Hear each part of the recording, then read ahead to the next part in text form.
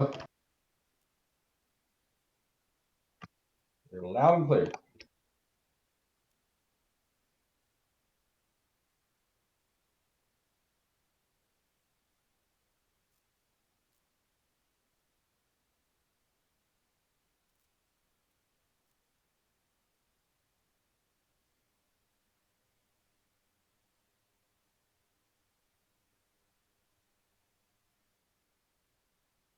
Hey guys, can you hear me?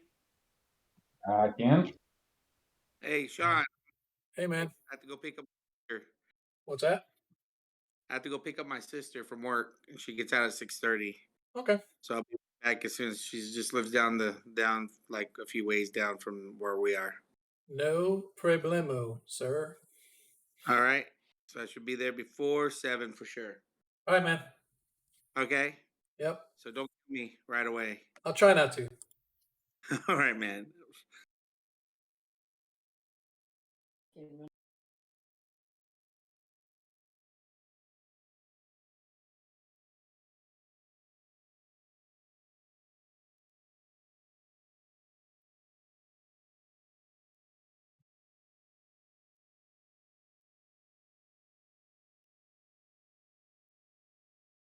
All right. I'm just checking all of my audio input because that's what would one of the things that killed me last time. It's like, how did my audio inputs get all switched?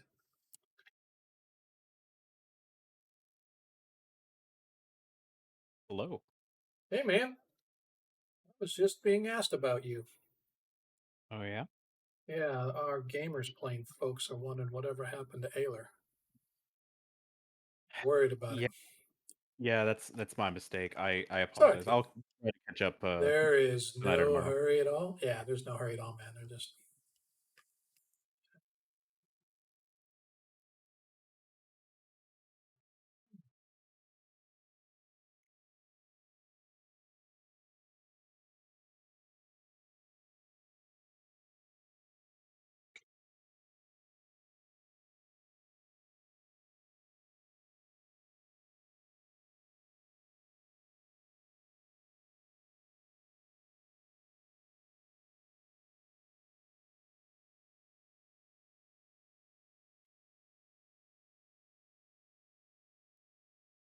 all right. I think we're okay now.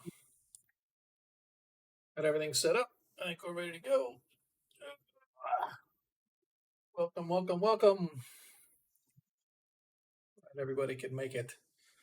Monkey's going to be a few minutes late because he has somebody to go pick up. I am going to step away to go reload my caffeine fix. And I think I'll be ready to kick off by the time I get back. Yep. You're going to grab a drink yourself. Feel free to mingle idea. amongst yourselves.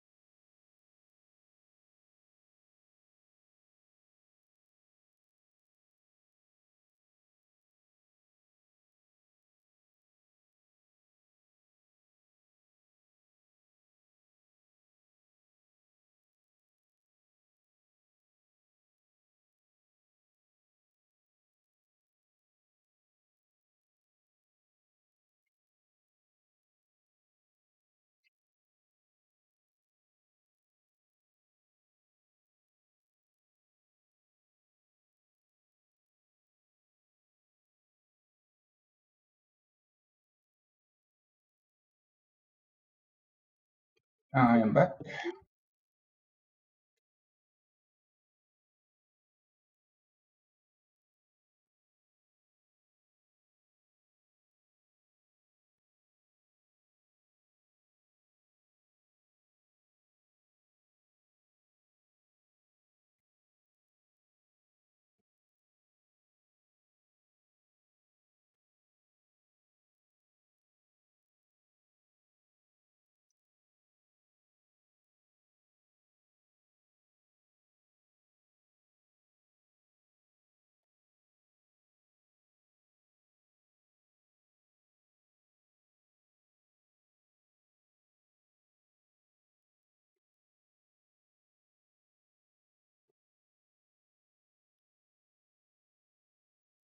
And I'm back. Welcome Alright. back. I'll be back in a minute.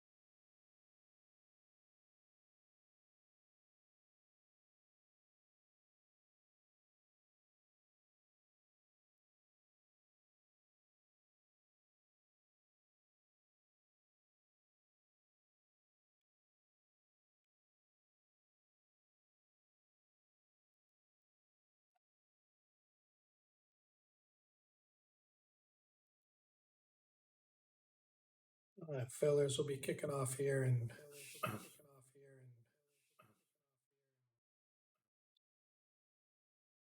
about 20 seconds, maybe 30.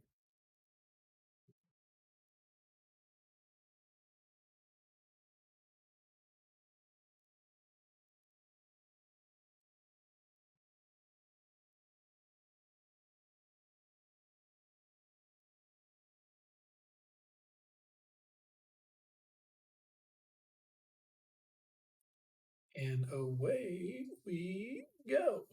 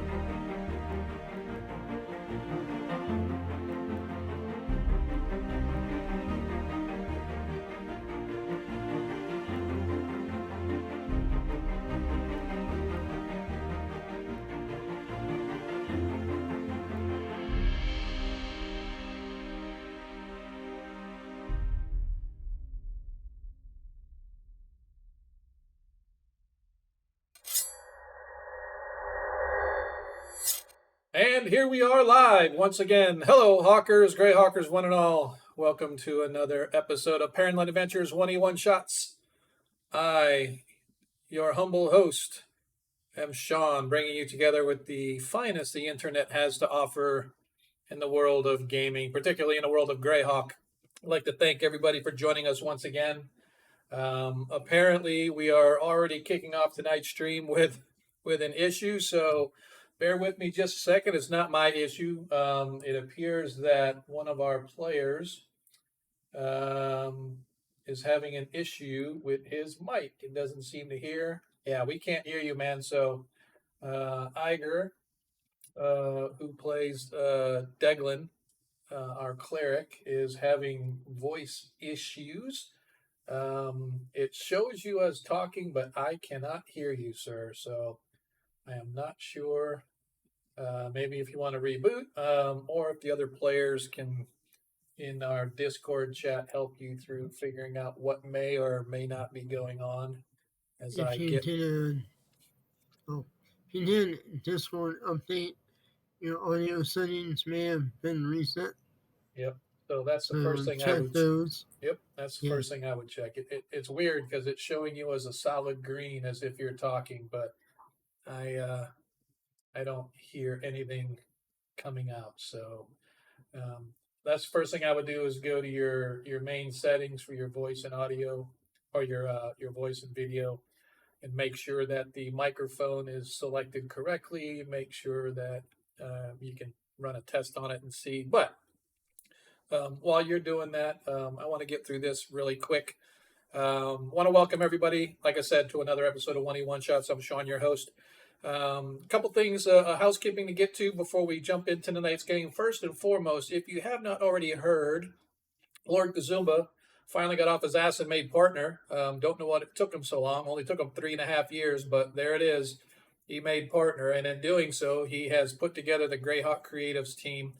And so now we have, if you like Greyhawk content, you can actually go to the Greyhawk Creatives team page now in Twitch, and you can see all of the different content creators that are being assembled underneath one umbrella called Greyhawk Creatives. That URL is twitch.tv/teams/Greyhawk Creatives, and that'll be coming around hopefully in our automated chat, the automated announcements that come through chat periodically. I think I got it set up like every 15 minutes, so you can get the link off of that. And again, it's growing already. You know, last week it was just like 4 of us, and now as people accept their invitations from Lord Kazumba, you're going to see a lot more content. So Greyhawk is slowly but surely going to make a stamp on Twitch. Hopefully you guys will catch everybody. Right now we've got obviously Lord Kazumba, Blue Box, Castle Entertainment, Prater's Rejects, Art of Mike Disney. If you're digging on the modeling and stuff like that, Art of Mike Disney and is definitely a guy to check out. Moonlight Minis, I got to be honest, I've never heard of them until I saw Lord Kazumba add them on there, but I'm going to be checking them out for sure. Wicked Studios obviously is another one, and last but not least, well, besides us, of course, if you have not checked out Anna Meyer, you need to watch her stream.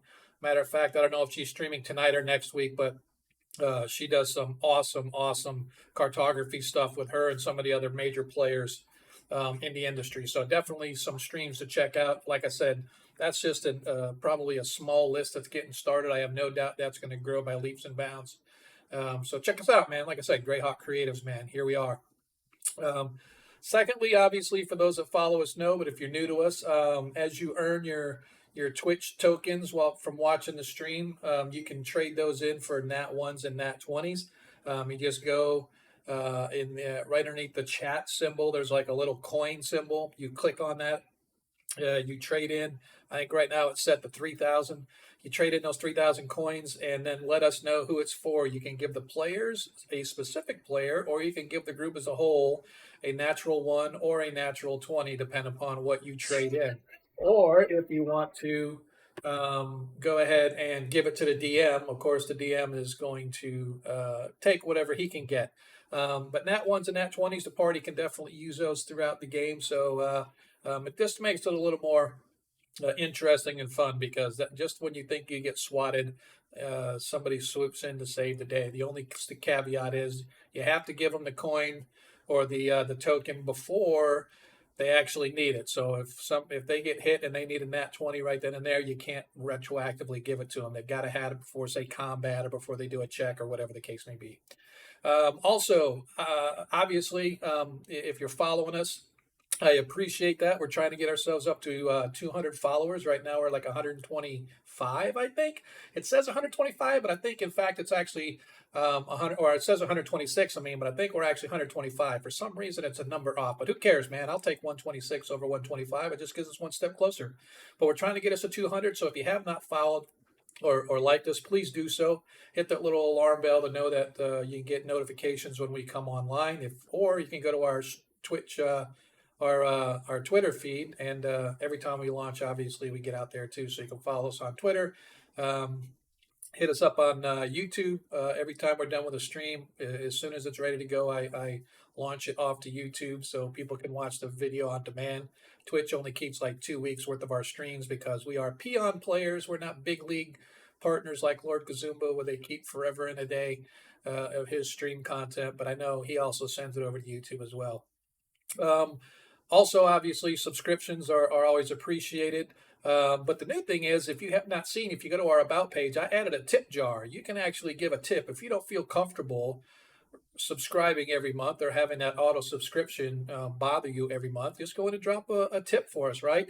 And all that goes right to the content providers. So instead of Twitch getting their cut, PayPal or whoever you use as your payment service gets their cut. So it's actually kind of cool. I got my first tip on Friday stream. If you weren't there, I was flabbergasted when Cannibal Troy dropped the tip in my tip jar, and I just was flabbergasted. It completely stunned me. I had never seen that, and it was a very generous tip at that. So I definitely appreciate that love. Hey, man, thanks, Graveside.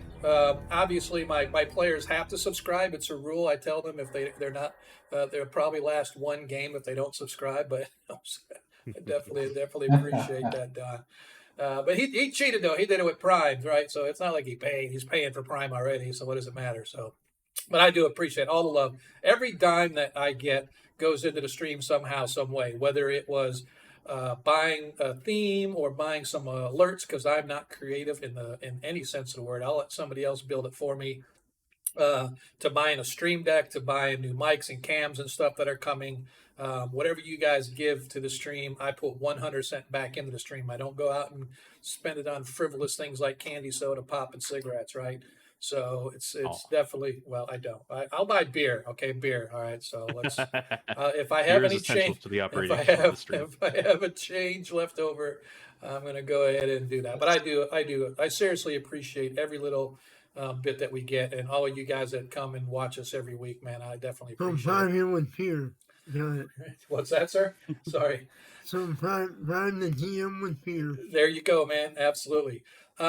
Also, for those that don't know, again, most of you guys that usually show up early anyway are repeat offenders as far as watching and stuff goes. You know, we also stream on Friday.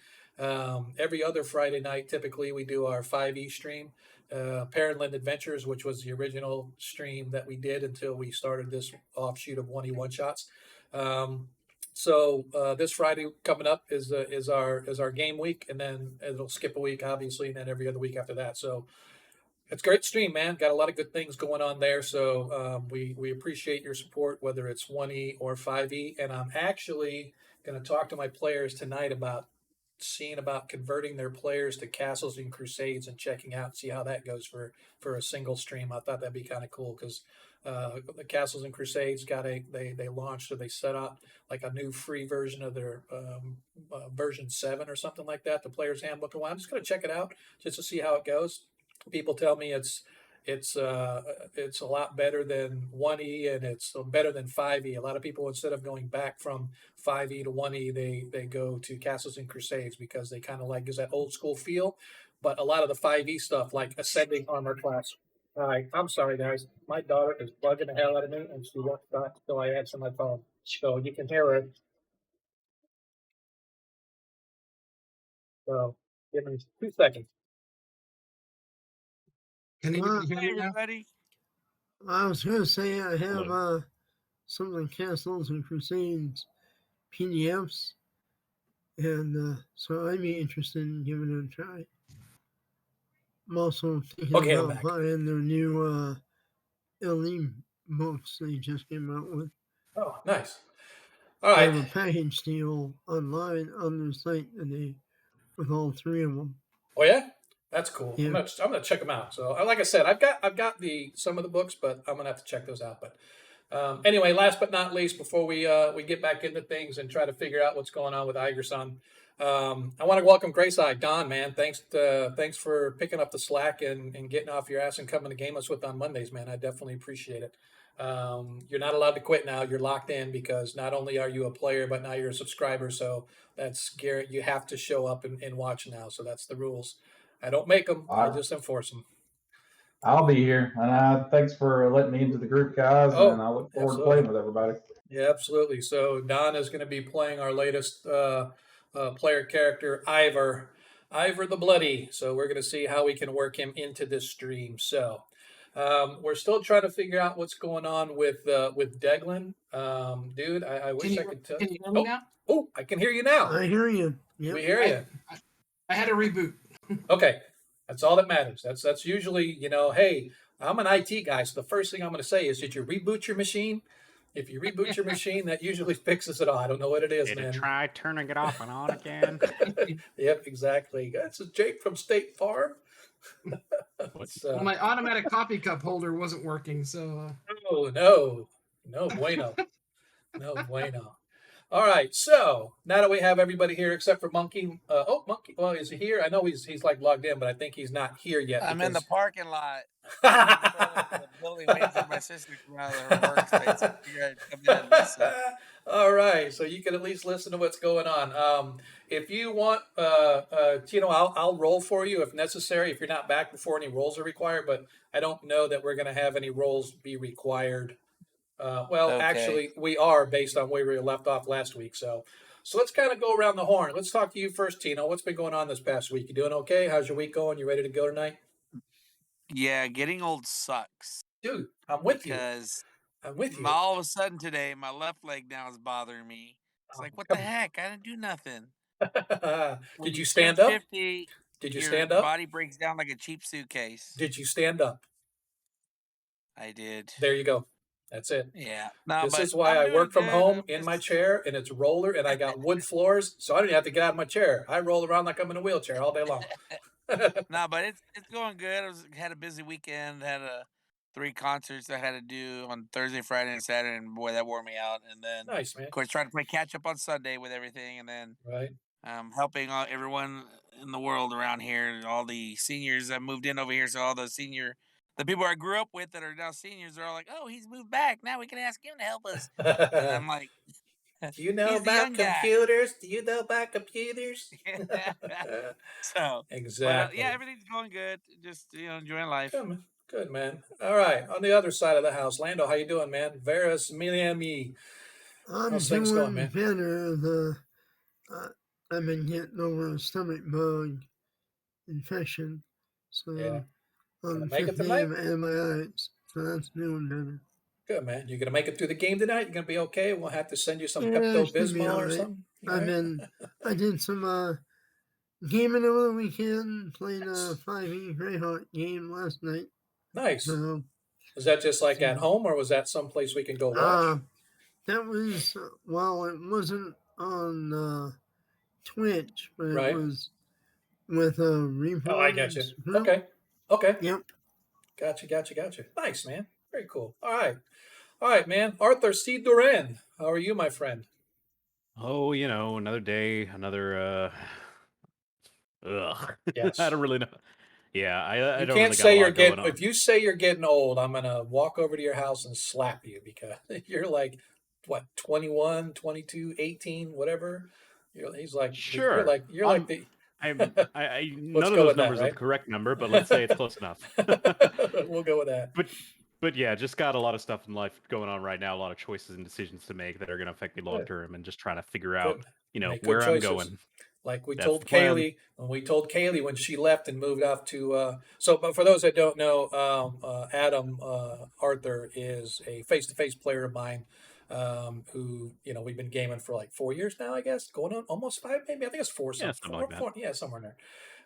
But obviously we did face-to-face gaming, and then we moved online when the pandemic hit, and then one of our players, Kaylee, moved, and she was in our 5E game for a while, and then she got a real job, and so we told her when she moved out to Seattle to make good choices. So we want to say the same thing to you: make good choices, make sure they're good. So Iger, man, Deglin, thanks for getting your shit fixed, man, because I could not put up with something like we had last week, man. I would throw in the towel right then and there. Yeah, that sucked. But yeah. How you doing, We're man? up and You doing running all right? now. Good, man. You doing Yeah, okay? yeah. Been feeling, I'm not sick or anything. It's just, it's like the Oh, weather or something. I don't know. yeah. Where do you live? I mean, part of the country, not Well- necessarily exactly, but east, west, middle, north. Just outside of Tampa. Okay. Oh, so that's right. You're right down the sea. So now I can go over and we can like face-to-face game sometime because you're right down the street. Yeah. You, me, and Arthur, man, we could get together and then throw like a big shindig or something. That'd be cool. Well, good, man. I'm glad you can make it. And last but not least, Ivor the Bloody, man, Don, our newest player. How you doing, sir? Welcome to the party. Thank you. Glad to be here. It's been an eventful day for me. I had to run through a building, making everyone go to the storm shelter this afternoon. Tornado warning went off. So No kidding. yeah, So good you have an exciting life, man. Yeah, You must be in Louisiana or Georgia. Alabama. Alabama, That was huh? Okay, close. close enough. Yeah, and I'm in IT work too, so the whole restarting thing, I get Oh, yeah. I've always learned if I can't get it very like rebooting doesn't work, hit it with a hammer, and then they give you a new laptop. So, all right, man. So that's enough of us flapping our gums. Let's talk about where we are. When the party got together, they a while back, they completed the village of Hamlet. Then they went off to the keep on the borderland in order to. They were sort of eradicating these various temples dedicated to evil. And having completed their mission at Keep on the Borderland, as they had a little bit of downtime, relaxing, studying, advancing in level, Arthur received a letter from an old student or a schoolmate of his named Arctus. And Arctus lived out west in the March of Bissell, and he was seeking this old tower that had been erected by a wizard who was sort of consumed with figuring out force type magic. And apparently, this tower had been built on some ancient ruins, and the wizard successfully managed to completely encase his tower in a magical force field where there was no penetrating in or out. And that includes magic, that included ethereal, that included teleportation. Nothing could get in and out of this. Unfortunately, the wizard did something, he miscalculated something and trapped himself within that tower. And the tower, over the years and the decades and centuries, became lost and nobody knew where it was. Well, Arctus apparently believed that he had found it and he was seeking Arthur's help. And so the party traveled to the March of Bissell, and they got on the trail of Arthur's friend Arctus, and they actually found the tower. And so for the past few episodes, they have been slowly working their way through the tower itself. When last we met, the party was in the underground chambers of the tower. They had found a hidden door that led its way down into some newer construction that was obviously built by the wizard, because the ruins that the tower was built upon was seriously ancient, and the tower itself was merely ancient. And so, like I said, when last we left oops, wrong one. Let's go to this one. When last we left, the party had managed to work their way through the lower level where they discovered 4 keyholes in the floor, and taking some finger bones of skeletons that they had found laying around earlier. These finger bones were actually carved in the shape of keys. So they literally had 4 skeleton keys carved out of the fingers of these skeletons, and they found a place to use them. And when they placed the fingers in the keyhole and turned it, it lowered the force field, allowing them entry. However, it opened a force field, preventing any exit. So as you can see on the map here, right over here where I'm clicking, if it'll click, there's a force field up, but here there's a force field down. So they're able to escape or to gain entry into the lower sanctum of the wizard's tower. The first room that they came to had this cast iron door, and they pulled the door open, and inside they saw this large mouth carved into the wall, and they were trying to figure out what it was as Deglin stood outside and held the door open because he has a belt of strength. He held the door open, and as they walked in, Varys triggered a pressure plate, which caused a metal slab to slide down between the door frame. That I can hear somebody talking in the background. Is that me coming up on somebody else's? Or It's coming from Gears mic. oh, okay, Yeah. gotcha.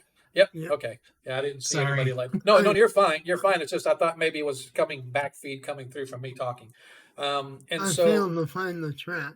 yes, he Anyway. failed to find the trap and he triggered it. And so what we had happen was this metal slab slid right down between the door frames. So even though Deglin's holding the door open, it is now slid down and completely closed off the rest of the party, the other 3 members who are currently inside inside the room. As they did, the mouth began to scream, "You can't breathe! You can't breathe! You can't breathe!" And as it's saying that, we hear this, and all of a sudden you can see this misty spray coming out of the mouth itself, beginning to fill the room with this poisonous vapor of some kind. And that is where we're going to pick up tonight's episode of Parentland Adventures 1E-One Shots as our party continues their investigation of the mysterious tower. So then, gentlemen, as you stand inside this chamber, this sort of an L-shaped room, well, an L-shaped hallway leading into the room, what do we want to do as our first reactions? What do we want to try to do first of all? Hold my breath. Okay. All right. You hold your breath. I would like to dampen a cloth and put it over my nose and mouth. Okay. I'm So- going to try to lift the iron door and see if it can go up. Oh, okay.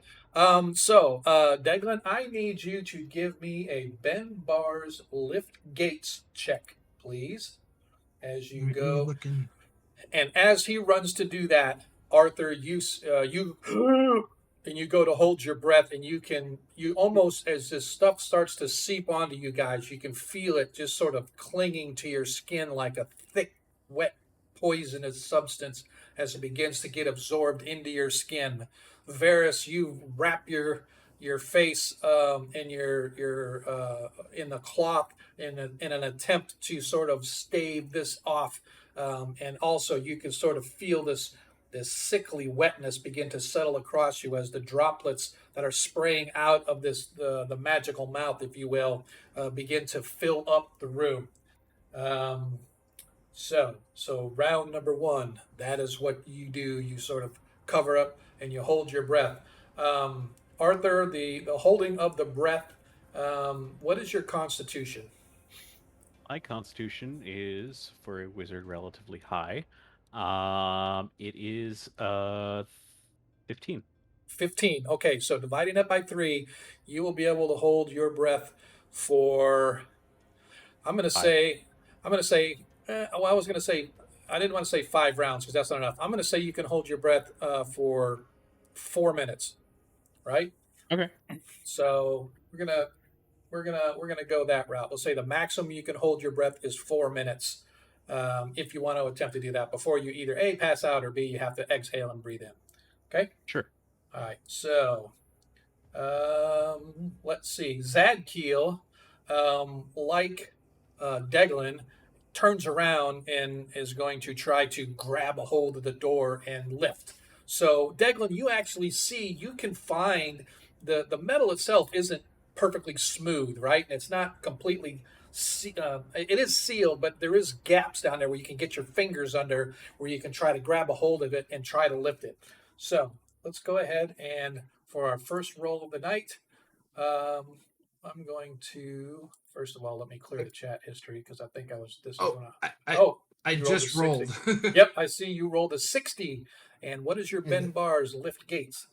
60. That is literally what your Ben Bars lift gates is? Yeah. No way. Seriously. I rolled exactly. All right, so we're going to go check this out. Just because, not that I don't believe you, but I don't believe you. It can't be that easy, man. No, I'm just kidding. I just want to verify. Nice. Ben Bar lift gates is 60. So you guys watch as this stuff begins to settle over the top of you. I need the 3 people in the room to give me a saving throw versus poison. So I'm going to go ahead and roll. And I know he gets a +2 bonus for all his saving throws. So Zadkiel rolls a 16, which I believe, yes, that passes his poison. So Arthur, give me a saving throw versus poison. Is this modified in any way because I'm holding my breath or no? No, it is not. A 5. Okay. And last but not least, Varus, give me a.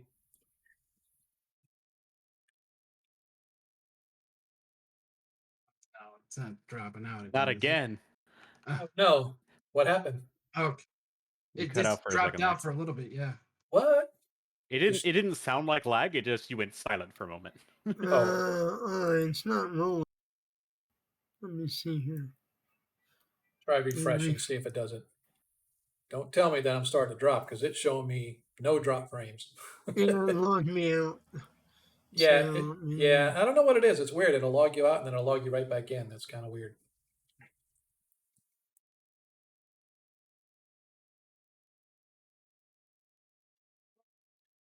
$15. All right, and you and that. Mine is a 12. Yep, that's fine. So I made it. Okay. Yep, absolutely. So as you guys watch, as this goes down, you don't hear anything from the outside, but suddenly you hear this sort of creaking and groaning sound. And as you move over, you see Zadkiel working hard to sort of lift this like metal valve that slid down. And all of a sudden, you see another set of fingers underneath, and you see Deglin's hands just grabbing a hold of this super heavy. This thing weighs several hundred pounds of solid like iron. As you between the two of you, Zadkiel and Deglin begin to drag this door open. Arthur, you suffered a loss of 2 strength points for the next hour. You're going to be down 2 strength points as this poison seeps into your skin and begins to affect you almost like a nerve agent. It appears that holding your breath has no effect whatsoever, and you can just sort of feel yourself becoming weak as you stumble out. But fortunately, Deglin and Zadkiel working together managed to lift this thing up a little over halfway before one of you can get underneath it and begin to bench press it up. Working together, you manage to open it, getting you guys access to leave the room if you want to leave the room. What do you guys want to do? I do want to leave. I can't move my token. Oh, really? Okay. It won't let me. That's pretty bizarre. All right. So you moved out. Zadkiel is right here. Not sure what Arthur wants to do, if he wants to go in and investigate I'm also the room. trying to move myself and cannot. Really? I like it. Yeah. Like, it's literally, I can't move my token. Go, Yeah, Astral, it go. won't let me either. Yep. Go, Astral, go. All right. So if you can't move it as we go along, then you guys just tell me where you want to move to, and I'll move your token for you. So you guys manage to get out of the way. Zadkiel steps out and tells Deglin, just, you're going to stand there all day or just drop it? I say, friend, that we just drop it. There's I'm just dropping it. So, wham! As it slams back into place, sealing off the room on the other side. If you guys manage to escape a fate potentially worse than death, as the nerve agent would have slowly rotted your strength away until you could move no more, eventually taking your lives. Want to go back in, or what we want to do? Yeah, absolutely. Face first, right in. Take a deep breath of that poison. Yep. But So, say we go north. yeah, until we have exhausted all other options, I do not want to go back in. Take out my 10-foot pole and look for traps. okay. All right. So, in the order we have, I'm going to have obviously Varys first. I'm going to have Deglin there, and I'll have Arthur bringing up the rear. Is that acceptable, or do you guys want me to move you around some other way? That sounds good. Yeah, it's fine. Okay. All right. So, we start to move our way. You come to the door, which is a normal door. It is wooden iron bands, does not appear to have any lock on it. Go ahead, Varys, if you want to try to roll a. There you go. Thank you. What is your find and move traps? 25%. Okay.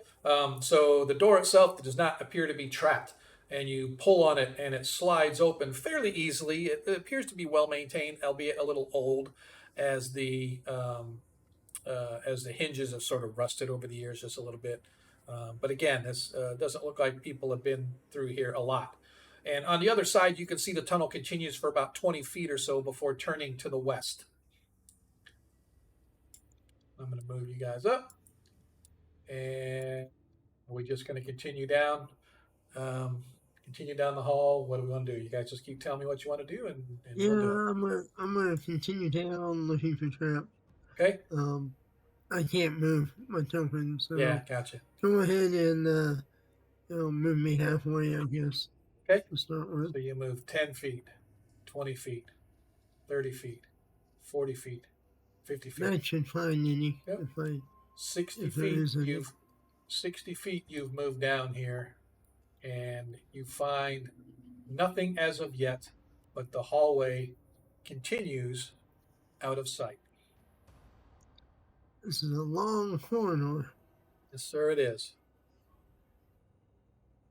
Keep on going. Yeah, it's definitely out of sight. So you're going to continue on even more. Go ahead and give me two more checks. Okay. And what's your find remove traps? 45. 45, you said? Yeah. Okay. 45%. Yep, we're fine. All right. So you move 10 feet, 20 feet, 30 feet, 40 Be feet. glad when that can go up. Yep. Suddenly, right where you're at, the floor beneath you gives way, and the pit trap underneath you drops. You fall perhaps 20 feet or so. I need you to give me a petrification polymorph saving throw, please.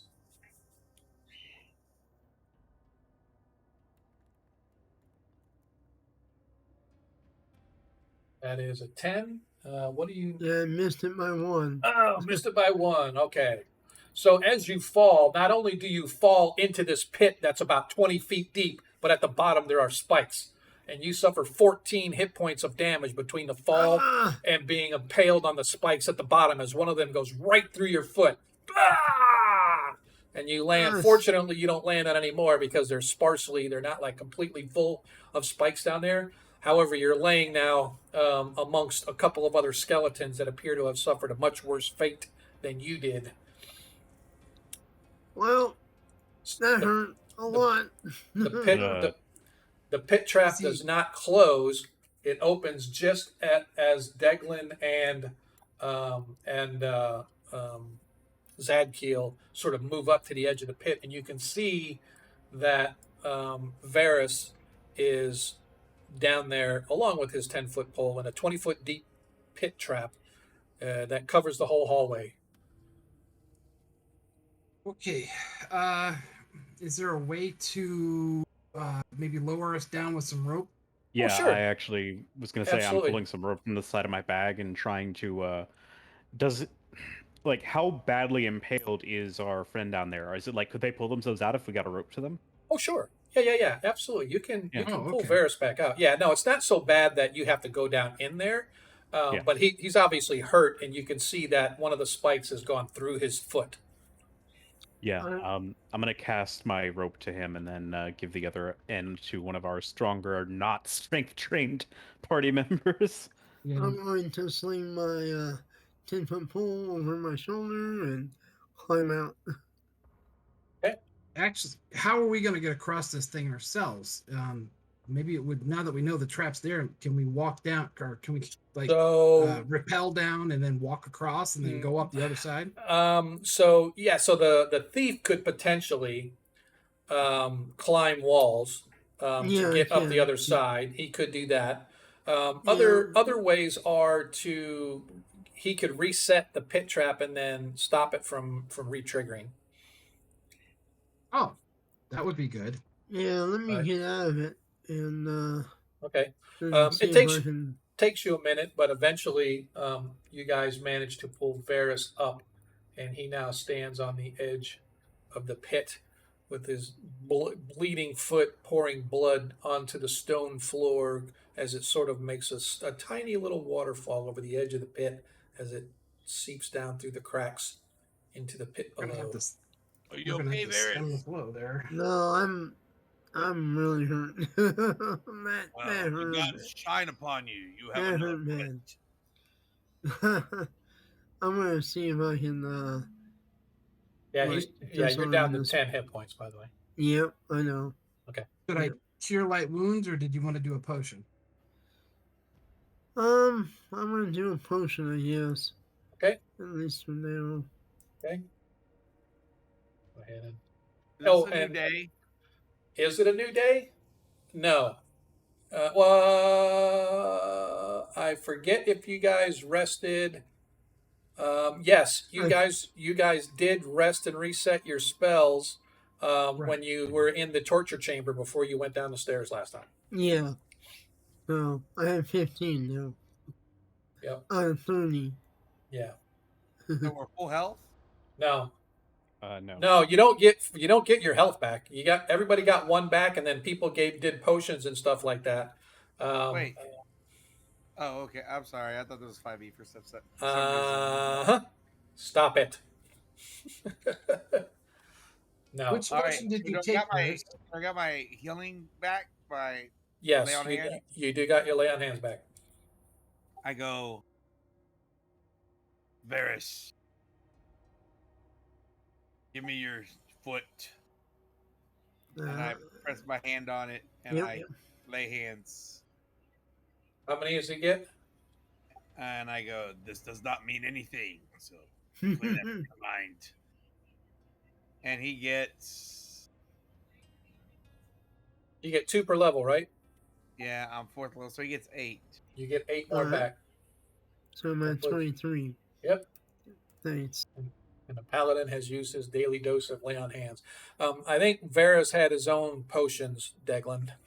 When he used it. I'm down to... All I have left is my 1 extra healing that I bought with my stunning gold. Right. Yep. All right. Okay, so did you want me to hit you with cure light wounds as well to bring you pretty much full up, or just wait and see if something gets worse? Yeah, let's save that. Okay. So you guys now stand on the top of this pit. The throbbing in your foot is still painful, Varys, but the healing magic given to you, or the healing light given to you by Zadkiel the Righteous, cauterizes the wound, so to speak, leaving a scar on the top and bottom of your foot, but the bleeding has stopped, and the muscles have re-knit and sewn themselves together to the point where you can now walk comfortably, although you still have aches and pains from the wound of the fall. I need a new pair of boots. No more silent for you. Need some duct tape. Oh, we're getting the second game. Do I see how to reset? So find remove traps. It would be No, the you do same. Yep. So if you do a find remove trap and then so you can see that you said 45, right? Yeah. Yep. So I'm gonna, but I do give you a 10% bonus after it's triggered that you can see how it works. So you actually got a 43. So you successfully see how this trap was enacted, and you're able to take a spike. If anybody has a spike, and you can actually spike the trigger itself, and it will prevent it from falling. Should anybody else step on it? Anybody have a spike? I do actually. I'll take a few of them and It only requires one. pass them. Yeah, I'll pass one to him then. Okay. Before we proceed, Spike it. I want to know if anyone has a empty sack. I have one. I do. Great. We need to fill it up with some nonsense to make some weight. Use your rope and toss the sack in front of us. That way, if it's about the weight of a halfling or so, we will be able to disarm the trap or trigger a trap, possibly not harming us. Could That's one Varys, hint since our Varys is not to his full potential. could Varys actually tell us what weight we need in the sack in order to trigger this trap? That would require another. I would require to have another find remove traps check with a little more difficulty involved, right? So I would give you Yeah, nine rolls don't like me. yeah, he rolled So a 66. So unfortunately, he can't tell you what the weight is. All right. He knows that it has to be a decent weight though to make it trigger, but what that is, he doesn't know. We got that gold breastplate that we picked up. That was fairly heavy. Yeah, that was like 500 about gold pieces. yeah, was like that 50 that pounds. yeah, 40 pounds is what it weighed. Yeah, actually it did. 40. Yep. So maybe add a couple other things, make it about around 50, and keep tossing that ahead along with the pole. I think. I mean that's where we had ton of racket, but yeah. Okay. Yeah, well, we'll just have to be on guard for anything running charging at us or something. If you were to put the breastplate and some other items into the sack, and also press down with your own weight, using leverage, you might be able to make it equivalent to your own weight almost. Okay. Just throw it with the sack with a rope tied to it, and then drag it back. Yeah. So you're going to put the breastplate and some other stuff to make what weight you said? 50 pounds you said? I was thinking 50, but we can go higher if we need Well, to. no, it's up to you. I'm just saying I wasn't sure what you said because the breastplate weighs 40 pounds. Probably the weight of a body of a person that would be wandering at a trap would be 110 pounds, maybe 120. That would cover a lot of species of weight. I would think on the average. Yeah, totally. Okay, I mean, yeah. or halfling weight. Halflings only weigh what, 50 pounds at most, 60 pounds. So it's totally up to you guys. I'm just sort of bouncing idea, right? So the idea of a sack with this stuff in it is perfectly viable. So or if you guys want to go step on it. Do we have any corpses we can throw in there? Not with us. We could go back for some, but that is a bit morbid. Or wasn't there some rock? Oh, before. Oh, right. Well, we stuck in here. We'd have to go past the. Before we spike the trap shut, do we want to look in there at the bodies? Yes, perhaps. Maybe we could dislodge one of the spikes. Maybe it's some type of engineered spike that screws right off. Well, you know if there might be treasure in the pit. True, there might be bodies. Okay, we agree then that you go down there. So Varys is going to crawl back down into the pit. Yeah, I mean, we have the rope, right? Yep. Yeah, sure you do. Yeah, Okay. we'll tie you off. I'll just climb back down and Okay. look through the bodies. Okay. A quick search through the bodies finds that they're definitely old adventurer types. They wore leather type armor, so but it looks old, decrepit, decayed, rotted, and falling apart, just as the bones themselves are turning to dust. However, you do manage to find 12 gold coins in and amongst the dust, garbage, and garbage that's mixed in around the bottom of the pit. Oh, the leather armor's still useful, or there? No, it's old, moldy, falling apart, shredding. It's been there for Does a it while, have apparently. density to it? Weight? What's it? Probably, yeah. I mean, you could probably get a little bit of weight from it. Maybe a couple of pounds, but not really Okay. that much. It's mostly molded and falling apart. Yeah, we can just throw, whatever in there. I mean, there was a helmet from that last dude Well, that we I found. would suggest that leather doesn't make as much noise when you throw it as metal would. Oh, that's true. Because Zakio comes from a long line of intellects. But he ain't wrong. That's for sure. You ain't wrong. But he's not too common sense wise. All right, let's pick this up. All What are we right. doing then? So we spike it back shut and I get the Go bag on. that we have. I Yes, take sir. the armor out Okay.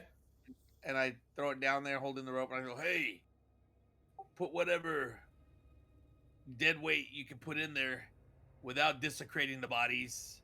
We don't want body parts. Just if you find some old armor, weapons, something, helmets, broken stuff, fill it up. Okay. Varys, as you're looking around down there, you could probably get about 10 pounds worth of between old moldy backpack and leather armor and stuff that these couple of skeletons down there still wore. You get about Okay. 10 pounds worth of dead weight. they have any iron spikes? No, the spikes themselves are fixed into the stone floor so that they're not able to be pulled up. Oh, I meant in their packs, but yeah. Oh no. Yeah, so whatever was in their packs is long since molded, rotted away. So there's apparently nothing worth of value at all. I go, good job. Cool. I pull up the bag.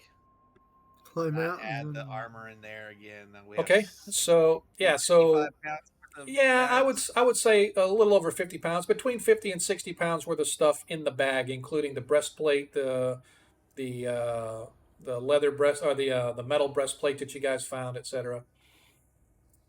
We could wrap the leather around that breastplate so it won't clank as much when it hits. Or we could wrap one of them. You said we had two bags. We could put one armor in one bag, like they do with my liquor at Old Yeed's liquor shop. They put it in a sack so I can walk down with the street without getting stopped by the locals. Okay. As long as So- we make some weight, because I think it's going to take some weight to trip these things. Okay. So you guys, after spending 5, 10, an hour worth of time bickering about what's going in what bag, you manage now to have a pair of bags. One of them with some armor plate stuff in it, and another one with some leather stuff in it. But combined between the two, they're roughly between 50 and 60 pounds worth of dead weight between the two bags. All right, just to be specific, ensure that one bag is inside the other. So Okay, I get you. Yeah, I understand what you meant. That's fine. Okay. But regardless, combined weight between 50 and 60 pounds. yes, sir. Okay. So, I think the best course would have Varys use the pole to poke in front. Okay. If nothing happens, then we throw the bag to the next 10-foot square Okay. and see if it triggers a trap. Okay. Or I could push the pole with the bag. I should be strong enough. Oh, yeah, I guess so. We could do that. You This just way- push the bag across the ground. Yeah. So we don't create a lot of Okay. noise. Okay. Okay. Makes sense. All right. So then we'll move Varys to the side, Zadkiel up front, and now we're like this. That acceptable to everybody? Yes. All right. The rope is not tied to me. Just holding on to it, so when it falls into the great pit of the void, I don't miss it. I don't understand where you guys get these ideas from, but I totally respect it. Okay, so you take the pole and you push the bag. No sooner than the bag goes about 5 feet than the pit right in front of you opens up. And the bag falls into another 20-foot pit, landing amongst the spikes down below. Different pit or the same pit? It is a different pit. There are 2 pits back to back. One where you're standing, one where you're standing, and actually, as I move up, this one, you guys, where you're standing here, you guys managed to spike it closed. Varys, you realize that you've seen this technique used before where people will have back-to-back pits like this because if they find the first one, they're not expecting another one right away. And so that damn mage. except the paranoid mage. And you, like I said, right here, right in front of where you're at, is another 10-foot pit that is opened up for you. Is there any dead bodies down at the bottom of it? No, this one doesn't have anybody in it. This one is completely empty. The first pit. Apparently All right, so. let's see if we can reset it and then spike it closed. While you spike this, Varys, think about the other technique. That after the first 2 pits, the third is the ball that falls from the ceiling. Wait, stop saying that. If you could. And the sidewalls. Okay. I think this wizard has planned some things for us. Hold up now. I saw what you did there. Hey, Jay. How you doing, man? We were just talking about you. About how you finally got off. Lord Gazumba's in the house. We were just talking about how we're glad that you finally got off your ass and made partners so we could all become under one umbrella. It only took you 3.5 years, but, slackers will be slackers. Congratulations, Lord Gazumba. Yeah, it was really awesome, man. It was an awesome announcement when he said that. And I was so mad because I missed the live stream. But he posted it on our Discord, so I appreciated it. So, what are we going to do? Hey! Exactly. Spiking this one shut too. Okay, go ahead and roll. 72. Let's see if it was for finding another one. Gotcha. So go ahead and let me roll. 74. Unfortunately, Varys is unable to get this one spiked or closed correctly. So you guys waste about a half hour of your time having to crawl down into the pit. Give me a climb walls, Varys, please. You better pass this one. You got like a 99% or whatever it is. Hey! Varys is able to climb up the other side and hold the rope to allow you guys to move across, as unfortunately, like I said, he was not able to disable or disarm the trap, even though you guys found it, but you guys are able to traverse this second pit and move your way past it. So you continue on your way, pushing the bag every 10 feet, seeing if it would trip another trap. You make it all the way to the corner without triggering any other traps. As you get to the corner, you can see the tunnel turns to the south, goes off in the distance out of sight. This is going to take a while. Yep. Hey man, you guys are the ones that are paranoid. I don't know what you're scared of, but 2 pits right in the back. Hey man, I'm very paranoid. Hey, I don't know. Here's another chat. All right. Yeah, I'm glad I'm in this room down here. What's that? Yeah, they'll get there eventually, man. I apologize that they're taking forever. At least you have a few days worth of food left. I think we talked about. Yeah. All right. You guys slowly move your way. Sorry, what's that, sir? I was going to say I have a spell that's called Find Trap, but it only works, I guess, 30 feet. How long does it last? So, duration is 3 turns. Okay, so if you were to cast it, you would find any pit traps along the way. What do you guys think? Should I cast it now or wait until we find another trap, or Well, see if there's like one beyond it? It does sound like we've got like the pit traps kind of squared away. Like we know how to deal with that without spinning it. But if but if we come into something different, I think it would be a really good idea to cast that. Okay, cool. Well, just let me know. B1. Use your own judgment. It'll be This fine. is another long hallway. And even though there may not be pits, it's still The other snakes. traps. Yeah. It is the pits. Once again, even though there are no pits, it may stink. Oh my god. He is the dad joke king. All right. Keep on looking. All right. Or we toss in the sack. Right. All right. So, continuing the game of toss the sack, you move 10 feet, 20 feet. And it takes you a couple, 3 minutes every time you move that 10 feet. 30 feet. Not able to move mine. Yeah, I'm moving it for you. None of us can move ours either. Yeah, I can't either. I don't understand why. Let's I've logged out and logged back in several times. It's still not working. Yeah, I've refreshed a bunch. I'm just checking to make sure that everybody's assigned correctly. So weird. The puppet master. Yes, I am. You move to here, but on the next 10-foot section, suddenly a pit trap opens up before you right here. Figures. All right. Anything down below it? Any dead bodies or whatever? Inside, you can see once again there are spikes at the bottom, but this one also is empty. You know, whatever he's hiding, should have put a lot of work into protecting it.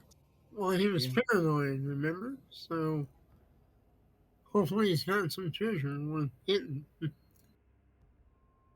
Okay. So, spike. Go ahead and try to disable this trap as well, Varys.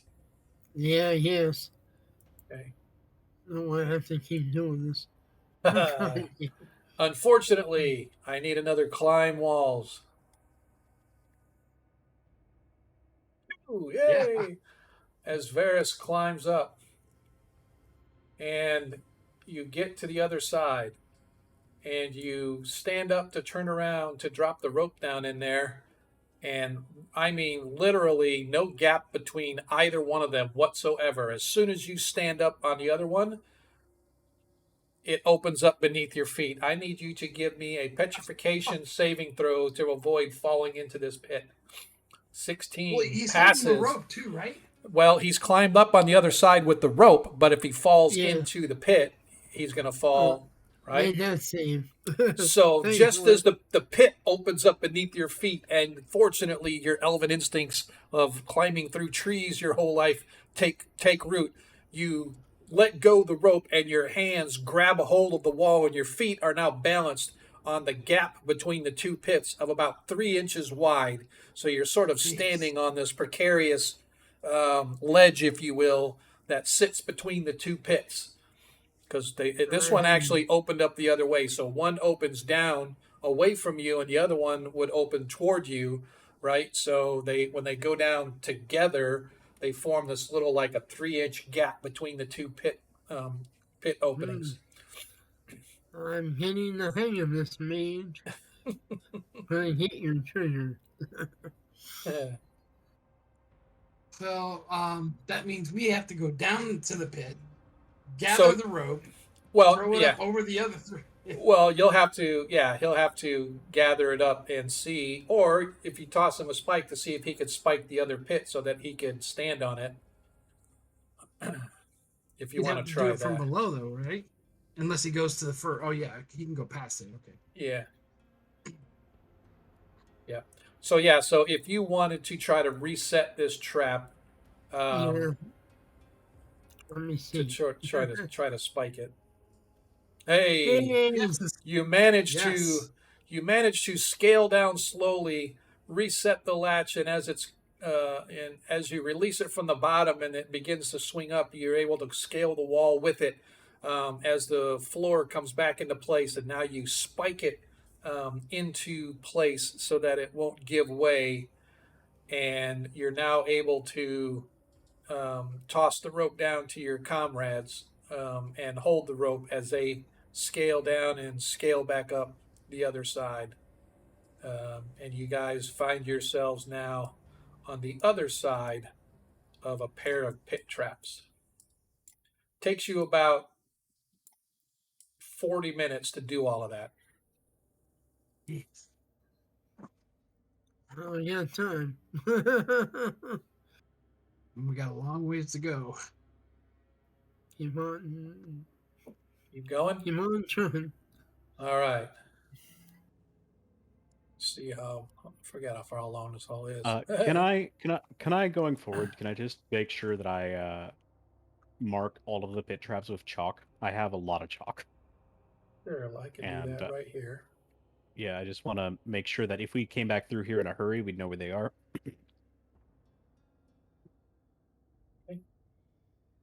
Thank you. All right. Yep. I'm going to step away for a minute. I'll be back. Okay. Oh, okay. Okay. We don't need him to find traps for us at all anyway. So, you guys pick yourselves back up, gather yourselves, begin to move slowly down the hallway. 10 feet, 30 feet. I'm going to let you know that I'm kind of looking at the walls and the ceiling as we go to each square. Okay. Not that I'm a rogue, but just kind of seeing if there's any holes in the wall or holes, or just if there's change of height. Gotcha. Things that make me say, "Oh, wait a minute, this looks different." Okay. All right. Let me see. Make sure everybody can see as I'm moving. So you've moved, 30 feet, 60 feet. The torchlight flickering, reflecting the ancient stone walls that, while it's well made, it's not quite as well made as you've seen other places. It's as if it was made in a hurry. 90 feet.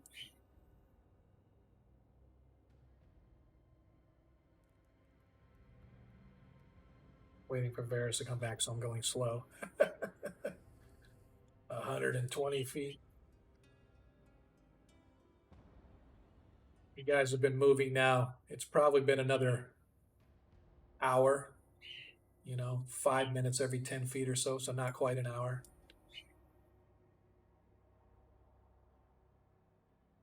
Another several minutes pass by as you slowly move your way down. Is Varys back yet? If he's not, I'll have to roll for him. I'm going to need a... Yeah, he was I think about stomach, so he might have went to the restroom. Yeah, that's right. That's fine. That's fine. All right, so... Let's see. Right as you guys get to right here, you once again trigger another trap as the floor gives way right there in front of you. As You know the drill. As the pit gives way, he is unable to reset the trap, but he does manage to get to the other side, carefully tapping his feet on the other side. The floor itself appears to be solid. As you guys slowly make your way another 10 or 15 minutes down, in through one pit, climbing up the other side. Oh yeah, he easily scales the other side to bring the rope to you guys. Turning, you begin to continue your trek south. when suddenly, right in front of you, yet another pit trap. This time, this time the traps have been gapped, sort of throw you off a little bit. Instead of being back to back like the other sets were, this one is a gap between them. But fortunately, the little trick that you guys have come up with of carrying this heavy weight and using it as a triggering mechanism is to your benefit. As this time he easily resets this trap, and you guys easily bypass it and continue your way down.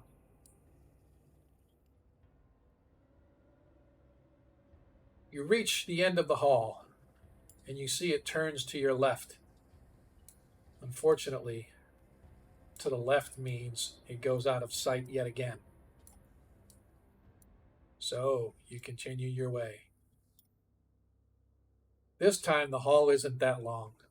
10, 20, 30, 40, 50, 60, 70, 80, 90 to 100 feet down the hall, pushing this bag all the way. You manage to make it without having to trigger any other trap. The hallway turns. The hallway turns to the left, and you can see up ahead it opens into some sort of a chamber.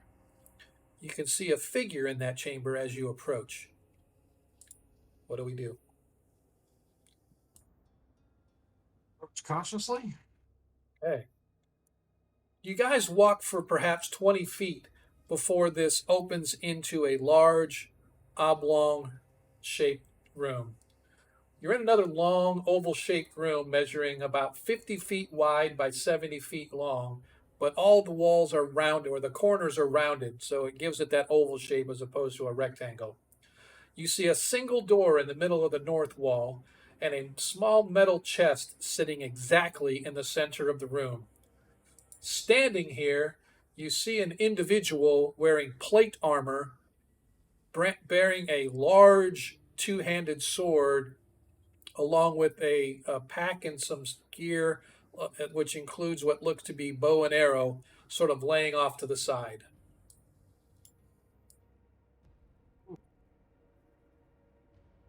What do you think, Zach? Kill? Do you feel maybe he's not a nice person? He looks evil. Let's get him. No, I'm just kidding. Draw my sword, though. I got my sword up and said, "A friend or foe, step forward." I detect evil on him. Yeah, you detect no evil in this room. Come forward, friend or foe. I can't move. I'm paralyzed in my square. Wait, for real or in game? No, we can't move either. We're paralyzed as well. That's right. That's it, we man. are moved only by the hands of unseen forces. That's it. The gods have spoken. It's great to see living people again. It's been days I've been stuck in this room. My party, I was with them, and all of a sudden, it's like it got wavy in front of me, and then I was in this room by myself. Yes, we might have found your friends 6 pits back. There were some adventurers we found, but they've been there for some time, so I didn't get a count. But if that was not them, then perhaps they're still alive somewhere around here. Perhaps we could hire them. If we can find them, they were good friends. I hope to see them again one day. What were you and your friends doing here? One of the other group had heard of the place, and we came to see what we could find in it. And well, all I found so far is confusion. But I'm, like I said, happy to see other living people again. Yeah. And what was your friend's name again? Stephen, Bob, and George. No Arctis. They sound Flemish to me. Perhaps from the city of Greyhawk. Mm. Well, what trade do you represent? I sell sword. In this world, the one good thing I'm good at is swinging this sword or this mace, and I enjoy doing it. And who is your god? Um, I try to stay out of the God's business, and they stay out of mine. Well, and I approach him like Jehovah Witnesses approach people. Let me tell you about St. Cuthbert. If he can get us out of this place, then I will hear all about him back at the tavern, and I'll buy the first round. I am Zadkiel, the righteous, and these are the rest of my well-deserved followers. I mean, party members. Of course. And we are missing 3, but we are missing 3. Arthur, where are our 3 friends? If you recall, I had them keep watch outside, so if anything were to come across the tower, they would run to us and inform us of this danger. The thing is, we have cleared most things behind us, and if they put a pretty obvious path, especially with the chalk, hopefully they will not have too much trouble. Well, those are my introductions to him, and I point to the next people in my party or in our party, and Yeah, we should all greet each other. So I introduced myself as a priest of Jeskar named Deglin. Yeah. Arthur introduces. Arthur kind of takes his hat off. It's this like massive blue brimmed hat with a peacock feather made out of like very fine materials, and he just kind of does a half like dignified bow, half like curtsy. Yeah, sure. And and introduces himself. I am Arthur Sidorant at your service. See what we can do to get you out of here. Well met. The name is Ivar. I go by the Bloody. It's from my younger days that I always got my ass kicked in bar fights, and I've always wound up bloody. And they're done that. I'm Paris, skilled in many things. Helped save the party a few times, and they've helped save me. So, kind of a mutual agreement here. Well met, everyone. Well met. You tell us about this room. You've been here for a while. You notice anything? There's a force field of some type over the door that you can't get out, and I don't have the skill to touch the chest, or I was afraid to because of the other areas was in. Our burglar was having an issue with a lot of the areas with traps and stuff, so I've been afraid to touch anything. All right. So no so floor just traps to in the room, then? so just to No. just to clarify, the door on the north is locked. It's not force fielded. Okay. The force field was you walked all the way back, and when you first got here trying to escape, you weren't able to get past the force field, and so you were sort of stuck here trying to find a way through the door, but the door is locked. And seeing the pit traps along the way, you fortunately didn't trigger them to the point where you fell in, but you did trigger them, but you were able to make your way around them. But now you can't go back because of all those traps as well as the force field, and you're like been here for however long trying to figure your way out. So, but there is no force field here in the room that you know of. Okay. So, let's see. There's a chest in the middle of the room. Yep, a little There's small a chest with it's locked. You can see there's a key lock on it. It's an ornate sort of metal thing bolted to the floor. And again, there's just a regular, typical door. Solid oak, iron bound, lock on it, leading to the north. Well, did we find any other keys? I don't remember if we found any other keys. The only keys that you guys recall finding are the 6 or the 4 keys in the that were carved into the fingers of the skeletons. Which we do not have in our possession anymore. That is correct. They're Yeah. still stuck in the Yeah. floor, you hope. So, want me to check out the chest then? Maybe we should try to open the door first so that we'd have an escape route in case something crazy happened. Well, this wizard's been pretty methodical so far.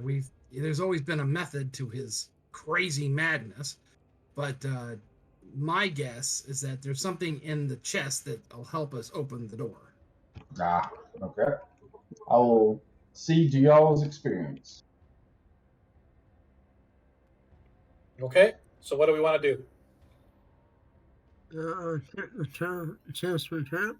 All right. Go ahead and give me a find, remove traps check. We've been doing so well. Yeah. You find. So you search this, and you are confident that there are no traps on this, and the lock looks like it is pickable. Oh, no, try and pick it. All right. Okay, open locks.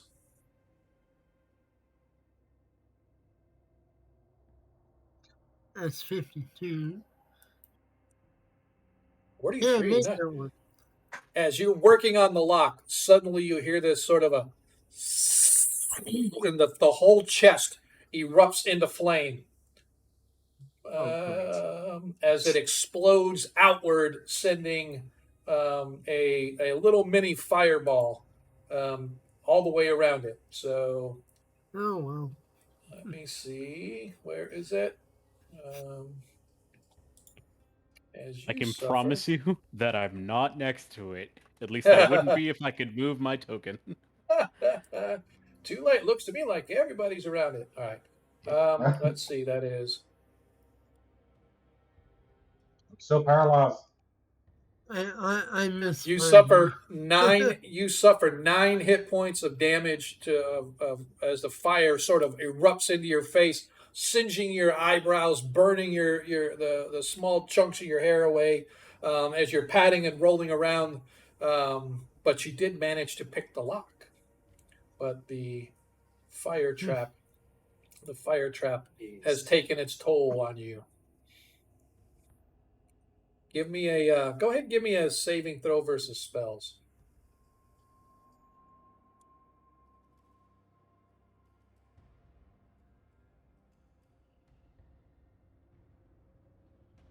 Nice. So you actually only suffer 4 hit points of damage as opposed to 9. Because as it was going off, your reflexes. So that should leave you at 19, I believe. Yep. All right. So you open the chest, and inside it is completely empty except for a single iron key. Found the key. This mage is crazy, but he's predictable. I would use my 10-foot pole and fish the key out. Okay. You got any chewing gum? Takes you a few minutes. But you manage to. Hey, thanks, Troy. So I forgot to say at the beginning of the game, by the way, during our 5E stream on Friday, Jacob, one of our players, Corvus, he spent his tokens to give the party a natural 1.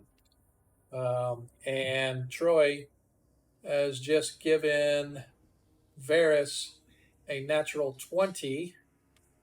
I'm sorry, Troy's given me a natural 20, and Agamren has given Varys a natural 20. So want to make sure that we document that. So Varys, you have a natural 20 that's been donated to you by one of our top listeners and nice. Our big time top. And the DM has been granted one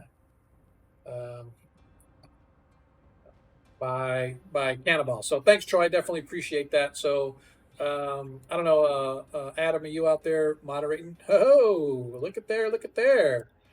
And DM 1532 is redeemed a natural 20 for the DM. That's right. DM's got the big guns in the house. Thanks, man. I appreciate that. I definitely appreciate that. So, Thank so you anyways, all for the dice. exactly. So the bottom line, is, oh God, scared the crap out of me. Hey. So that means the DM has 2 natural 20s, Varys has a nat 20, and the players as a group have a nat 1 that they can swap out. So, yeah, chat's gunning for a TPK. That's right. We will make it happen. So, you guys managed to fish this iron key out without further incident. Nat 1 for the party.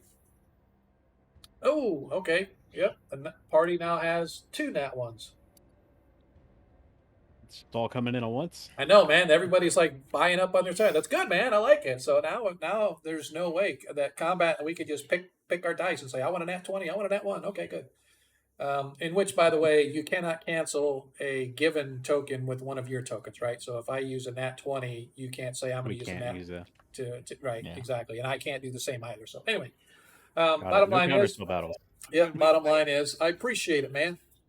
So if they do if you put a nat 20 on the hit. No. So let's say I roll the dice and I get a natural 20. You can then say, hey, I want to make that a nat 1 because you guys have nat 1s, right? I cannot turn around and say, no, I have a nat 20. I'm going to take and swap out that for a nat 20. No, that's not how it works. It has the given dice can only be used on an actual rolled dice, right? So it's like we can't go back and forth like saying, oh, I'm going to counterspell and counterspell and counterspell and counterspell. Gotcha. You know? So no, it's only usable on that initial roll, if you will. So we can't parry ourselves back and forth and use up all of our given dice. Anyway, so you guys, you managed to fish the key out, and it's just a plain old iron key. It looks like it fits any old simple lock. Hey, thanks, Governor. It's up to you. You guys going to try the door? Yes, I think we should do the door, but you should probably stand. We should probably mostly stand away from it if possible. Yeah, just let me try the door and the rest of you stay back. Okay. So you guys open the door, and give me just a second here. And behind the door, the key goes into the lock, and it opens up easily. And behind the door, you can see a hallway running for about 50 feet, ending at another door.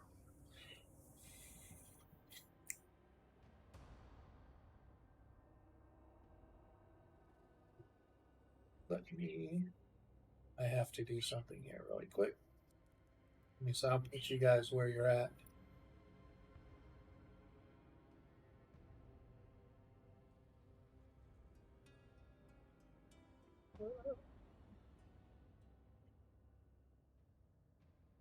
There we go. As you guys find, as you open the door, you can see that it goes for about 50 feet or so.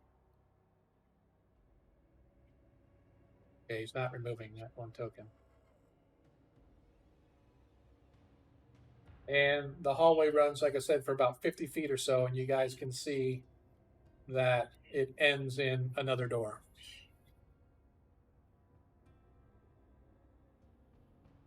Do we want to check? Traps. Yes, especially more of the traps. That was funny that you said that. Okay. I can't move my mini still. Still can't move your token? I can't either. Yep. Yeah, that's...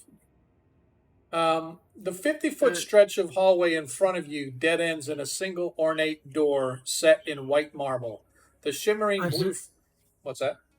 Oh, I was going to say I succeeded in the fighting trap.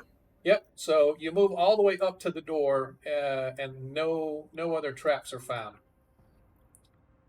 Let me, want to make sure that the stream can see. Oh, there we are. Make sure the stream can see where you guys are. And I really don't know why It won't let me remove Jeremiah. But I'm just going to leave him there because it won't let me remove him. It's pissing me off. All right. So, like I said, let me give a quick description here as you guys go into this hallway. This 50-foot stretch of hallway in front of you dead ends in a single ornate iron door set into white marble. The shimmering blue force field of the tower floats 6 inches in front of the door. So where you guys are at, there's actually about you have the door, and then 6 inches towards you, there is a blue shimmering force field that prevents you from getting to the door. However, just on this side of the blue force field, you can see in the wall, about 3 inches outside the force field, is another one of those levers that you guys saw when you first came here in the up position. Order that's the key. We should look for more hidden levers. It was not the first time. It would not be the first time we found one. Yep. Let's definitely look around. Okay, go ahead and give everybody give me a search check. Can I use a net What do we one? roll? Sure, you can use a nat one if you want. I would roll to see if you guys get it first, but it's totally up to you. Hey, Ivar.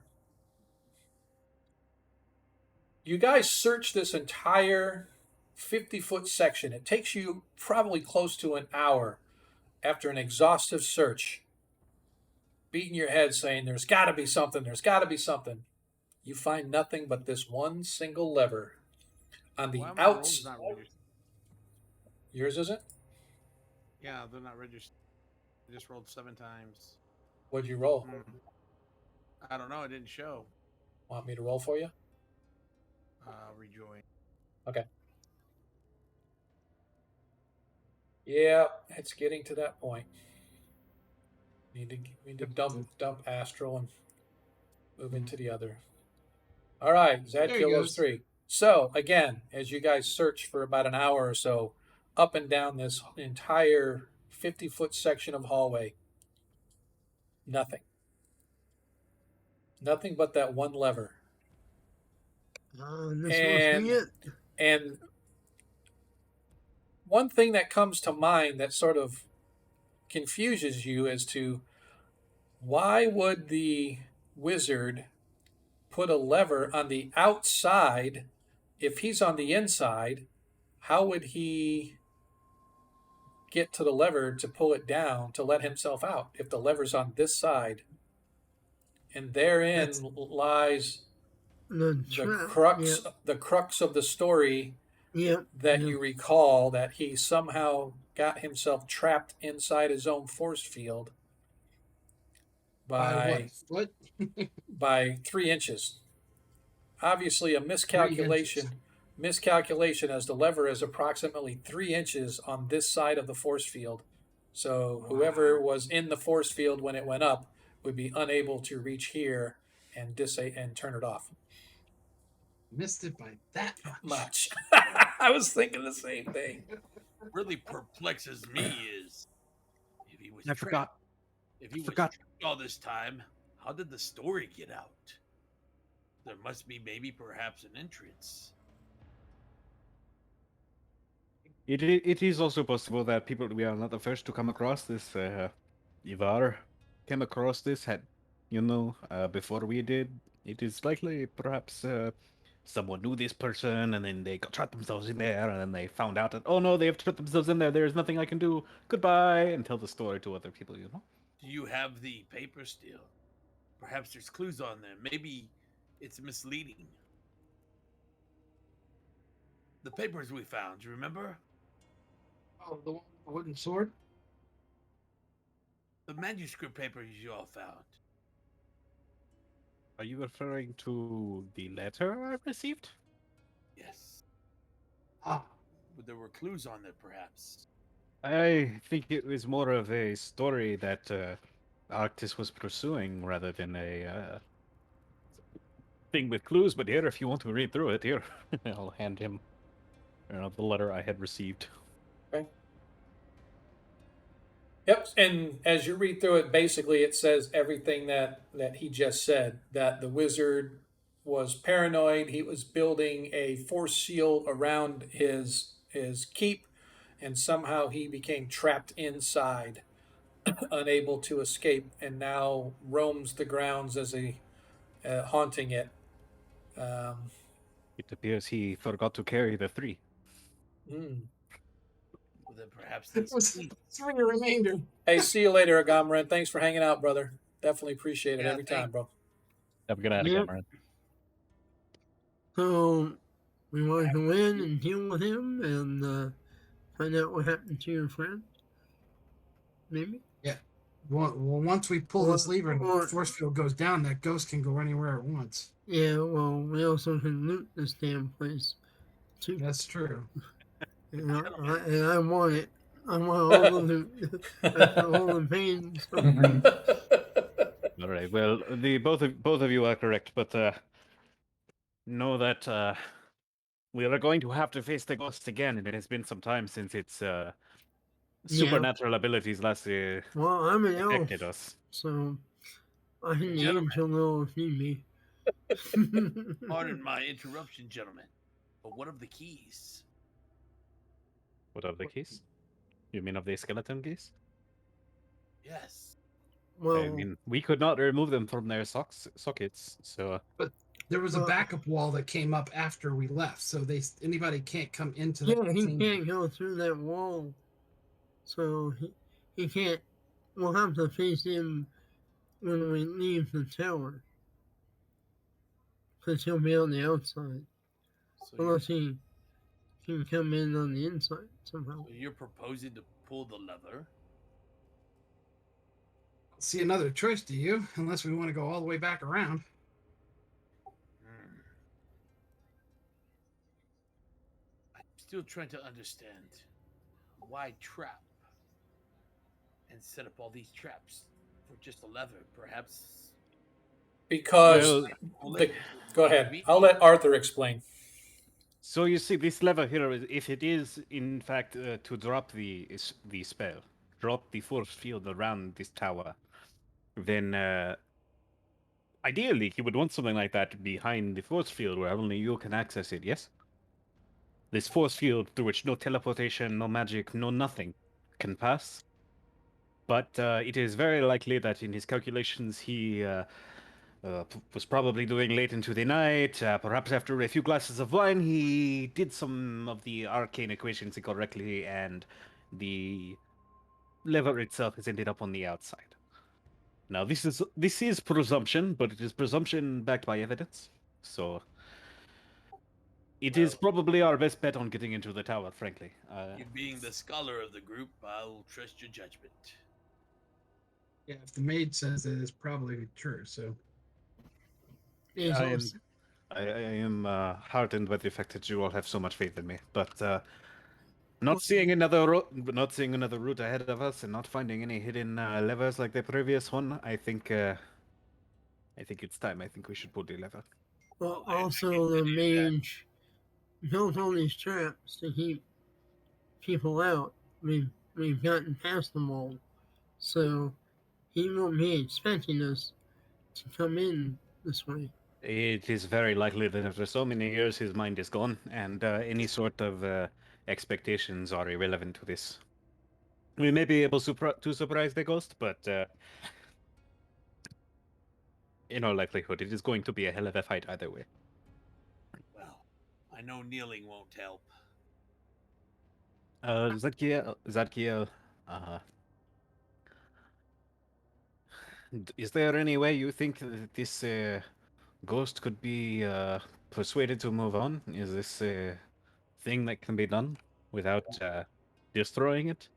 Do not want to be responsible for the destruction of a spirit. You know, I don't. I would think my colleague over here, Deglin, would know more about that. my guess is that if this spirit has been here for this long, it just wants to get to the afterlife. And so, do you think opening this portal, perhaps it will be able to move on? I would think. I would hope. All right, well. Let us do what we came here to do. Okay. Who's going to pull Who's the closest to the lever? lever? Hmm?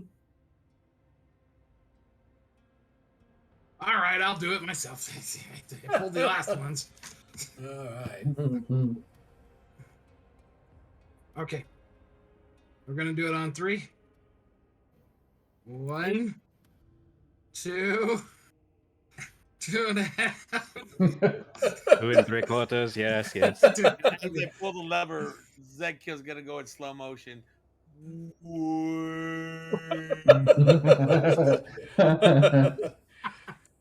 Deglin reaches. You take hold of the lever as the iron bar feels cold to your touch. As you feel the sweat sort of begin to build on the nape of your neck and it trickles down inside your armor, running down the middle of your back. A quick prayer to Juskar.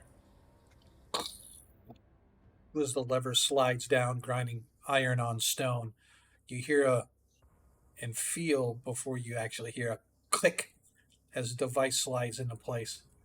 There's a slight hum that emanates from the walls, and you can almost feel the floor vibrate for just a second. The blue light, the force field, the shield of magic barring you from gaining entry to the door disappears.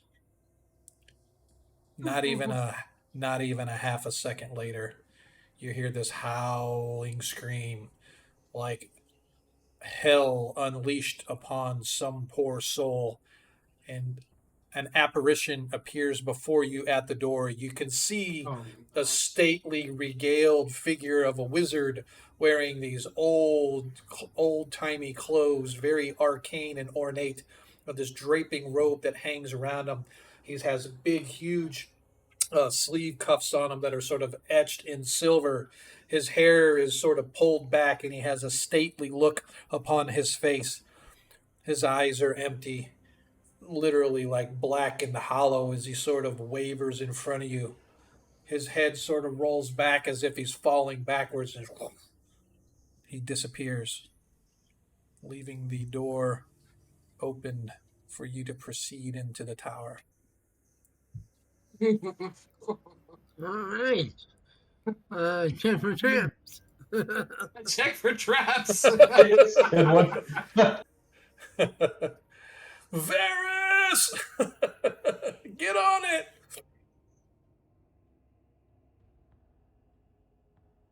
Success. Yeah. You check and you search and you find no traps. Go on. Go on in and look around. All right. Behind the door, you guys find nothing but a plain round room, perhaps 30 feet circular, with a flight of stairs leading up.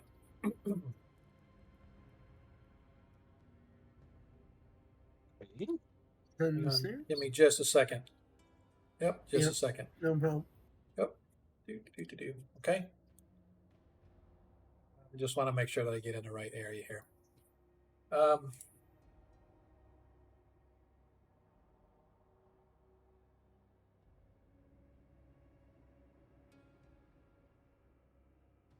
don't know why. It'll let me remove everybody except Jeremiah.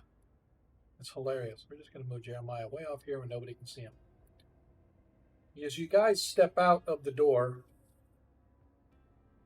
out of that 30-foot space, you suddenly find yourself. So it's kind of weird. You're looking in through this door into this like 30-foot space. And as soon as you step in, you find yourself in a space that's more like 70 feet around. It's like it's bigger on the inside. It's like the TARDIS. Is Time Lord's wife here? She should get a thrill out of this. But you guys step into, and behind you, you see the door open. It's sitting in just a door frame. Like, you know those movies like where people walk up and there's a door in the middle of nowhere and it's just a door in a frame and they open it and there's something on the other side and you walk around the back side of the door and it's like, no, this is where I'm at. But if I open the door and walk through it, I go someplace else. It's kind of like that because this door is literally standing in this white frame of a white marble of stone framing the door. The door itself on this side is ornate and nicely made. On the other side, it looks like a plain oaken door. The walls of this entire room are as smooth and elegant and nicely fashioned together white stone marble that you have ever seen, and it sort of resembles a living chamber of some sort. Um, you walk into the middle of this 70-foot wide circular space of most elegant design. The door you've passed through seems to stand in the middle of space attached to no wall. A staircase in the middle of the north wall leads up from the middle of the north wall, about 50 feet from where you're standing. A soft white light illuminates the entire space, and the room looks like a living area. You can see a couch, an easy chair, table, wardrobe, bed, nightstand, desk chair, and other miscellaneous furnishings. Bookshelves line the walls wherever there is space, and it seems to be hundreds, if not thousands, of books. A well dressed skeleton sits in the chair, slumped at the desk, wearing what looked to be the exact same robes of the ghost that you guys just saw before you, not just a few moments ago. Well, there's the place.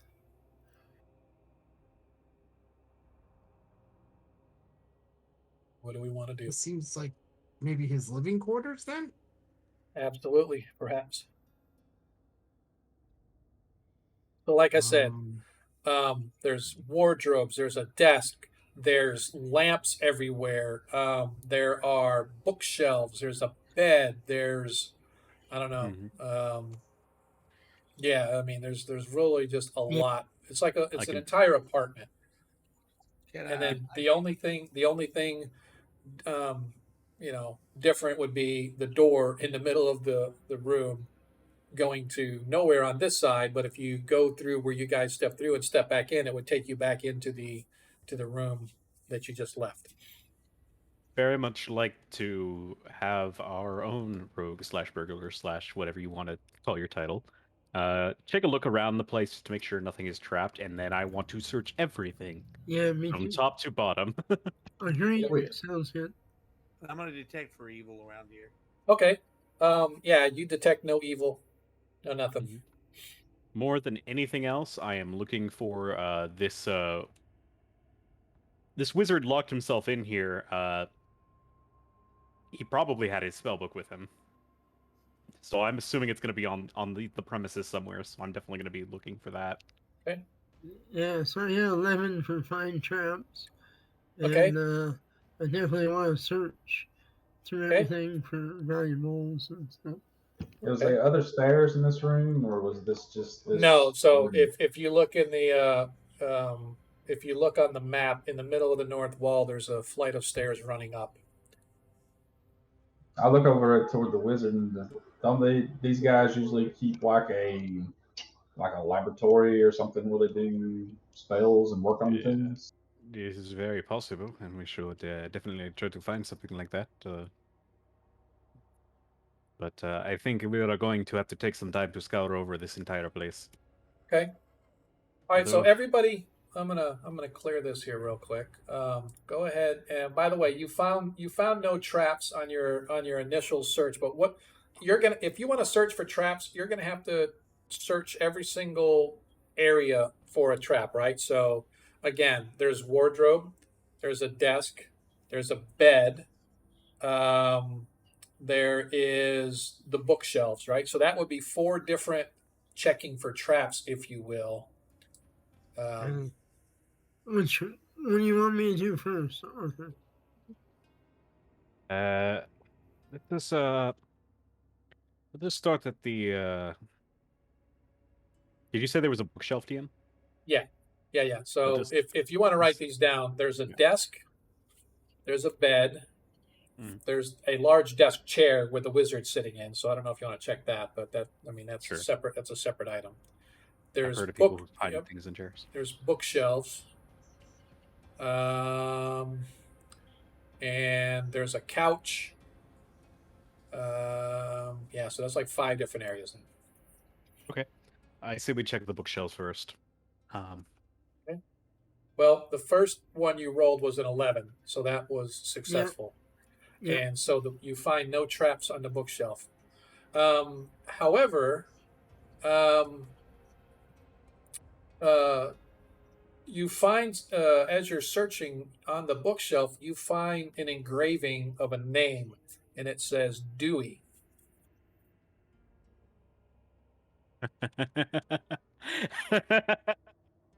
Okay.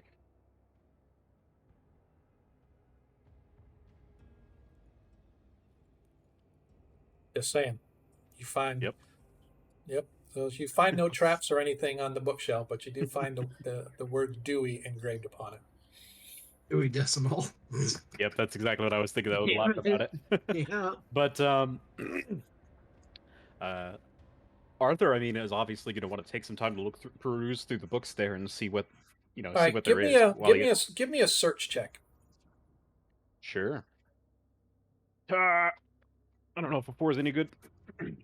Yeah, no, I mean, you find that you could be here for months on end, just trying to begin to decipher some of these books. But you do find that as you're looking over, you don't find like anything out of hand, but you start noticing there are little arcane markings all over the edges of the bookshelves themselves, as if this whole thing is like one big arcane item. Interesting. So I get the impressions that the bookshelves might be magical? Yes. Ooh. That's exciting. I don't know what that could be, but I want to know. You probably don't want to detect magic on anything. That is actually a very good idea. And I'm going to cast Detect Magic, Okay. and I'm going to sweep the room. So you find that not only is, well, first of all, the wardrobe. The wardrobe gives off a faint transmutation magic. Okay. The desk itself gives off some sort of an enchantment. Before I hate to interrupt you, but someone has got some really nasty static, and I'm not sure if we could address that real quick. I don't hear anything, so I don't know. I do not. It's Damon's mic that was broadcasting it. Yeah, it sounds like it's very loud. It's actually louder than you. So sorry, give me a second. I hear nothing. Oh, there it goes. Let me turn now my mic off. Yeah, now I hear it. Yeah. There, it's gone. Yeah, I don't know why it wasn't coming through for you, but it was. Ooh, yeah, it was actually, it wasn't like that loud for me, but I did hear it. So anyway, so I don't know if you want to start noting these down. I'm just going to go through them so you can. I am actually writing them down. Yeah. All right. So like I said, the wardrobe has a faint transmutation magic to it. The desk itself has a little bit of enchantment on it.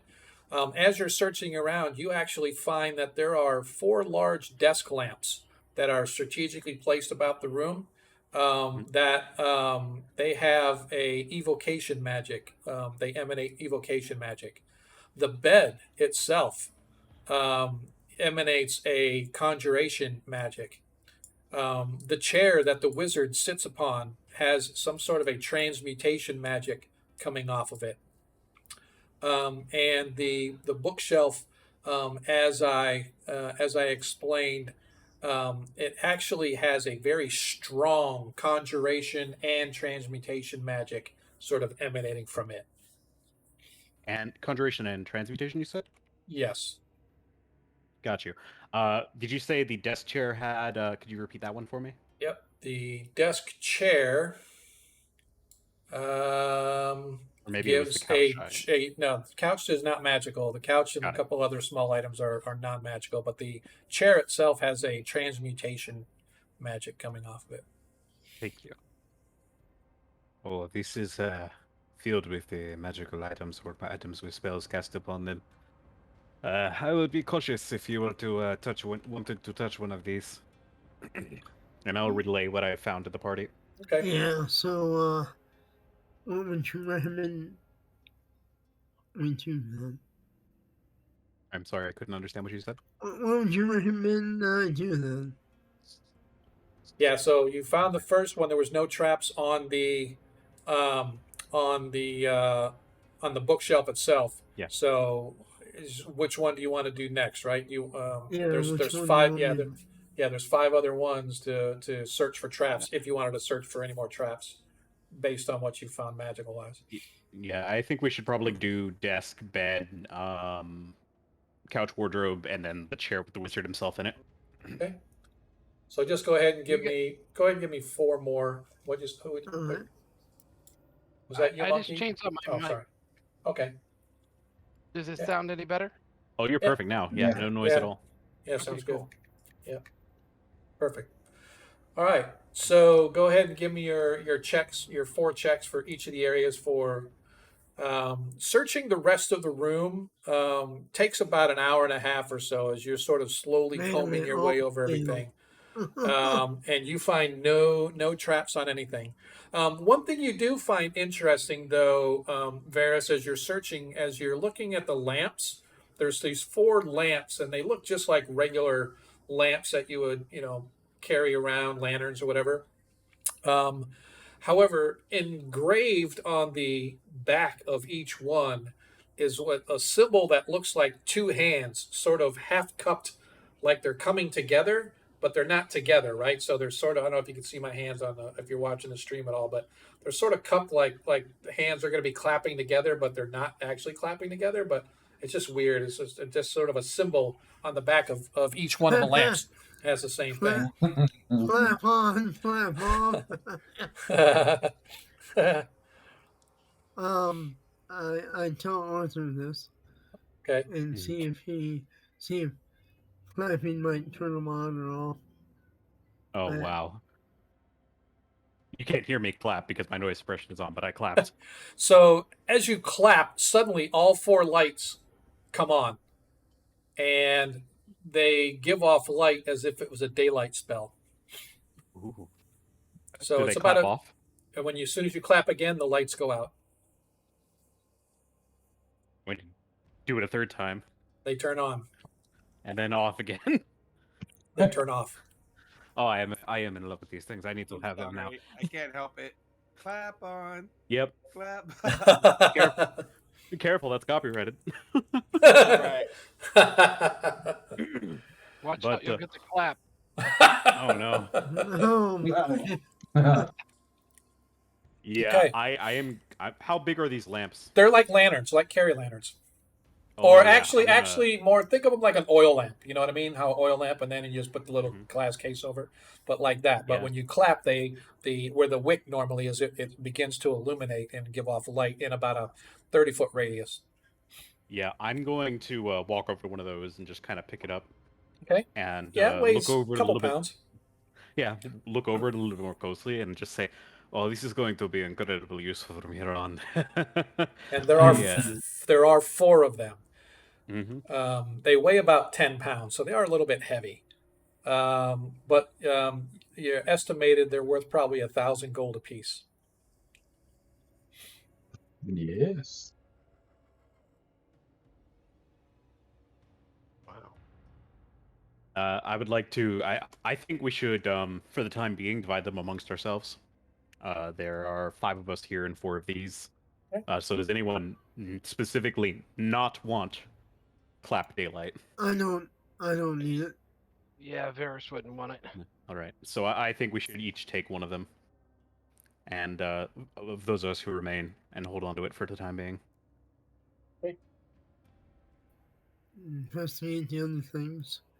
I'm only really looking for items that would be useful for me and or money or value. Yeah, I don't think there's actually a daylight spell in first edition, so we're just going to go with the continual light spell.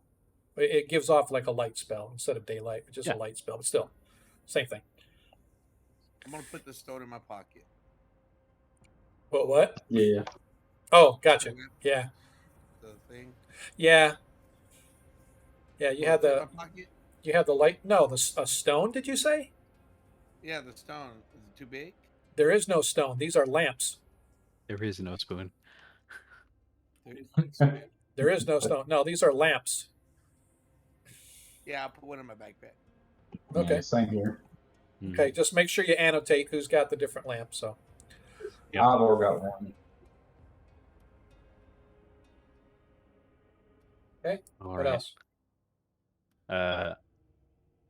Now that we have acquired the lamps, I would like to investigate the desk, assuming it has been trap checked. Okay. Yep. So it has been trap checked. Where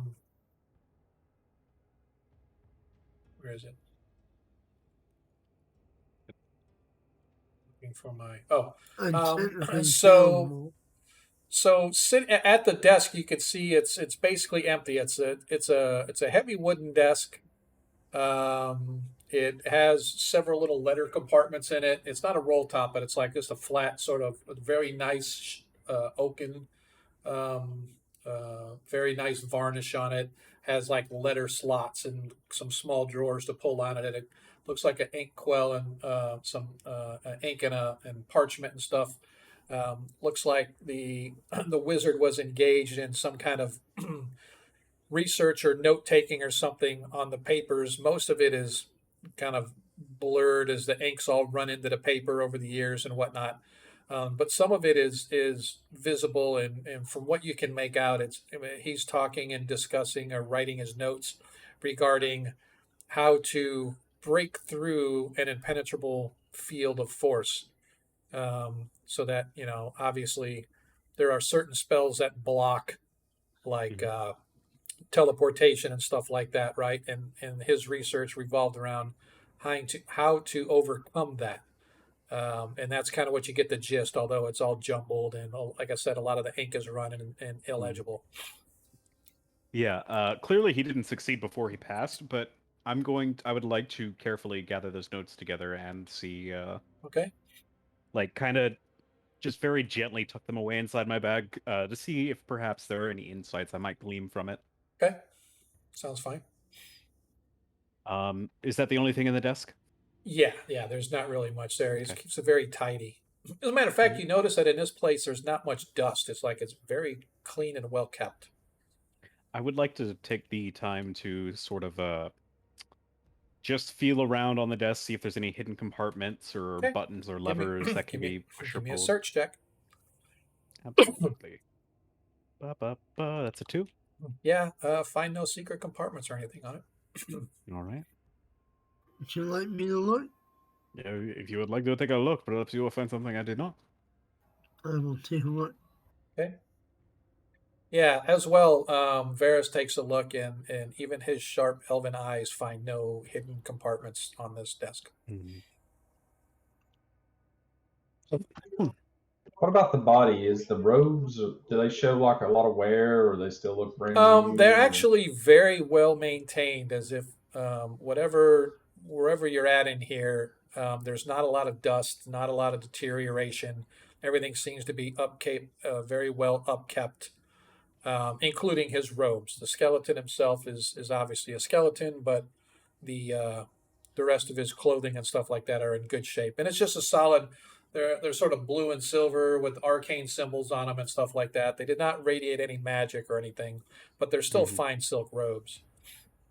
I don't want to mess with the body except for last, so I'd like to move on to the wardrobe. Okay. So inside the wardrobe, you can see that there are several different outfits resembling the one that the skeleton wears, but inside here they are pristine and proper. It's almost as if they were, think about it, they were professionally cleaned and hung up in the wardrobe. But they're all very, very well maintained. Not a speck of dust, not a speck of dirt, not a thread out of place, anything. Very meticulously maintained. This wizard definitely kept his place in high order. Yeah. Because detect magic takes a while to fade. Are any of the robes magical? No. The only thing that radiates magic is the wardrobe itself. How many robes would you say there are? And half a dozen, some pants in 6. there, some shirts in there and stuff. So yeah, and they're of You want me, varying colors and styles and stuff, but for the most part, very similar in make and style. how much would you value them at, or how much would Arthur maybe value them at? I don't know, probably 100 gold total for all of it inside. All right, I'll shut that for now and just note it down in our loot channel to maybe gather later. Okay. One more thing before break. Anything you want to check before break? Because we're at our break time. Well, it looks like the only 2 options are the bed and the desk chair. Well, I guess there's Right. the couch, but I don't want to check the body till we get back, so let's do the bed. Okay. So the bed itself is rather plush. It's got a very plush mattress. It's got very plush pillows. Has very ornately woven covers and blankets on it and stuff like that. It's like a very thick padded goose feather mattress. Pushing down on it, it looks like it's very soft and very comfortable. Okay. Can I like check the sheets under the mattress, that sort of thing, to see if there's anything hidden there? Absolutely. Give me a search check. D6. If anyone would like to assist, you are welcome to join me. Yeah, Sure. you don't find anything, Arthur. No, It's like no. it's a well-made bed. Varys, the same thing. But Varys, you do realize that this is an exquisitely crafted mattress and bed. You don't find any hidden compartments or any secrets on it and stuff though, but it looks like it's extremely comfortable. Mm-hmm. Well, when you have come back with a wagon and haul the bed away. You know, guys, I'm thinking this might be like a home base of operations for us. I think this this would could be a be good place awesome. to operate out from. I think you are right. It would also mean that we do not have to move all of these things so far. You know, I am not looking forward to trying to remove all of these Yeah. furniture. You'd have to figure out how to not reactivate the field and get trapped in here. I think I might be able to find a few fail-safes to prevent this from happening to us as well. Or move that lever 3 inches into the field instead of outside of the field. If such a thing is possible, perhaps. But Stonemason should be able to do it. I do genuinely enjoy the idea of making this a place that we might operate out of in the future. But for the time being, let us continue to search. And Okay. All right.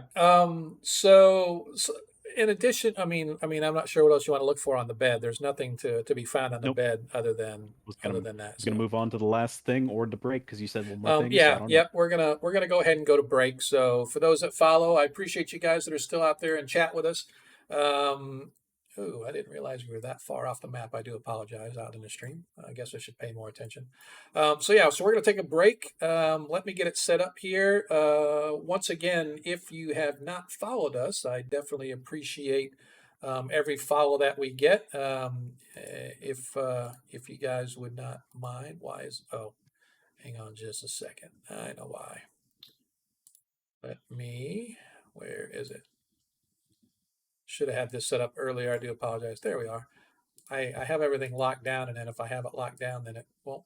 Why won't it let me? All right, so we're just going to transition over. I don't know why it wouldn't let me, but I'm going to go ahead and. It's weird. It's like it's not letting me.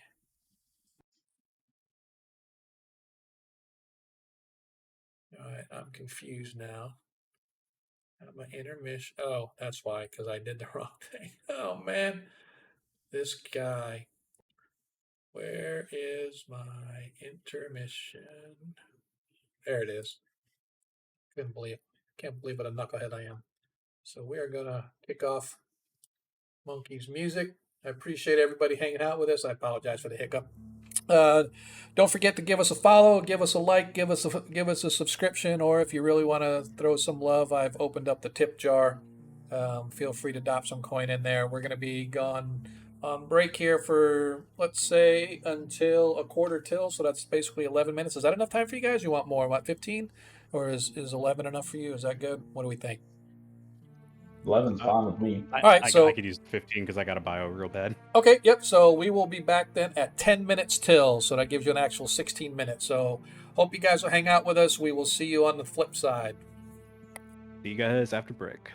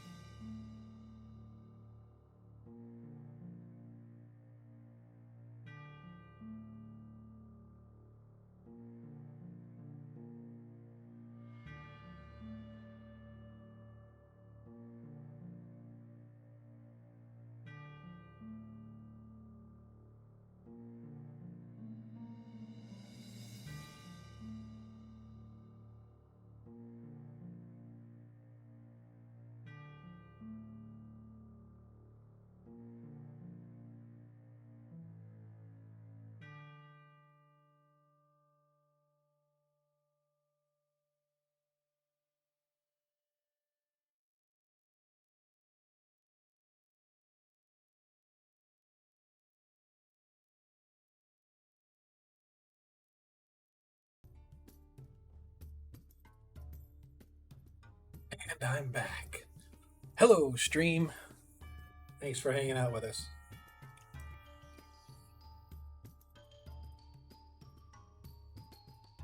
Monkey with the funky tunes. Everybody get down, the party till you puke. Huh? I said monkey with the funky tunes. Everybody party till you puke.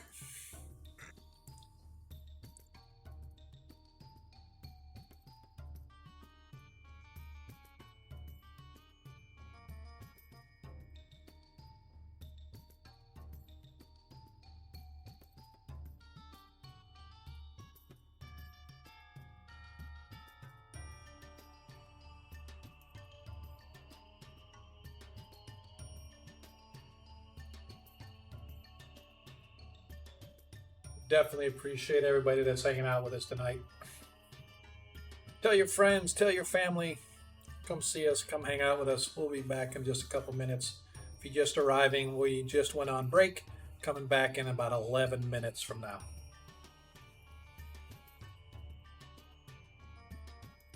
Still trying to push us over that 200 mark for followers, so if you have yet to click that follow button, please do so.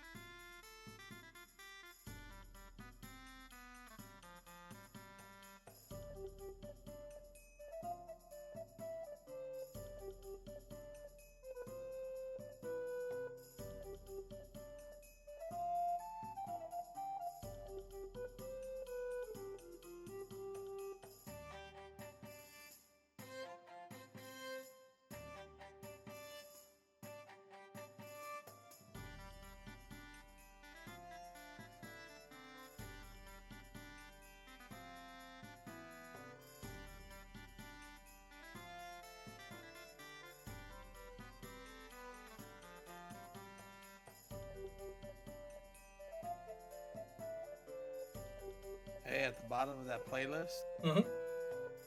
hit that shuffle. We're not always hearing the same song.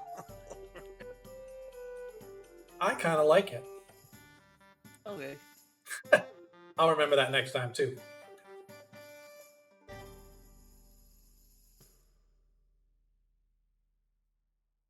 I think that's like 30 or 40 minutes worth of music, I think.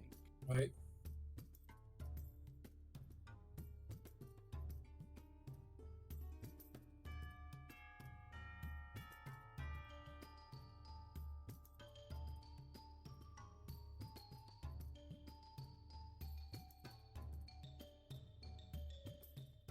Did you figure out why we couldn't move? Or is it No, that's Astral being stupid.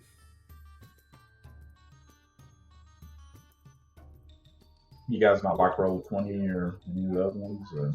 This is the first time I've used this one. I I might. have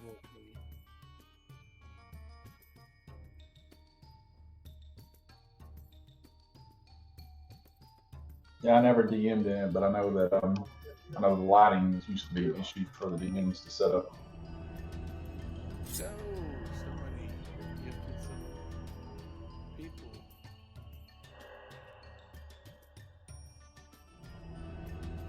Thanks, Pearland Adventures. Wait a minute. I see what you did. Man, my coworker is like 27 messages in the last 15 minutes. It's like, This is pretty funny. There's something seriously wrong with my stream elements. It's saying people that they're rating with a new subscriber. I said, no, that's not what the text is supposed to say. It's supposed to say it's a new subscriber. So I'm gonna have to go and figure out what's I'm up. noticing. I clicked on. I went to a lurk in another channel, Mhm. and I looked to see who was all on it, and it lists a whole bunch of people, but it says only 3 on the number. Yeah, I've noticed there's people that lurk and stuff like that. So I think that it'll show them there, but it won't show them as being a part of the stream if they're in lurk mode or something like that. I don't know. Yeah, lurking, you're basically hidden unless you are active. No, but I just gifted some subscribers because I am happy as can be that Troy gave me that tip on Friday, so I'm able to get some of the stream stuff that I want, and I'm just going to take a little bit of my own money and subscribe to this channel for folks. Hopefully they'll renew it, but if not, that's fine.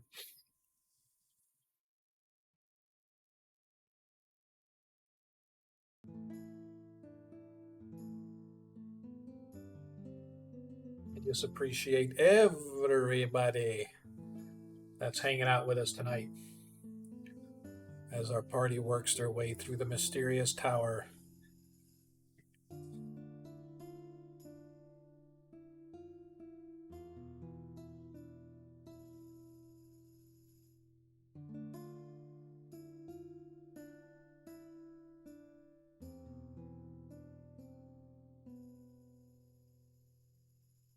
Yeah, I noticed in the Friday stream you were playing some more upbeat stuff. Yeah.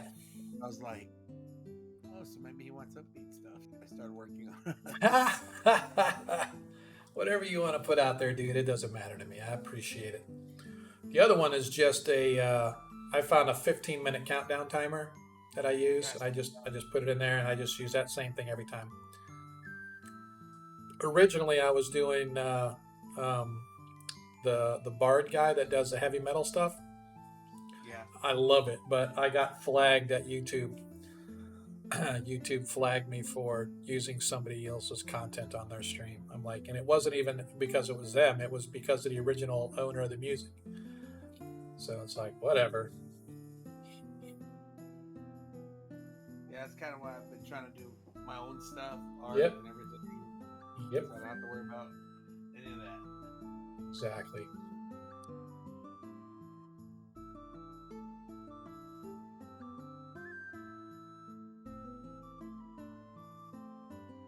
It's interesting that the chat is so far behind. Weird. I wonder why. I'm looking at the chat that's displaying in the Be Right Back screen, and it's like way behind. And it annoys me that none of these stream elements, I think, I have to figure out why my stream elements stuff isn't being displayed in the chat either. Room for thought or food for thought.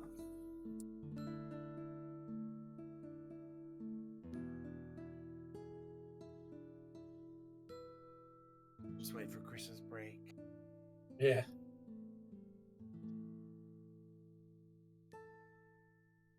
Four minutes and counting, folks.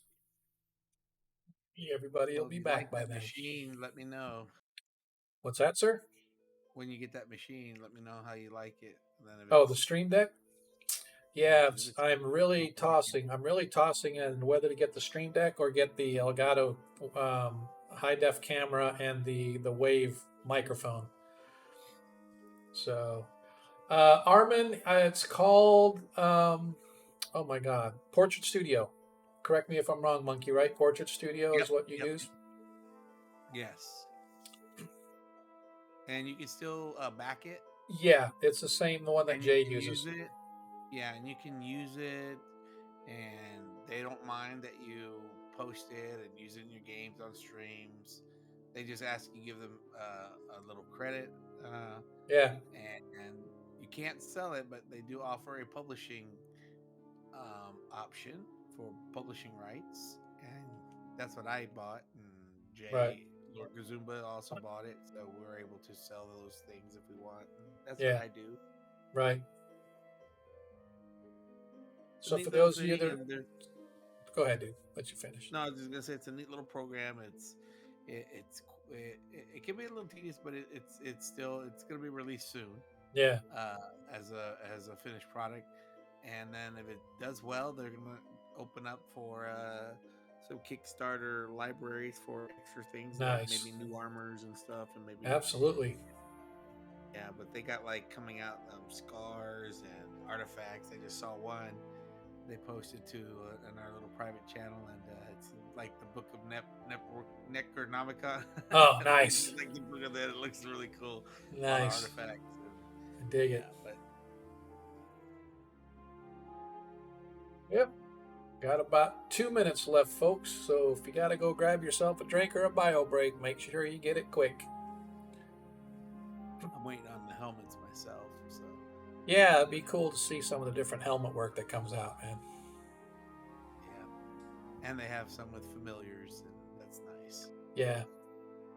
See, that's good too, because then you can make portraits with the familiars on the wizards and stuff like that. So that'd be kind of neat. Mm-hmm. Matter of fact, I'm working on a library, just a spellcasting library with a bunch of familiars, but I don't know what the most popular ones are, so that's the ones I'm going to use first. Yeah. But they got a whole bunch of weird ones. Everybody wants an owl. At least in 5e. In 5e, I could tell you there's going to be a lot of owls. Yeah. Oh, it's funny because like you wanted the hawk, but we gave you the eagle with the status of a hawk, or the stats of a hawk. Well, no, actually, I wanted the owl with the stats, the eagle with the stats of the owl. Oh, I thought you. Okay. It's supposed to be an owl. My fault. I keep thinking it was a hawk. That's what I was telling Jacob when he was talking about his.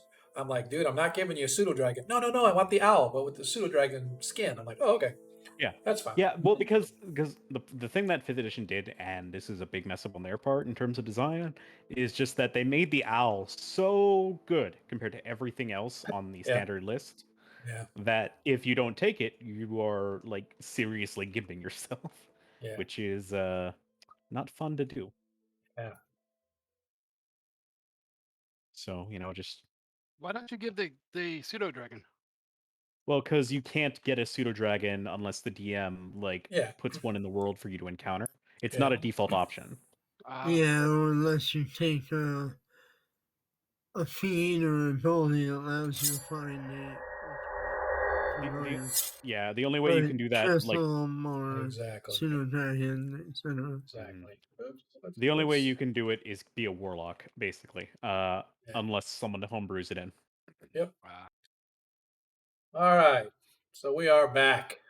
Thank you everybody for hanging out with us during that break. Hopefully our players got everything done that they needed to do. My daughter, who in the middle of the stream earlier kept bugging me, she's like, texting me, call me. I'm like, fine, I'll take the call. She brought my wife and I donuts for our anniversary tonight. So I mean, not donuts, but cupcakes for our anniversary tonight. So she was excited to tell me that. Yeah, thank you. Damn, happy anniversary. Thanks, man. So, and you can see the dedication that I have, that tonight is a milestone anniversary for my wife and I. And I said, I have a game to play because I have new players coming. I have new blood coming in. So we need to, plus my wife had a school event. So we just figure we'll do our anniversary on a different night. But that's okay. She brought me cupcakes and I am a happy guy. So I am quite the catch, Armin. Just, keep spreading that rumor. If you spread it long enough, people start to believe it. I know that. So again, welcome. 35.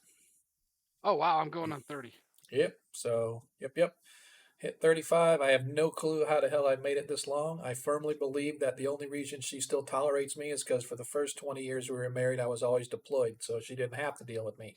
So now I'm making up for lost time. So yeah, so it's good, man. You find somebody that you like, somebody that likes you, and just make it work. Now we're empty nesters, and so I can walk around the house in the underwear without worrying about the kids, without them having to knock anyway. So I dig it. But yeah, that sounds like our house now. Right. So let's get back to the game before people get caught up in talking about old fat people in their underwear. So again, welcome back. If you have not been here before, we are Parent Land Adventures is our channel. This is our 1E-One shots, our first edition game. Our players are currently investigating the mysterious tower. It is an adventure written that I picked up off of Goodman Games. So if you have not checked them out, please do so. They don't sponsor me, and I'm just promo them because I look at a lot of their stuff, and they got a lot of really, really great stuff. They got a lot of books that are out with rewrites for fifth edition for a bunch of different adventures. This particular one, I believe, was written for third edition, but I reversed it back down to 1E. So yeah, man. Hopefully you guys are enjoying the time, and welcome back to us.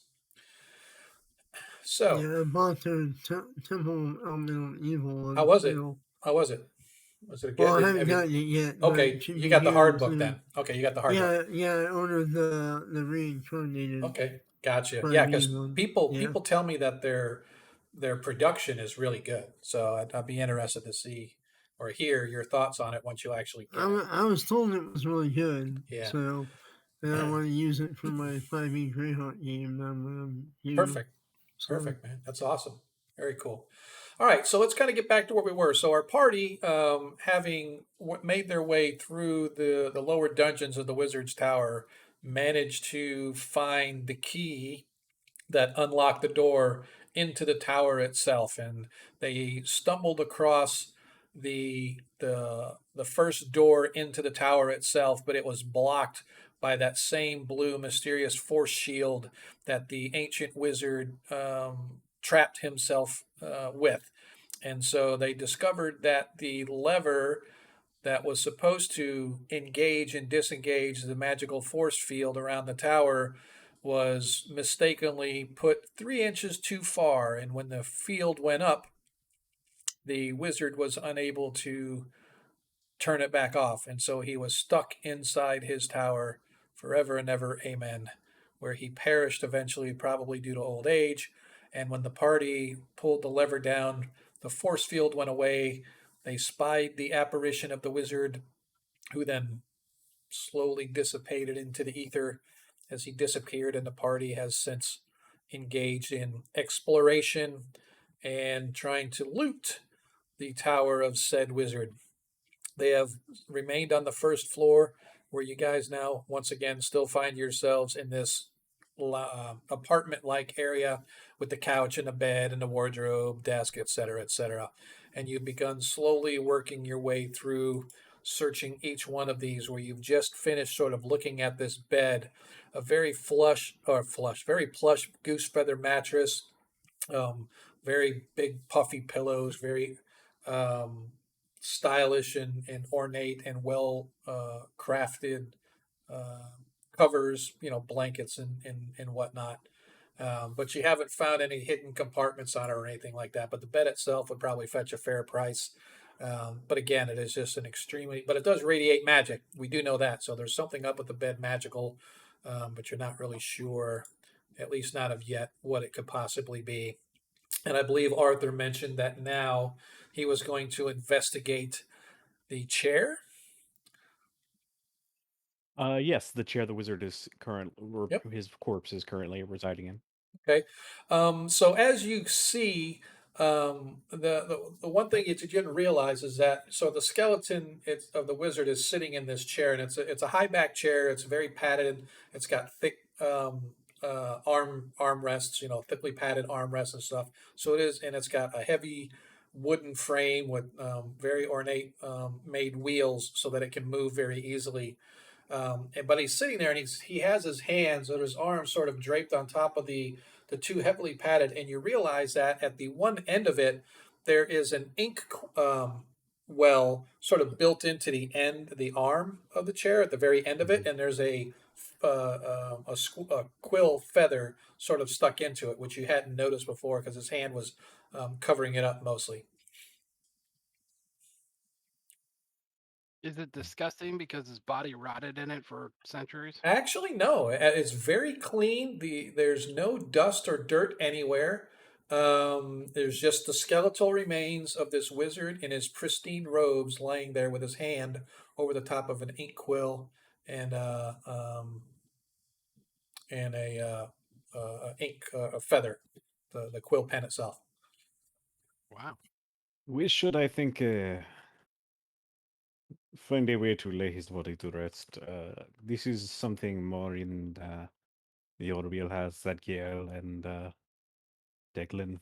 I'm not really familiar with the proper rights for this sort of thing, but Armin, that's right. It got picked clean by a gelatinous cube. Stop spreading rumors.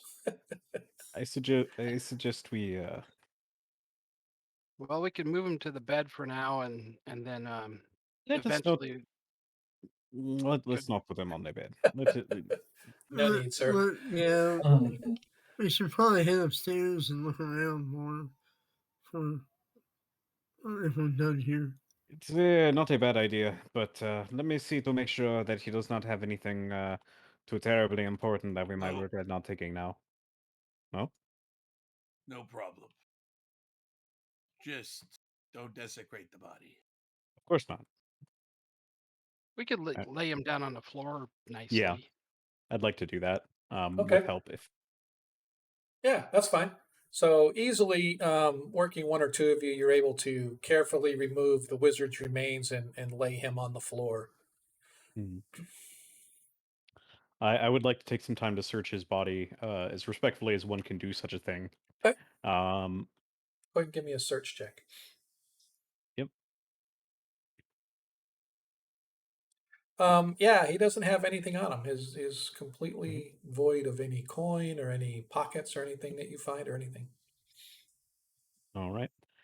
And moving on from that, I'd like to take a look at his chair and see if there are any secret compartments, any sort of anything that he might have had in his pocket that fell out while he was rotting there. Okay.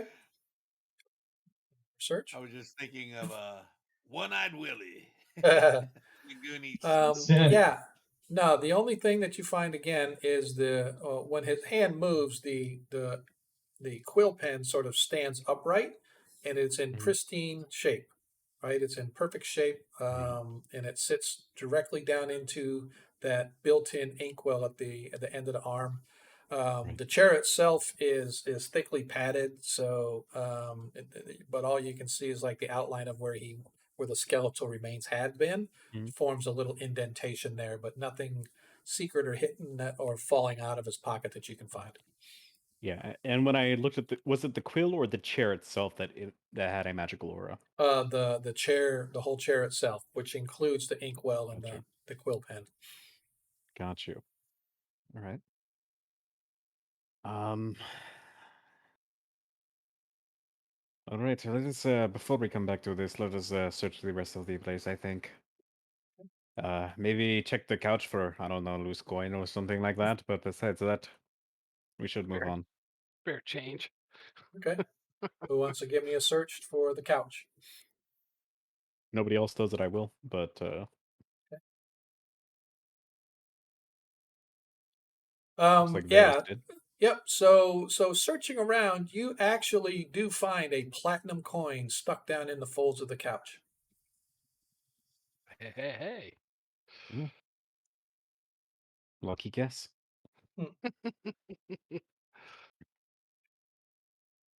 You're a rich man. All right. Let us move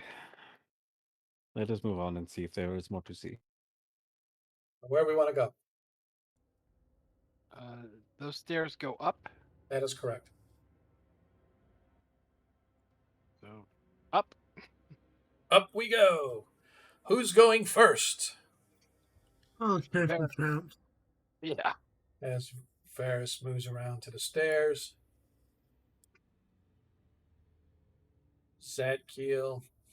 I'm not really sure where Ivor wants to sort of find himself in this troop, but I'm just putting him in the second row. If you want to be somewhere else, like in the back, that's fine. Just let me know. I would, if I don't mind being lead, but since there's someone that's already established lead, I'll gladly bring up the rear and guard the back end of everybody. It'll be the rear guard. Rear guard. Yep, he is the rear guard. Okay, so you guys slowly work your way to the stairs. Varys, you find no traps immediately on the stairs. It's a 10-foot wide sloping or 10-foot wide staircase, ornately made of the same white marble material that the rest of the castle or the rest of the tower seems to be made of. There's a very ornate rug that runs right down the middle of it, giving it a very stylistic view. The handrails running up the side are of the pristine ornate wood with a heavy lacquered varnish, and looks to be cast iron supports sort of mounted into the walls, giving the interior a very, very wealthy feel, a very rich feel as you guys work your way up the stairs.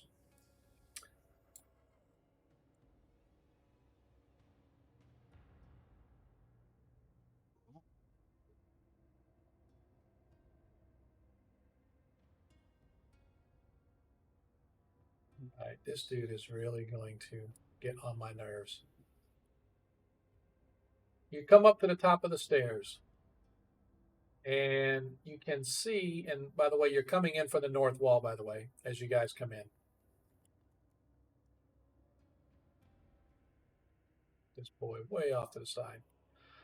So let me give a description here. So you, working up the stairs, you enter into another circular room of the same size as the previous one that you just left. But now you're looking into what appears to be some form of a wizard's laboratory. The room is strewn with tables, beakers, books, and miscellaneous equipment. However, what catches your eye immediately are three 20-foot by 20-foot force cages arranged prominently about the room. The one along the west wall holds the most beautiful woman you have ever seen, tall and captivating with long blonde hair and an almost transparent robe that tightly hugs her figure as it goes down to her knees. The force cage along the eastern wall holds probably the only other woman whose beauty could be exceeded by the blonde, for she as well is a stunning brunette of tempting proportions. The third force cage along the south wall holds a flight of stairs leading up. Beside it, outside the force cage, is a prominent control panel with 3 buttons. Before you have a chance to react, the 2 women begin pleading for you to release them. "Oh, thank goodness you've come. Please free me. I've been trapped in here for centuries," says the blonde. "No, don't listen to her. She's an evil witch. Free me and I'll help you escape." The other one, the blonde woman, goes, No. You don't know what it's like to be in his tower for this fiend over here for years. As the brunette woman says, "Stop! She's lying and she'll lead you to a trap. Let me free. See the control panel? Push the button on the left and it will free me, and I promise I will reward you handsomely if you release me." "No," the dark-haired woman says. "Don't listen to her. She'll trap you. Push the button in the middle. The other two buttons are traps." "They're not traps. The button on the right lifts the cage to the stairs. The button on the left frees me. You can pass the stairs if you like. I don't care, but please release me first." As the dark woman says, "Don't fall for it. She's evil. Only the button in the middle is not a trap. Please, you must release me, not her." As they continue to bicker and argue back and forth. They're probably both a trap. Zadkiel, can you tell me if either of these are yes? Thank you. I was going to say, yeah. Zadkiel approaches and says, "Well, I know the answer to the one who speaks truth," and I detect evil on the A and then the B area. Okay. Neither of them radiate any evil. "And to know that you are centuries old makes me wonder that you are not human. So what made you get in such a place?" As the blonde woman steps up, "That wizard, he tricked me and he trapped me. He was doing these strange experiments and he locked me in this cage and I'm unable to leave as I normally would be able to. I can't even dimension door out." "Don't listen to her. She's a witch, I'm telling you." What are you? Said the blonde lady. "I don't understand. I am me. I am Farah. I am she of the Feywild. Please let me go." "She's a liar. She's a liar. She's a liar, I'm telling you. She was trying to take over the wizard's tower and he trapped the demon. She's just trying to trick you. If you let her go, I swear she's going to kill you all. Please release me first. Push the middle button and let me go, and then you can do whatever you want with her." Well, she is Fey. What are you? "I am Fey. She's lying. I am the Fey. The wizard trapped me here ages ago as he tried to escape this mad trap that he created for himself. And now I'm stuck in here. But since you've come in, it's obvious that I will be able to get out of here, but I must get out of this cage first. Don't listen to that blonde woman. She is a liar. She is a demon. Please, no, she is the demonic one. I tell you, push the button on the left to free me, and I will reward you handsomely, I promise." I walk up. Zadkiel walks up to the one in the A cage. That's the blonde. And the one in the B cage. Is the brunette. And he takes his hands behind his back. Okay. And he goes, "Tell me, how many fingers do I have held up behind my back?" "How would I know that?" the blonde says. That's a silly... what is that going to be? I'm not a mind reader. "Okay, fine," as the blonde looks at you and goes, 3. As the brunette goes, "Ha! If you say 3, I say 5. The answer was 4. "I told you I'm not a mind reader," the blonde says. "Well, you don't really know anything, you witch." "I'm not a witch. I'm Fey. You are the demon. I'm telling you. Please, gentlemen, you look like good, honest men. I see you are a follower of some faith. I do not recognize the symbol about your neck, but surely you can just see. She is a demonic devil. Please release me, and I promise I will reward you handsomely. But if you release her, she will kill you." I turn to my companions and I say, "I'm at a loss. I am conflicted." How is it? Go ahead, Zadkiel. Finish your sentence. I apologize. No, I am just conflicted with this decision of who is right and who is wrong, and I seek the rest of y'all's counsel. Well, we making know a faithful decision on what you think about their statements. We know the wizard has made many ticking traps. We passed all of them. These are likely both a trap and neither of them are true. They're both Remember, beautiful. remember we found traps in pairs. I think they're both beautiful, so I say we set them both free. Just because they're pretty. I'm partial to blondes, but Okay. Well, I'm going to approach the woman in cell A. Okay. I mean, if they are truly Fae, then that is likely not going to work.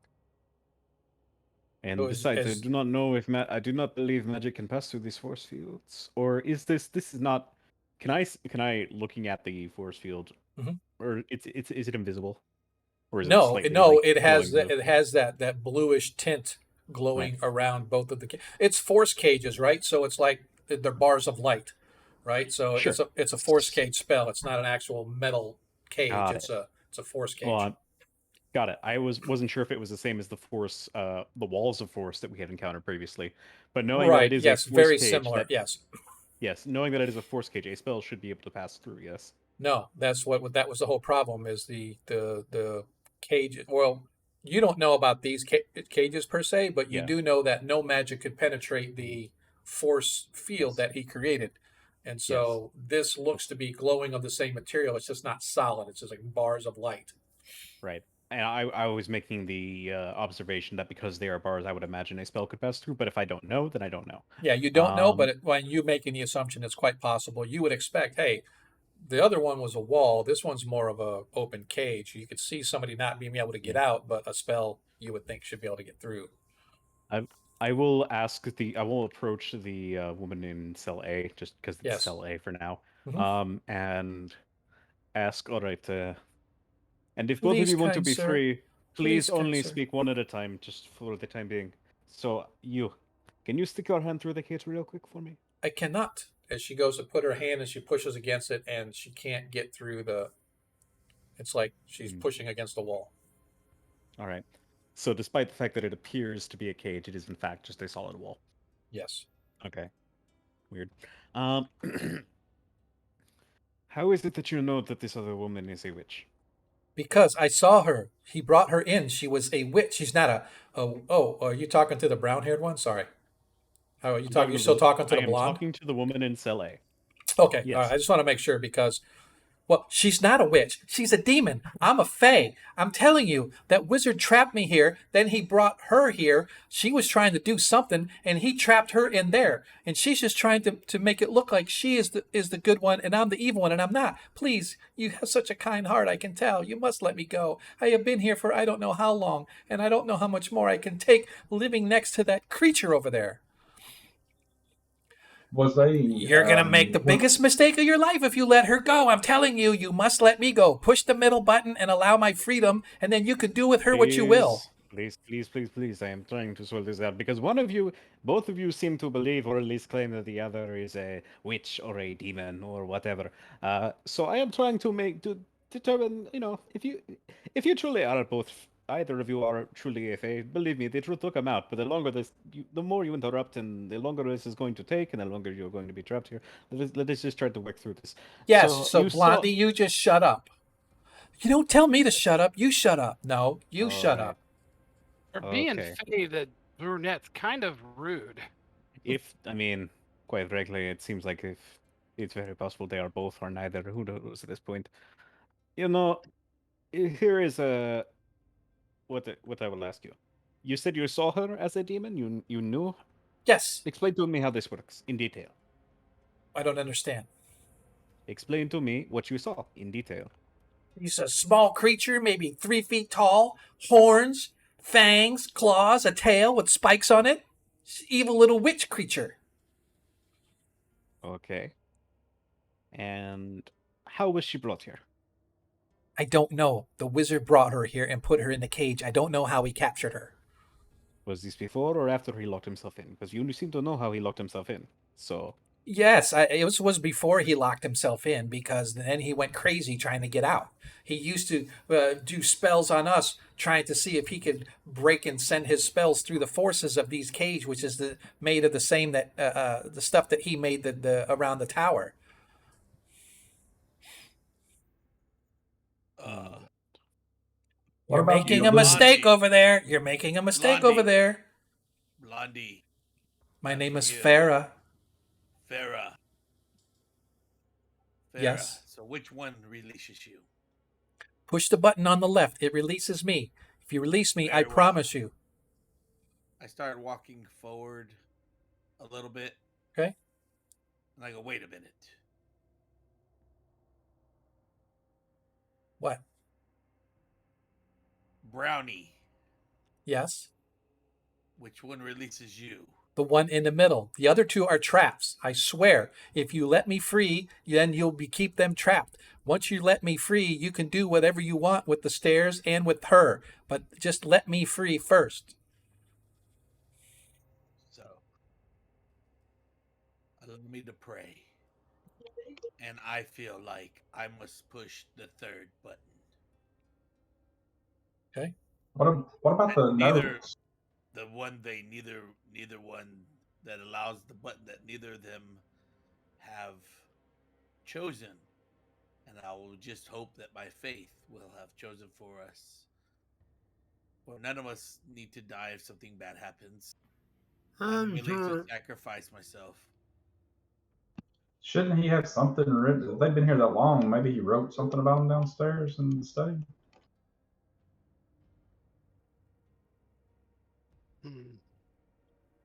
Well, I'm trying to play the paladin, so I'm not deceiving. I'm trying to be truthful. It's hard.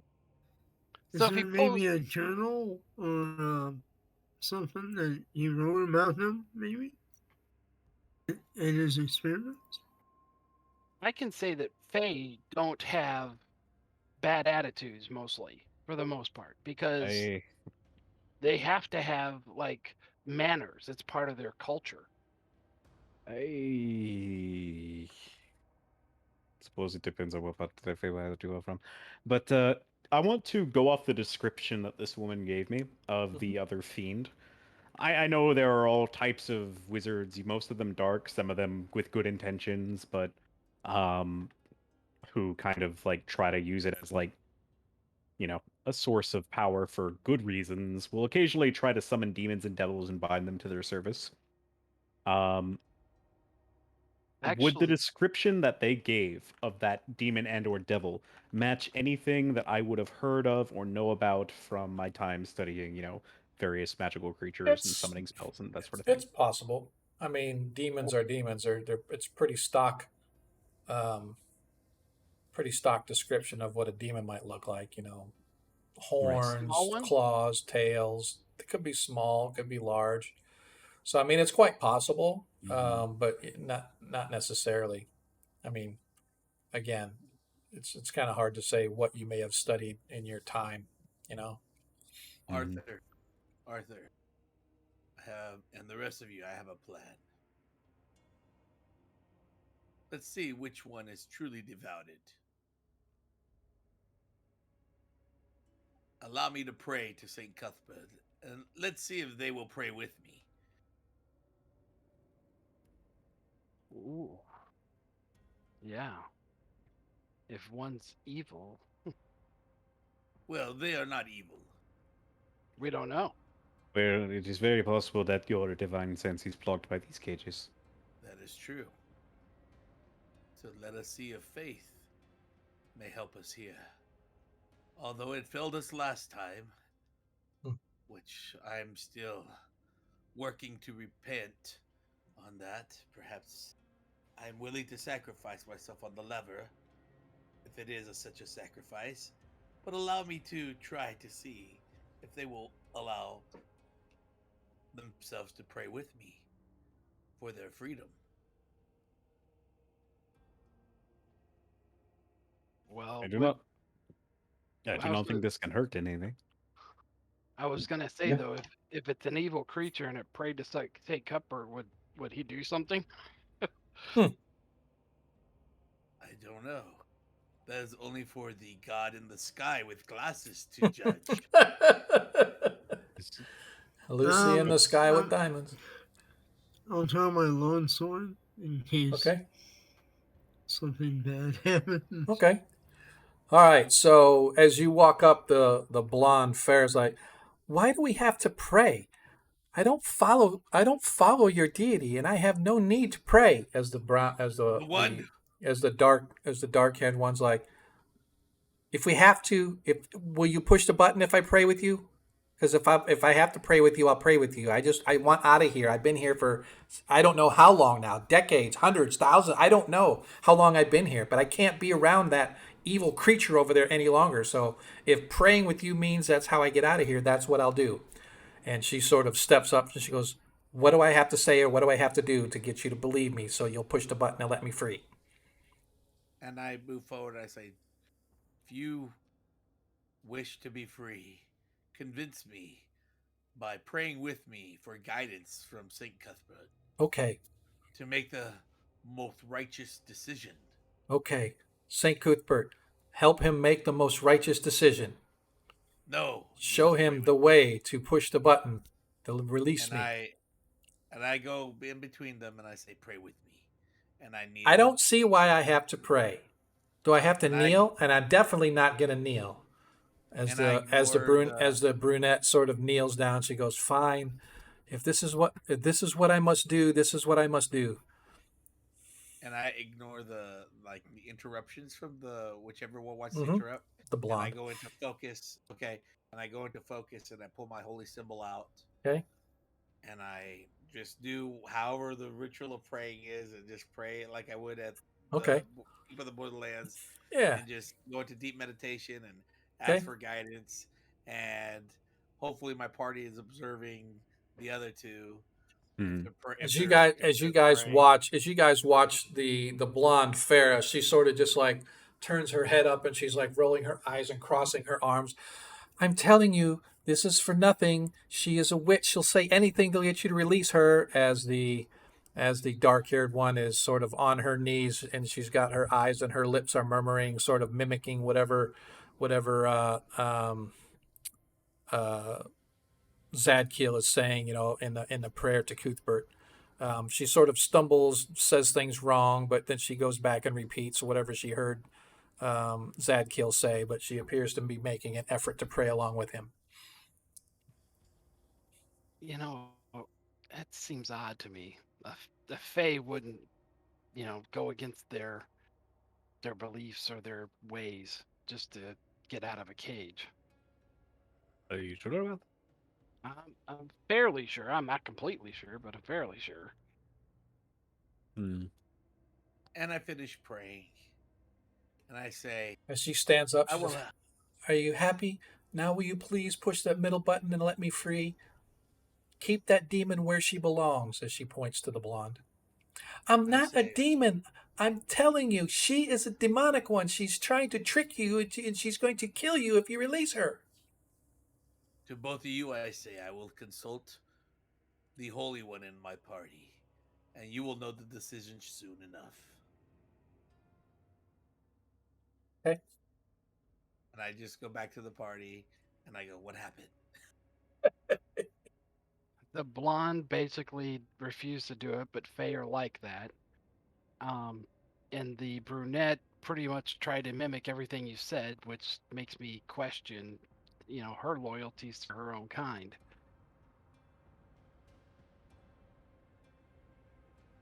Well, I do not know enough about Fae or witches, as I've only traveled with you all my whole existence, and many like us.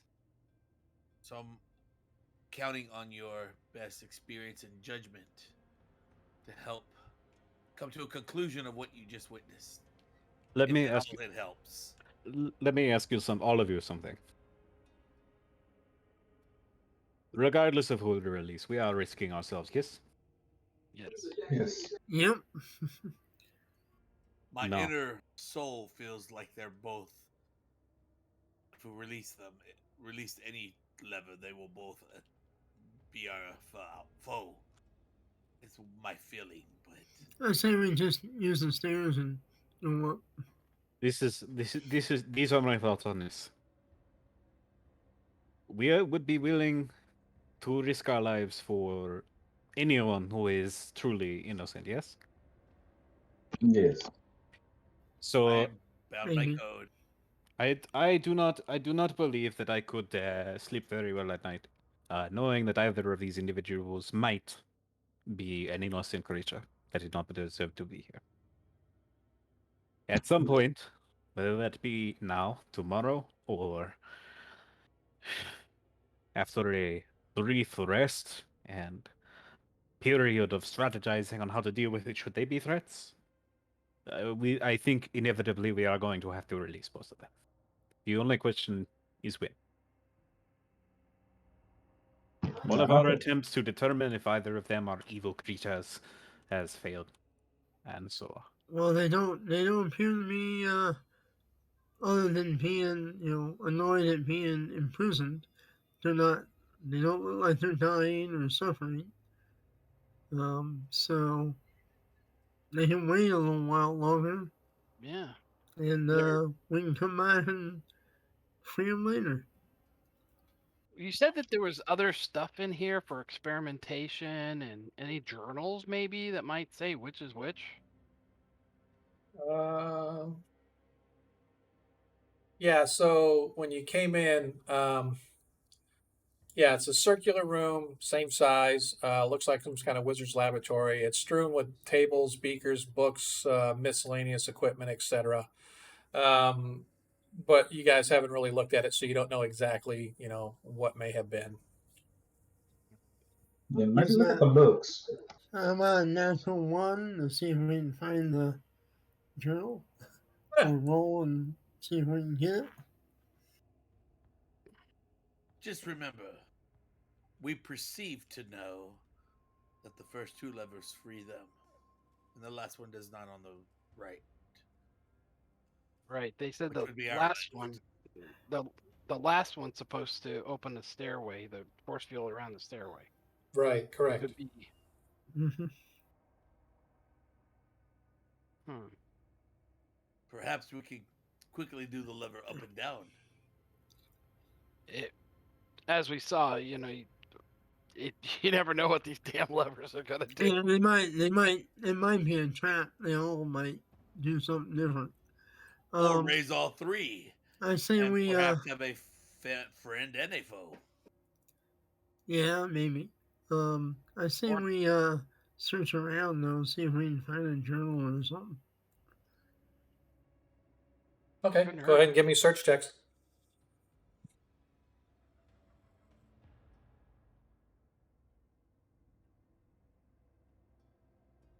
So searching around the room, most of the liquid, actually all the liquids that may have once been contained in any of these beakers or containers is long since gone. You can see that there's a lot of chicken scratch scrawling, hand notes on a bunch of torn parchments, etc. You find a primary tome, however, Zadkiel, that seems to have a lot of different notes regarding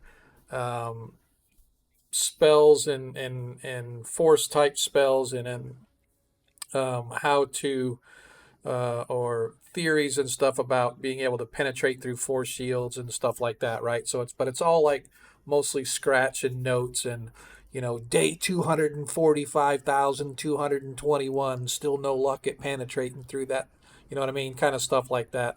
I don't want to say a journal per se, but as close you're going to get to a journal as you can find in a place like this, of a wizard's laboratory where he's taking notes on all of his spells. But again, a lot of it is old and ancient, and the ink has bled into the parchment, and it's not very well cared for. But you can still manage to get bits and pieces of what the wizard was working on and what his thoughts were with regard to penetrating spells like that. But no reference to like who was in block A and who was in block B. No, nothing indicating who's what and where. I take the go ahead. Yeah, we might as well take what is left of those notes, and I'll, if I'm allowed to, I'll plop them into my bag with the others. Okay, that's fine. That's totally up to you if you want that. Yeah, I was gonna share the notes with the party and what I found. Maybe someone else can make more sense of what's here other than just what you've described.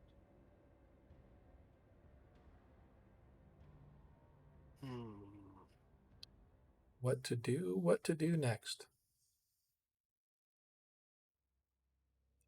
Well, we can't leave them here because if we're going to use this as a base operation, they're going to drive me insane every time I come on this floor. More than that, I do not want to leave someone trapped in there. They would be quite cruel, I think. I just. I have an idea, real quick. I am all ears.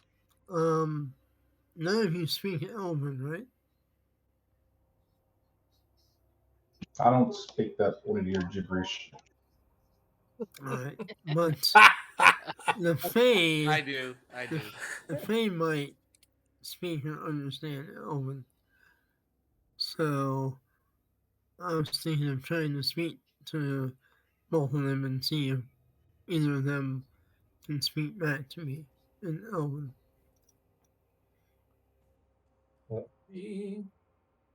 Since I don't know Sylvan, or even if Sylvan is in first edition, I don't remember. Yeah, let me double check and see if I can see what it says. I also have another idea. We could have the one that we feel that we might decide to free first, have them lay down, face down, right next to the barrier, and we will be right next to the barrier. And if they do pull an aggressive move, we get prone attack. I like it. Well, the blonde's probably not going to lay down. She didn't want to cooperate with your prayer. Well, then perhaps we don't free her if she's a fae. Fair enough.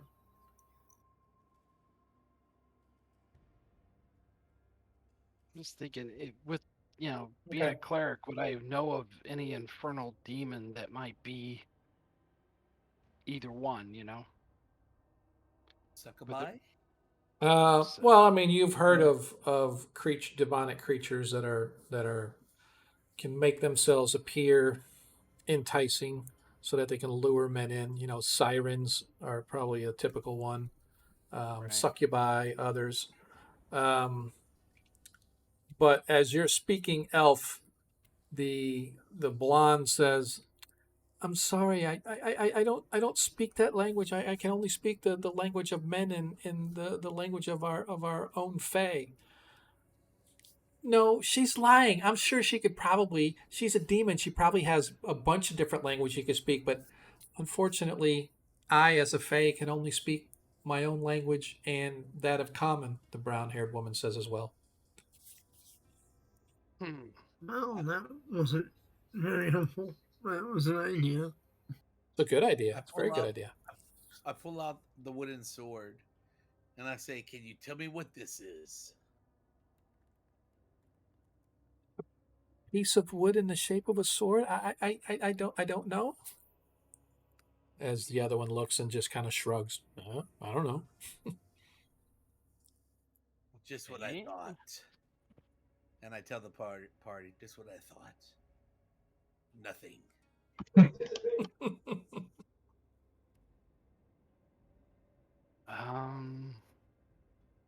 Who? Oh, thanks, dude. I appreciate that. DM gave the DM another nat 20. So that gives me 3 nat 20s. We need to get some combat going here somewhere, guys, so I can use up these nat 20s. I appreciate that, DM, man. I appreciate it a lot. Oh, it's not on me. Which two of you will agree to lay prone by the force field if we release you? As a precaution of safety, call it goodwill. An action of goodwill. You want us to lay down? Face down, hands behind, legs crossed, as we free you? He is trying to be more clear. He is trying to make sure that if either one of you is correct and the other is in fact a devil or a demon or some other foul creature, that you are not able to immediately attack us, and lunge for us. Yes, well, I have no plans to attack you at all, so sure. As the brunette says, fine. If you'll get you to push my button, that's all I care about. So remember, if you push any button but the middle button, it's gonna spell doom for everybody in here. And At she this sort point, of lays down. At this point, I feel as though we should press all of the buttons at once and just get it over with. How does the blonde react about that? She said the same thing. She's like, I have no intent on attacking you at all, so I will lay down. And she lays down, kind of face down on the ground. So you both will lay for any man. Okay. Okay, that was uncalled for, Zadkiel. I did not expect that from you. Little humor. Not Zadkiel doesn't really say that. I thought it was pretty funny. Yeah, his paladin is gone. How have they lived this long? I have no idea. So, we touching all the buttons, or somebody touching all the buttons? We should stack on each one of these places where these people they have both laid down, in case which one gets up. So we're gonna have to split the party basically. Yeah, split us all of 5 or 10 feet. Yes. Well, who will pull the lever then? I'm volunteering if you want, but if I will stay next to Zadkiel as he pulls the lever. So there are no levers. Buttons. The buttons. There are 3 buttons. As he presses the buttons, I apologize. Okay. So you're voting for me to press the button then? Which button are you pushing first? All of them same time. Just go down the line. Start with the one on the left. The one on the left releases the blonde. Apparently, the one in the middle releases the brunette. Apparently, and then one on the right apparently releases the cage that's blocking the stairs going up. So which one? Let's take a vote. Let's release A, but we stack on A, so have our weapons ready, so in case she jumps up and attacks, we can just slam her back down again. Do you think she would agree to knock herself out? Well, she's already on the floor and face down. Okay. What do y'all? Okay, so is that Let's do it. like very well? How we will know when we release the button if she is an enemy or not, because she'll either attack or she won't. Yeah, then you can also do detect evil again.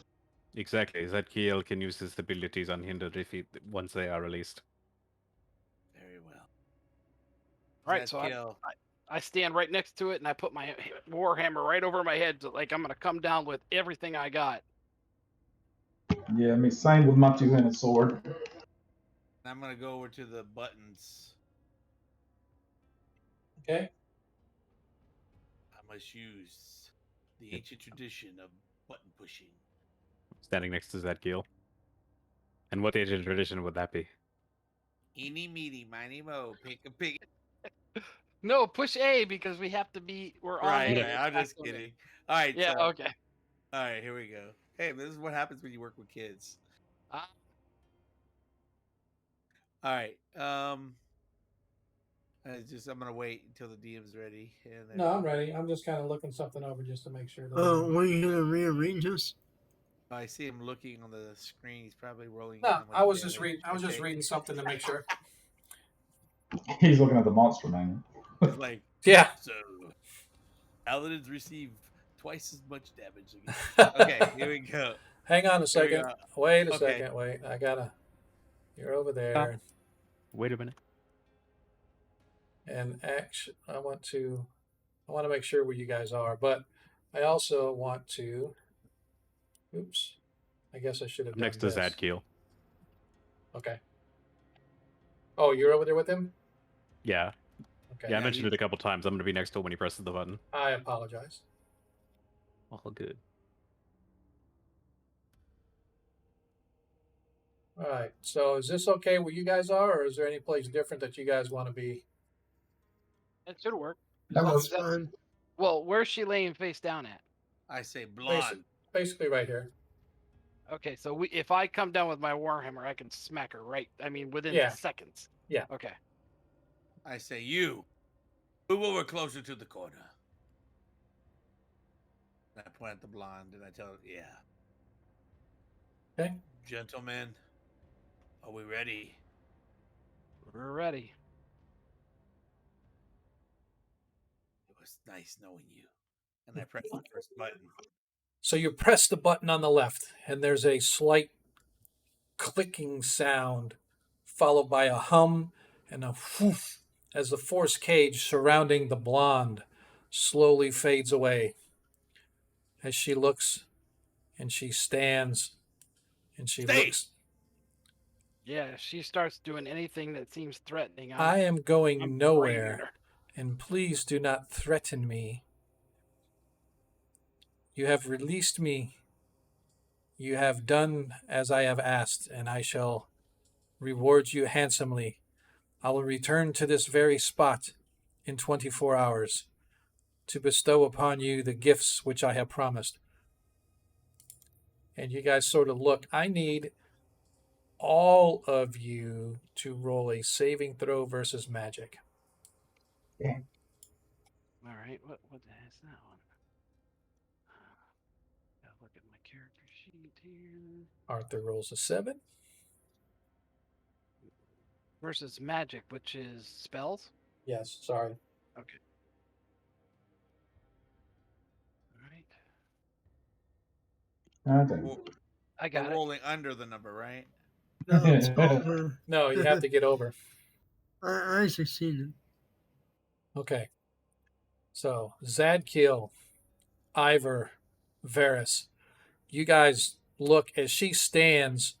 Suddenly, this shimmering light goes off of her, and you are gazing upon the most beautiful thing, woman, creature you have ever seen. And immediately you are drawn to her, but then you sort of shake it off. Arthur, you and Deglin both, your jaw nearly drops with the just literally the lust that sort of overwhelms you at the sight of this incredibly beautiful blonde creature stand before you. And soon the light gets so bright that you can't hardly stand it. And then she disappears, and you guys are left standing there blinded for you don't know how long. Wonderful. All of us? Or just... No, just the Arthur and Deglin, who failed their saving throw versus magic. I told you. Now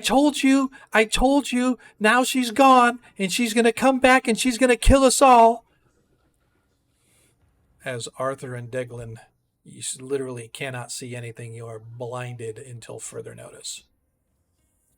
Wonderful. Yes, well, I do not know if this was intentional, but I am having a very hard time seeing anything right now. Yeah, I can't see anything either. Set the guys down in the corner and Thanks, let's Doc. not do anything else until they get their sight back. I grab Arthur. I say, "It's okay. What is wrong?" I cannot see. But I'm here. No, I cannot see anything. I am blind. How? The My turn. bright, My turn. Somebody please let me go. Please. Please. I don't want to be here when she comes back. Please let me go. She's already destroyed the eyesight of 2 of you. I don't want to be the next one. Please, somebody let me go. Oh, hush. Yeah, not happening. Not until our friend's eyesight's back.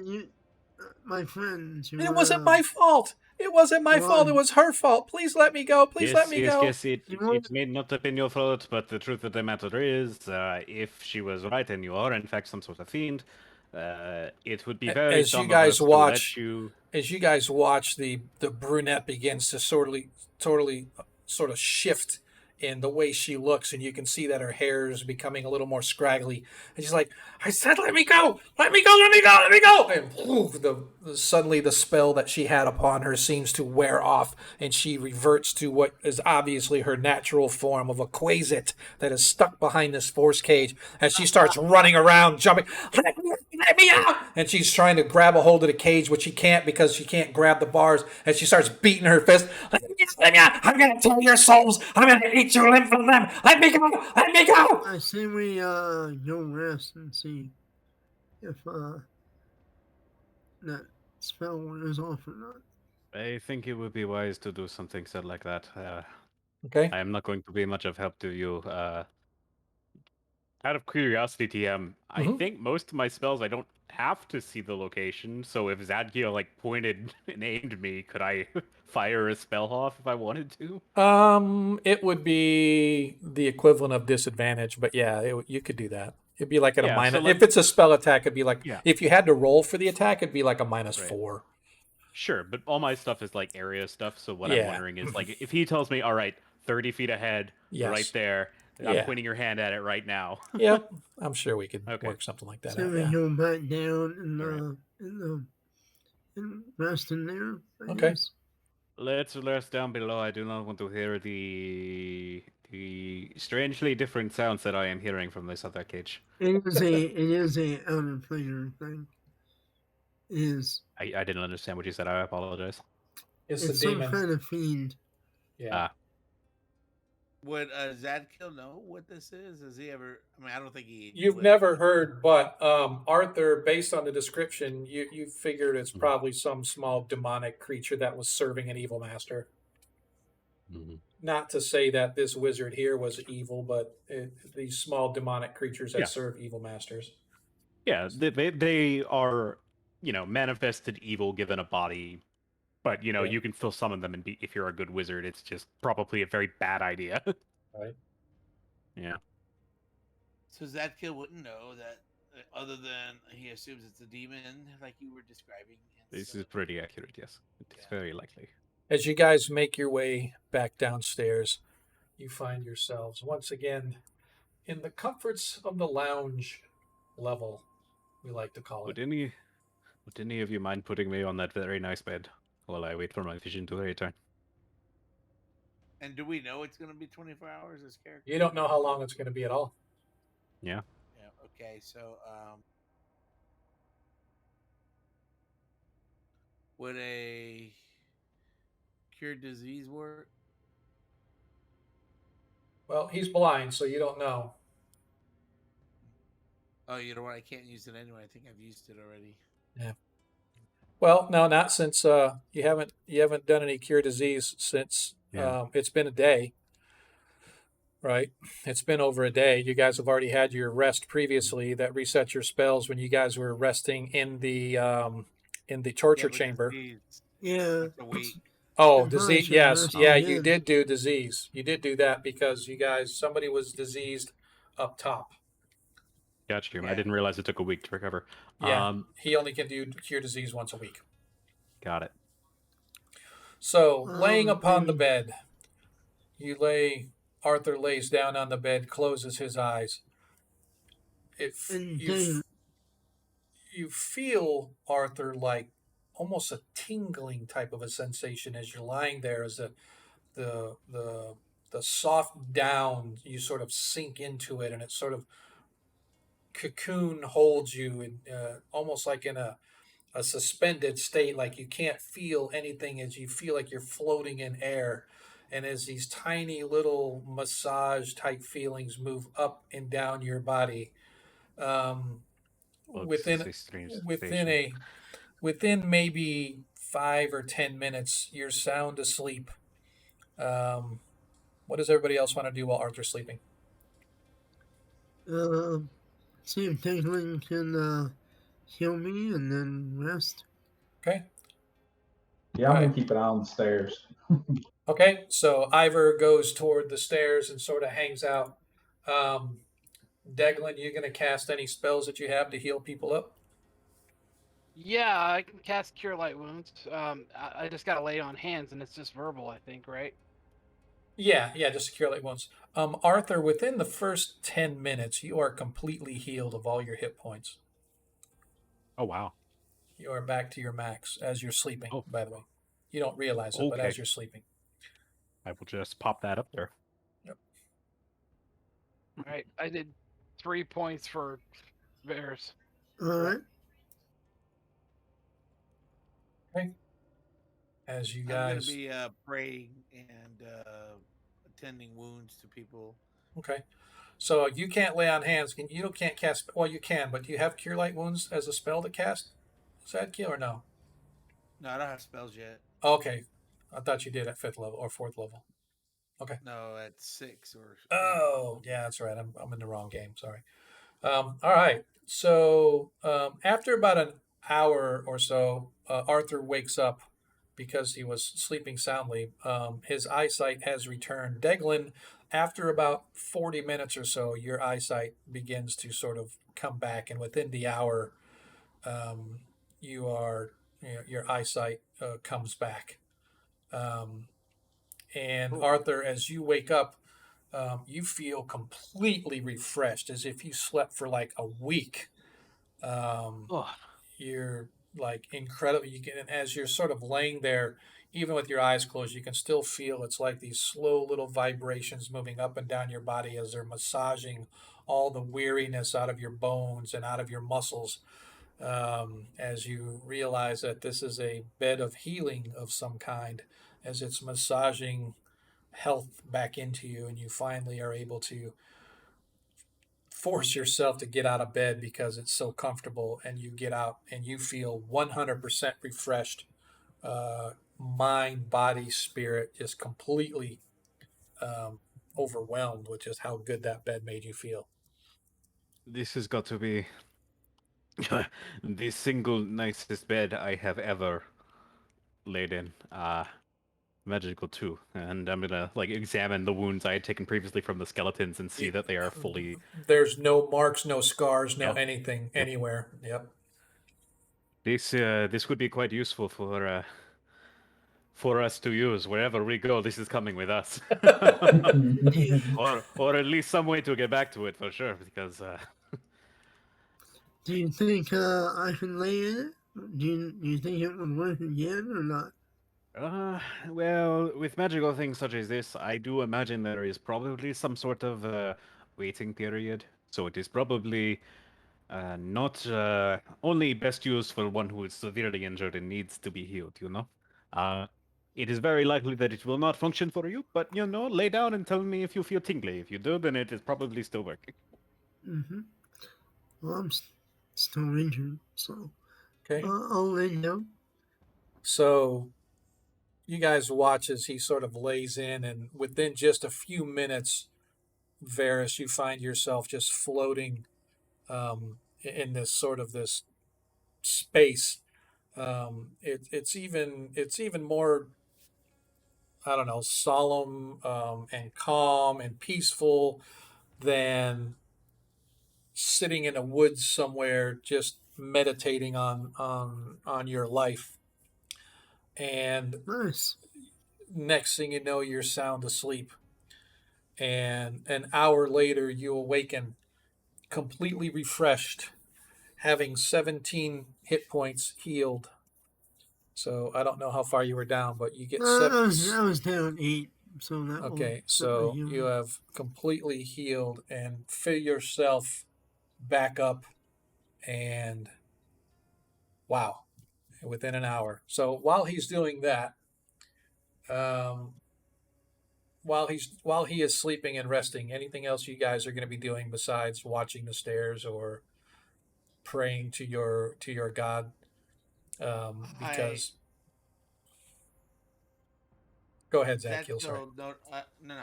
I was just gonna say that Zach Hill notices this and hears the conversation as he's tending and doing his things, and he goes, Is this? He starts to detect evil on the bed. Okay. There is no evil. Perhaps I should try as well.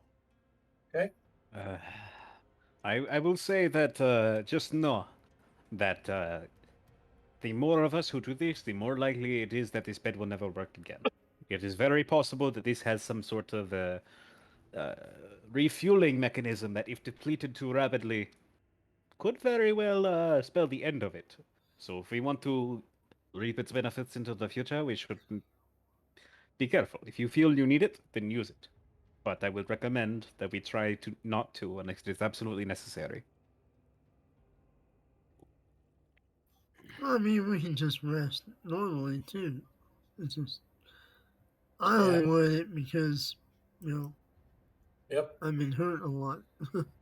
So It is up to you, Zadkiel. It would be unfair for me to say that you cannot, but I am just cautioning you. And That- they're talking and explaining to me Zakil's sitting down in it, and he's going, "Yes, I understand." As Zadkiel lays down in it, and similar to the other two, you suddenly feel as if you're floating in these clouds, being buoyed by the spirit of Saint Cuthbert as he wraps his warm glow about you, and you fall gently into a sleep as if a child is being held by his parent. And when you awake, you find yourself fully refreshed, mind, body, and spirit. And you get 17 hit points back. Oh, I only had 6. Well, and you are healed. So, for tracking purposes, this bed normally it will require you.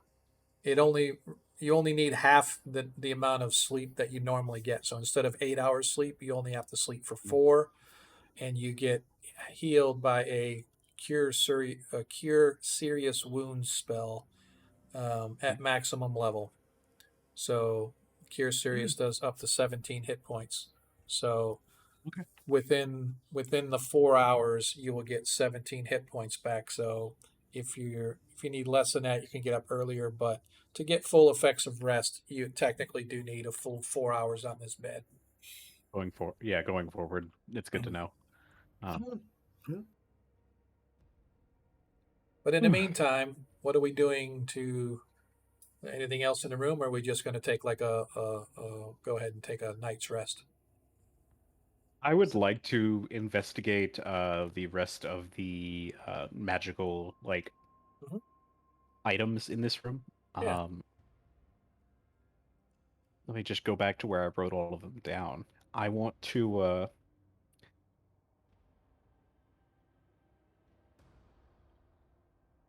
take a look at the desk chair.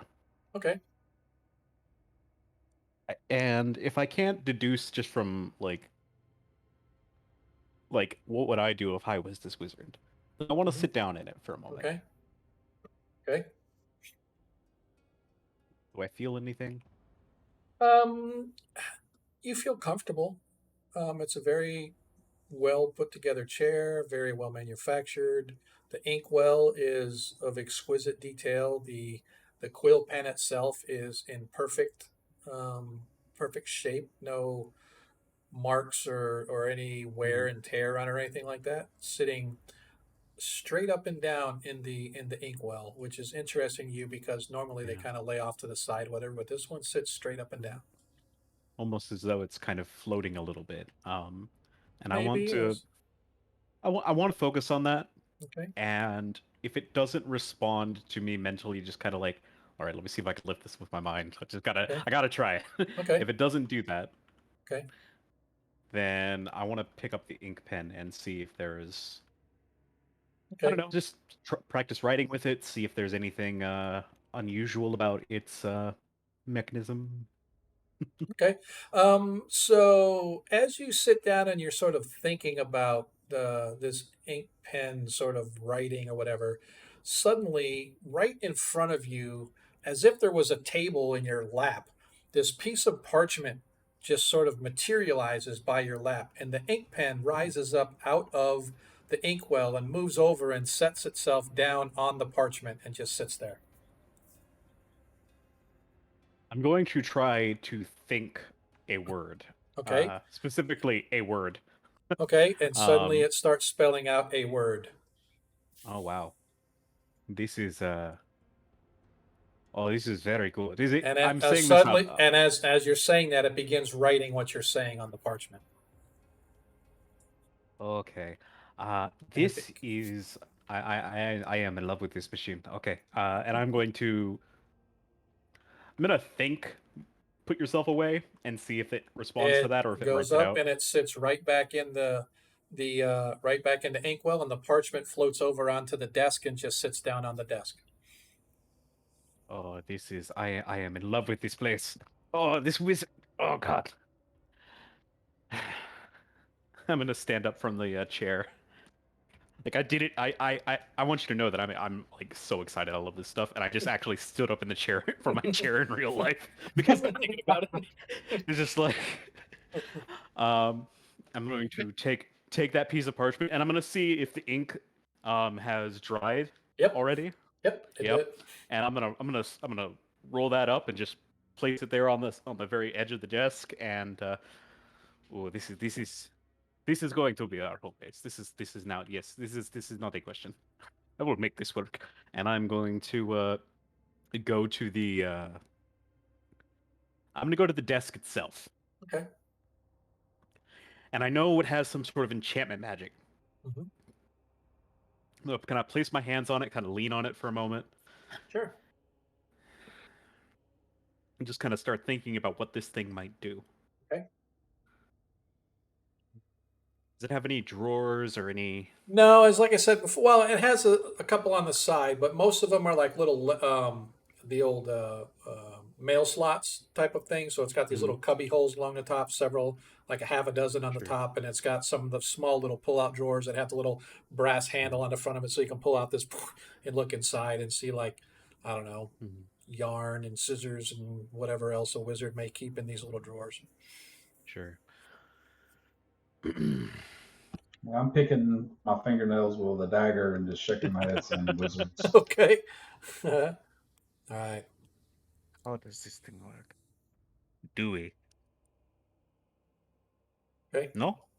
Okay, saying Dewey out loud. I'm gonna look at the bookcase. Dewey! No command word? Okay. Okay. As you say, Dewey, at the very end, a book slides out. Oh. Does it just kind of float there? Oh, no, it just slides out, so it like it's no longer pushed all the way in. It's like slides like halfway out, right at the very end.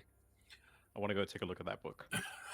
So you see that is a some kind of a notebook describing the Dewey bookshelf. Oh yeah, let me pour into this. Let me take it over to the desk and begin to read. So as you read through, you see that it is an enchanted bookshelf that will basically react to whatever the subject, author, title, or any other descriptor. For example, if you said something like, "Show me all the books on the elemental planes," all the books would come off the shelves and rearrange themselves so that all of the elemental plane books would be right in front of you.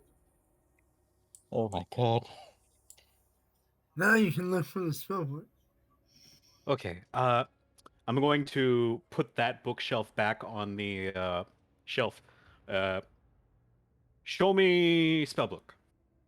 The books all rearrange, they all come out and they start flying around everywhere, and boom, suddenly right in front of you there are two books that are sort of half sticking out. I want to pull one of them and just kind of peruse through it very carefully. Inside, you see that the first one you pull out is actually, it looks like a book of scrolls, right? So it's not like, you see that they're crafted like scrolls as opposed to an actual spell book. But you see inside it has 2 scrolls for magic missile, 2 scrolls for flaming sphere, a continual flame, a darkness, and a light spell, 2 light spells. Oh boy. And each one of those scrolls are cast at a 10th level. At 10th level? Yeah. As a 10th level caster. Oh, okay. Okay. I was like, I was very. No. The magic missile more powerful than wish. No. Yeah. Okay. Whew. Yeah. I'm gonna put that in with my other spell book, for sure. And I am going to.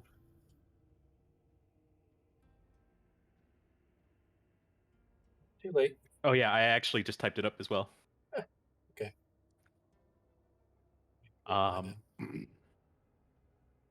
I want to take a look at the second book. Yeah, the continual flame. Continual light, maybe. Well, yeah, that's what it was. Continual light. Yeah. Yep. Did I miss something? I was confused. No. Okay. Anyway. Yep. Nope. That was it. I was just making sure because continual flame doesn't, but it has a continual light. Yeah. Yep. Wrong edition. I apologize. I fixed it. Yep. Let's take a look at the other book. Yep. So this one you see has numerous spells in it, but they're all of the same level. Mm-hmm. First of all, there are 11 spells. Mm-hmm.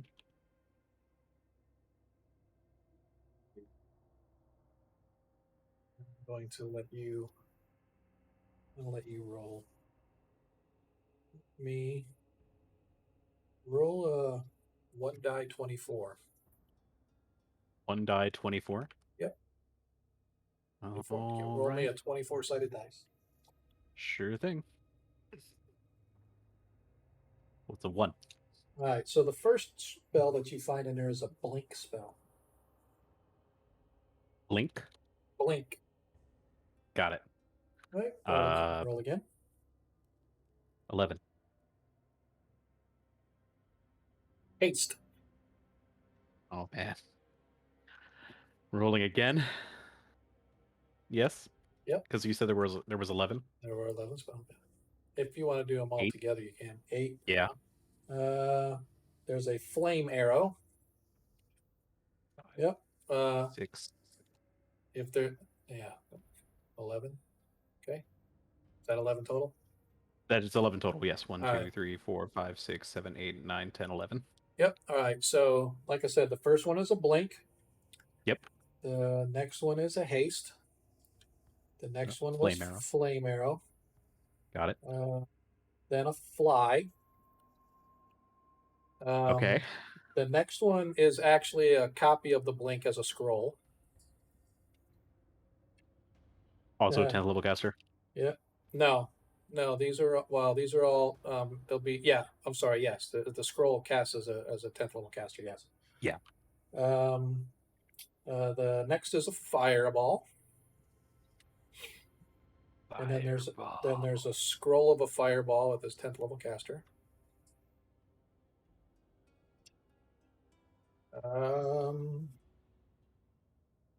Invisibility, 10-foot radius. A dispel magic. Feign death. And another scroll of blink. He was really counting on this blink to get them out of this place, but it did not work. It clearly did not work. All right, so I have a book of spells with blink, haste, flame arrow, fly, scroll of blink, fireball, scroll of fireball, invisibility, dispel magic, feign death, and scroll of blink. Yep. All right, 1, 2, 3, 4, 5, 6, 7, 8, 9, 10, 11. Yep. Oh, this is we have found it. We have found quite a treasure here. Let me tell you. Yep. I still cannot. Bored. I mean, I have a small chance to read languages and be able to cast spell scrolls probably in my future. So, yeah. Yeah. Need gold. Yep. Or magic weapons or something. Magic armor. I wonder, would it work with cleric spells if they had a book on it? Do you want me to see if there are clerical spells stored here? Sure. Show me clerical magic. The shelf itself begins to sort of shake and rumble around, and all the books go twirling around, and a single book sticks out. Ooh. Let me see what this is, and I will go take a look and see what there is to see. So inside you see that there are several clerical spell scrolls bound into book form. Oh, I believe this will be of interest to you. Yes. And I'll pass it to him to take a quick look through. I'll type it up for you if you want. Yes, please. Oh, nice. Oh, what I got to roll? A No, 1d24? I'm rolling it. No, I'm rolling. Oh, okay. All right. So I need you to roll. Give me a 12-sided dice. Okie dokie. The first one is a spell of animate dead.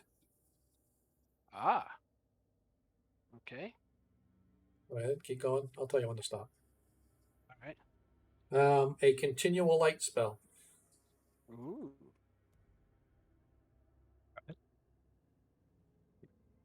A remove curse spell. That could be good. Yeah. A hold person spell. Okay, I got that one. Got it. A cure blindness spell. Should have used that earlier. Yeah.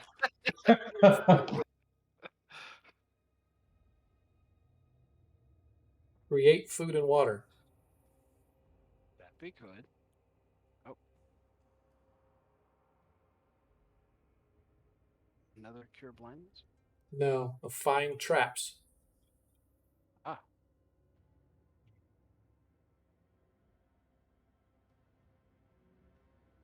Slow poison. Okay.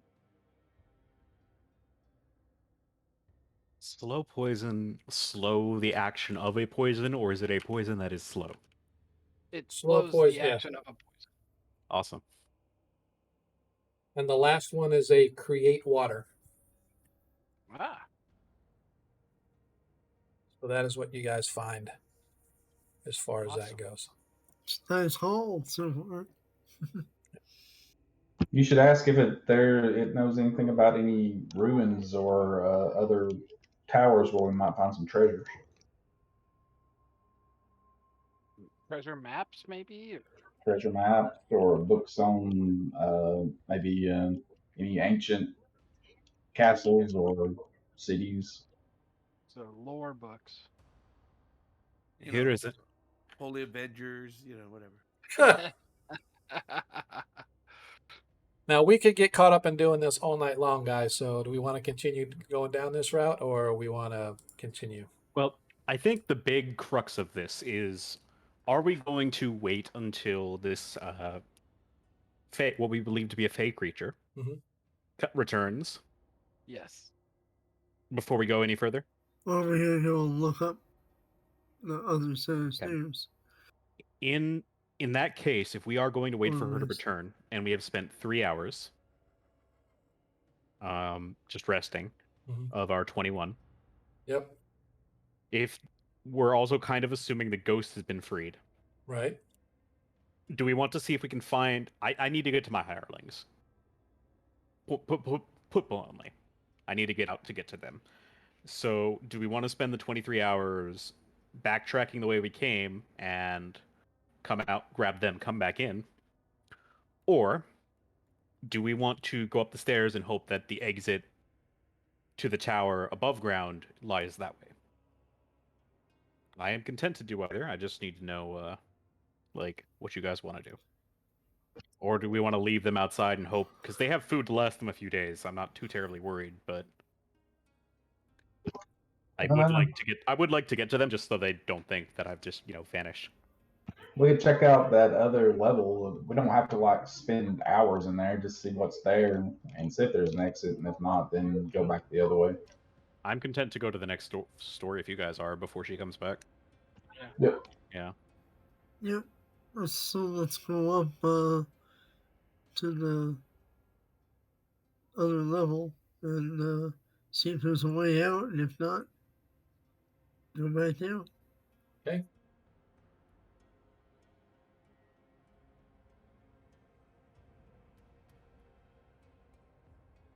was really irritating me that I can't remove him.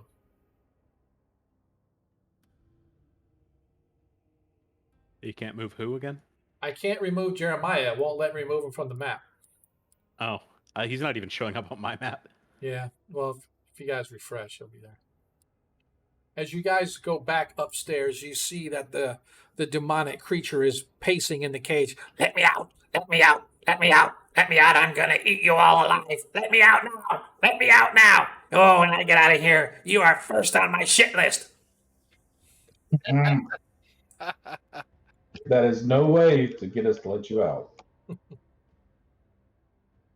Well, fine. Please let me out, kind sir. As she speaks in the she speaks in the voice of the brunette, or it speaks in the voice of the brunette. Yeah, not happening. No. All right. So what are we gonna do then? So we got to hit that third button, I guess, to go up to the next level. Yeah, hopefully it does not release the creature. But I was thinking that too. Whoa! That creature said the center button would do it, so as long as we don't hit that one, we probably should. well, yeah. I have my sword out just in case. I have my own too. You all should probably we should probably gather near the near. You all should probably gather near the creature with Zadkivo's righteous aura to protect you while I press the button. Sure. Give me the 10-foot pole, please. I hand you my 10-foot pole.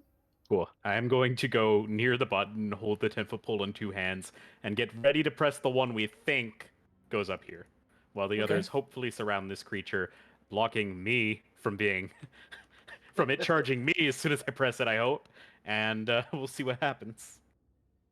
Okay. You reach the pole out, push the button.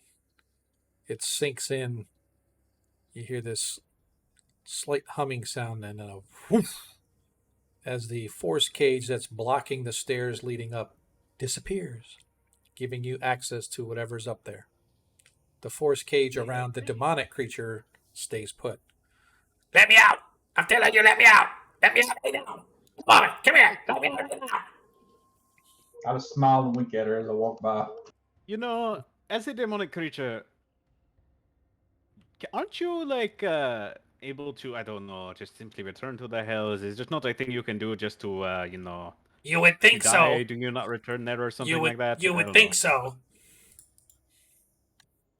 Oh wow. I am sorry for your loss, and I'm gonna go up the stairs with the others. Hang on just a sec. Oh wait, demonic creatures go to the abyss. That is correct. I'm gonna send this to the I'm gonna send this to the chat. This is what it looks like. Oh yeah. Yep. Closet. Yep. Familiar. So, you guys work your way up the stairs, I assume? Yes. Arthur leading the way? No. I'll be in the back. Oh, gotcha. I'll be in front of the rear guard. Yeah, I'll lead the way. I'll take my 10-foot pole back and look for traps. Okay, go ahead and give me a trap check. Okay, no traps on the stairs as you work your way up.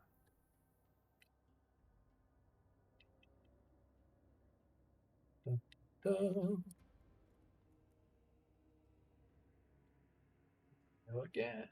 No, let's remove him. Hey, let me remove him this time. You guys walk into yet another room, 30 feet or 70 feet circular, just like the ones you guys have left. You entered another level of this round tower. This time, however, there are no other stairs in sight. However, you see 7 doors. 3 are spaced evenly along the eastern wall, ABC. 2 more are standalone door frames in the middle of the room. That's D and E. In the each of these doors, D and E, are in front of what look to be force cages. In the middle of the force cage are another set of doors sitting right in the middle of each force cage. So you have A, B, and C in the walls.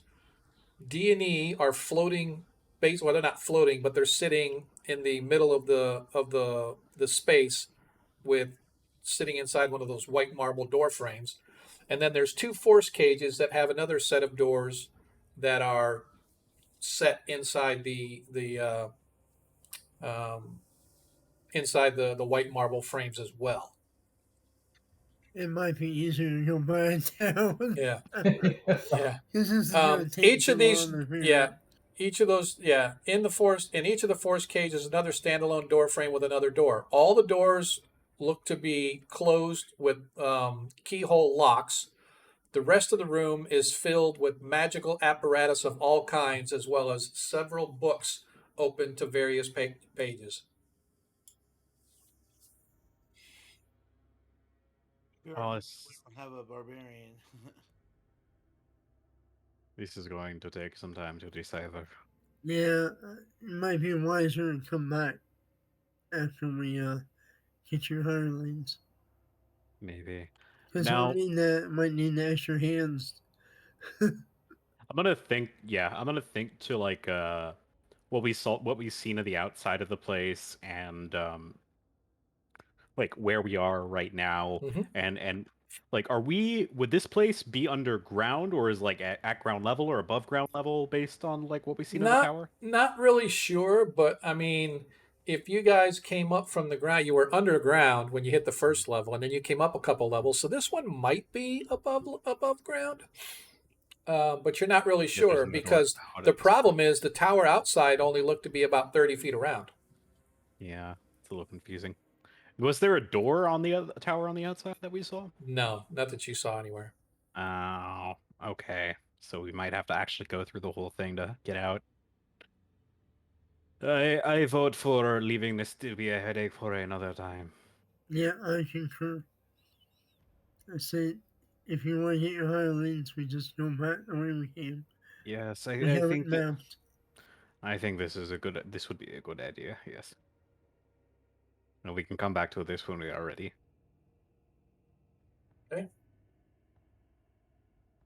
You guys go back downstairs then? All the way to the first floor, I should say. Going back to the lounge room, for lack of a better term. I think that would be a good idea. Yes. And then go back down the spiral. Okay. This is hilarious. Let me move them off this map, but I'll let it move on the other one.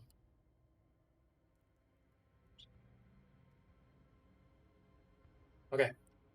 So you guys are now back in here. All right. So what are we going to do? We are going to wait for the day, or are we going to go do what Arthur said and go retrieve his men? Yeah, I think we're retrieving his guys, right? Okay. I think that's what I would like to do. Okay. All right. So here's all I am going to need. I am going to need two stealth checks from our thief, please. Use one of the nat 20s? Sure, you can use all the nat 20s you want. You guys have two nat 1s and Varys has a nat 20. So if you want to use your nat 20 on one of them, you absolutely can. Yeah, they do go away at the end of the session, right? I have not had the opportunity to allow you guys to use them in like a combat or anything, especially the nat 1s. This nat 20 is fine, but the nat 1s you haven't had a chance to use. So I'm going to allow them to carry over till next session. Okay, well, they'll roll, I guess, and see. So, they're percentage rolls anyway for me. 52 is your stealth, right? Is that what it was? 55 is 55 stealth, okay. All right, so there's one success. And I will say, just for rule's sake, that because you have a percentage, which you made it anyway, for in the future, if it's a nat 20, then you guys can use that for percentage rolls. Basically, it just means automatic success, right? So, okay. So is that fair? It sounds good. I'll just save the nat 20. All right. So it takes you guys about 4 hours to sneak your way past. And as you sneak your way past the owlbear area, you realize that there are 3 adult owlbears and a half a dozen baby owlbears living in those cave complexes, because you see them moving up and down the hall as you sort of snuck your way through, but you managed to sneak past and back without being caught. bringing Arthur's comrades with him, as now everybody is back in the chamber of relaxation. What do we want to do for the rest of the day? Anything? While we wait for the Fae to return, I mean, let me check my Hard Links health real quick. They're all full. Yep. So I'm gonna leave that open to the others. I'm gonna check the bookshelf, see if it has something on the desk, and I'll ask it to anything on this desk as I'm pointing to the one in the corner. The books kind of shake and stumble, but nothing changes or nothing comes out to. Got it. Ask about the room at the top with the doors. Yes. Anything on this tower? It shakes and rattles and comes back, and you find that there is a blueprint of most of the tower, but it looks like it's only the first 2 levels. So here and the one above you, anything above it, there's nothing about it. Unfortunately, I believe it is very intentionally been left out. It's probably has something to do with him trying to escape Quite possible. tower. I don't know. Okay. Or it opens gates to other planes or something. Ooh, that would be cool. It is possible, but Because considering you had 2 prisoners in here. I think summoning a creature from beyond this plane is far easier than creating a doorway to one. If I had to guess. That, and also he was trying to escape all the time. Couldn't you just use one of those doors to escape if it went somewhere like that? Yeah. I'm just theorizing. So. Yep. No, it is a good idea. I just do not think it is likely that it will be the case, but we will find out. So as the mage is working through these books and trying to find Varys, you and the others manage to find other apparently valuable stuff that's in this room. For example, you find statuettes carved in ivory. You find silver, like plates and silverware and goblets and whatnot that could probably fetch a pretty penny. All told, probably between the statues and the cutlery, you could probably get a good 500 gold if you were to sell it on the market somewhere. Nice. That helps. My pocket. My pockets are drained. But you also know that you know these magic items probably fetch money too, like the lamps. The lamps and the desk and the bed and all that's magic. You could probably fetch a pretty coin for that too if you were to sell it.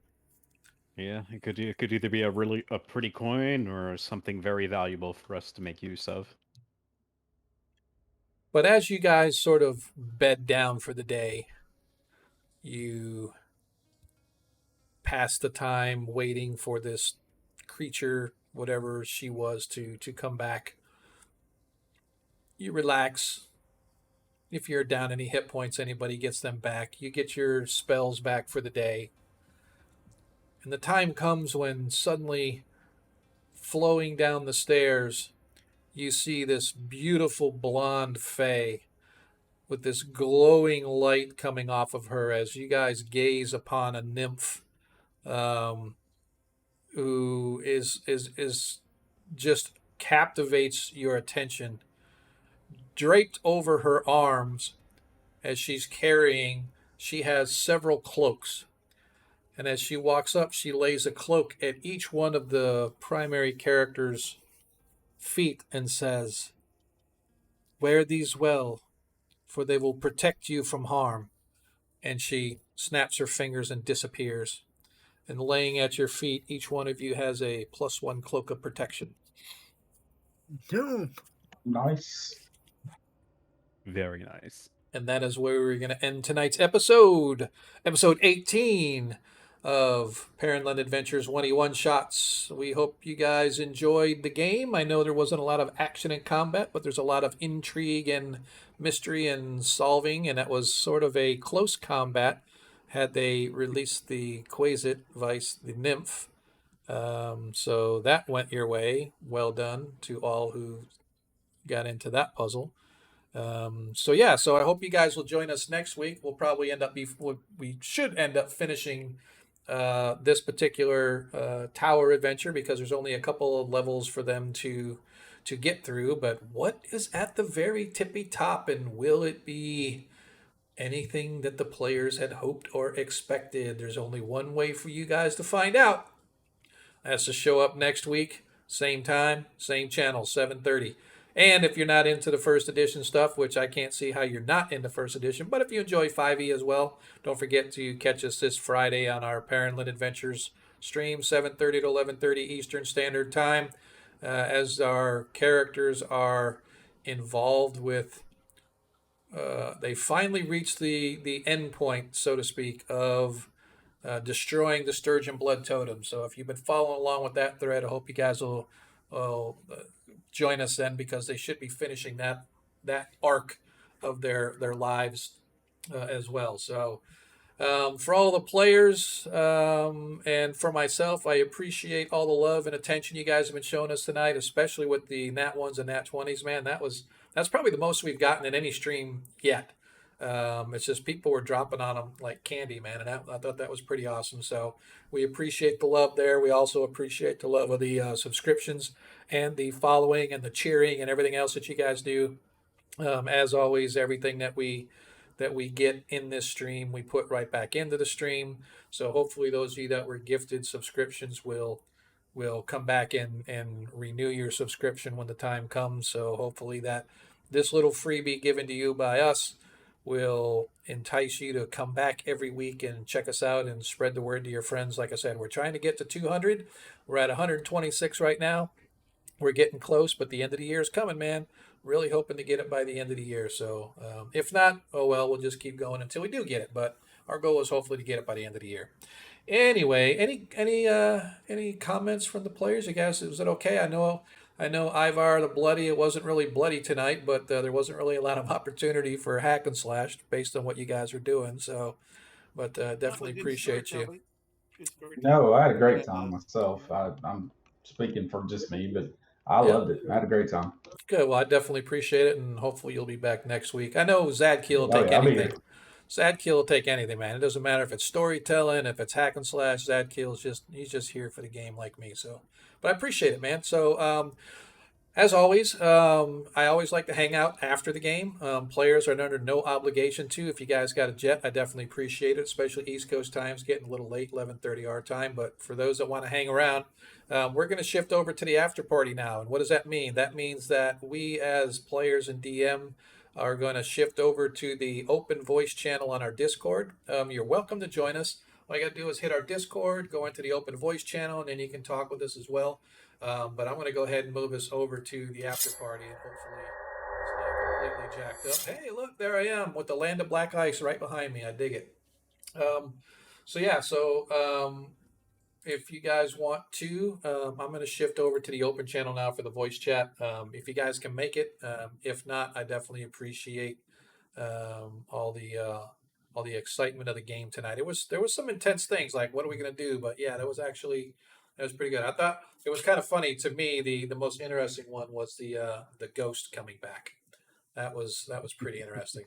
I wasn't sure what Declan was going to do if that ghost really would have hung around. But anyway, let's head to the open channel. If you guys can make it, you can make it. If you can't, I will see you next time. And until then, see you later. And here we are on the open channel. So like I said, man, if you guys out there on the in the real world chat, if you guys want to come jump on and hang with us for a little while, we're on the open chat. This is where we usually like to hang out. Monkey, you can join us anytime you want, but if you want to stay over there on the 1E-One Shots channel, that's totally okay too, man. Totally okay too. So, yeah. Hey, Armin, I appreciate you guys hanging out with us, man. I know it's like I'm not sure what time it is in your side of the world, but he's like in Australia or New Zealand or New Zealand. Yeah, that's where it's at. So someplace down there. But yeah, man, we appreciate you guys stepping up and hanging out with us. So yeah, so some it's kind of one thing I was when I was reading about this adventure. It's like they're like when the players starts like, oh, we're not finding a lot of treasure, we're not finding a lot of this, and all of a sudden they start finding stuff like this. Like I knew Arthur would go batshit crazy for this. I'm like, oh yeah, Adam's gonna like the fact that you have a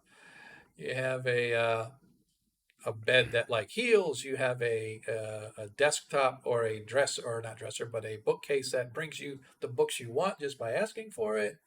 So yeah, that was pretty funny. Honestly, I live for those moments where I you am find looking at. I don't weird. understand why aren't. Walked away for a minute, pretending that I'm shocked at TPK levels. No, no TPK tonight. I wanted a mass slaughter, but they released the nymph instead. I don't know what to tell you. I don't know what to tell you. Yeah. You guys are talking, Adam, but I don't hear. Oh, really?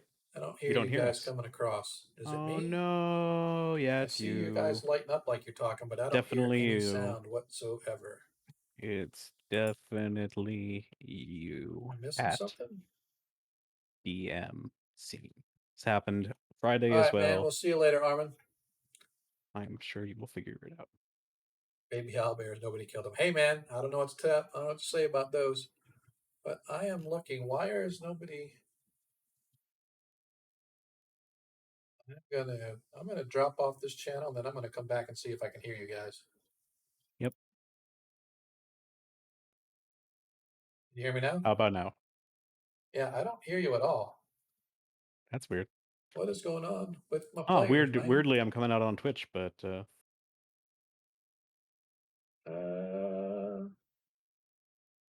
Yeah, you can hear out on. I can't hear anybody. You know what? Let me see. I'll bet you I know what it is. Give me just a second, because Sean is a knucklehead. Let's go here. Oh, that's fine there. Now let's go here. Yeah, because it's my audio output capture. That's why. Oops. My audio output capture for some reason on the. That's why. What about now? Can you guys hear me? yeah, we can hear you. Oh wait, now it's lighting up, but it's not piping through. Wow, this is pretty crazy. What is going on? Let's try this again. Let's go.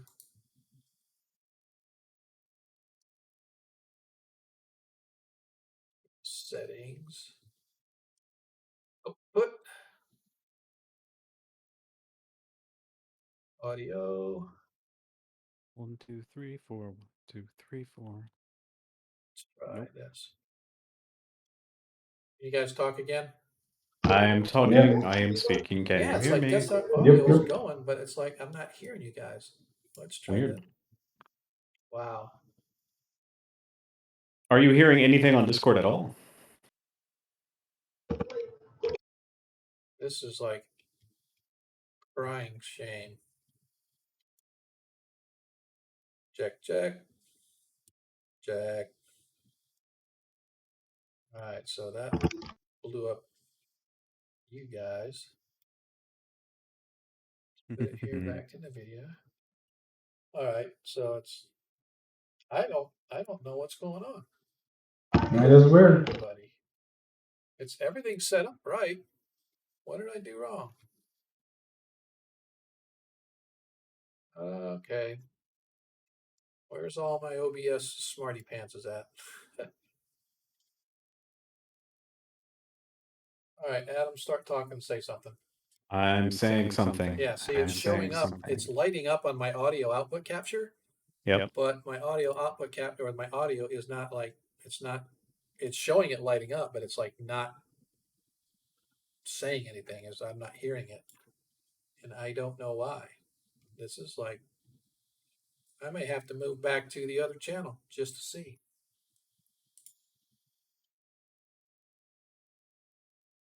coming out on Twitch. Yeah, I'm not hearing Discord at all. So that's what I said. That's what I'm kind of baffled at. I look at my audio settings.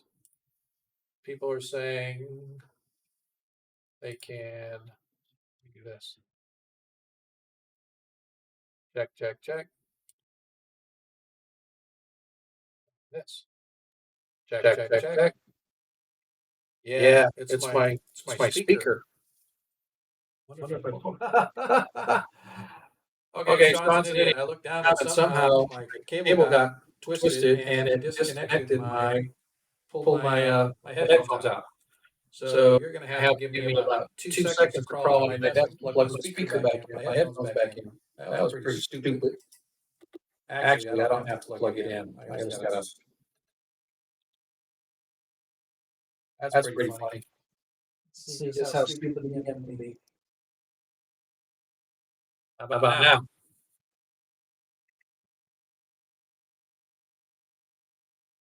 Now, let me see if I can. What about now? All right. Have a good night. Yeah, I can hear you. Sorry. Here we go. No. NVIDIA. Done there. Okay, so I plugged my headphones back in. So why is it not hearing anything now? All right.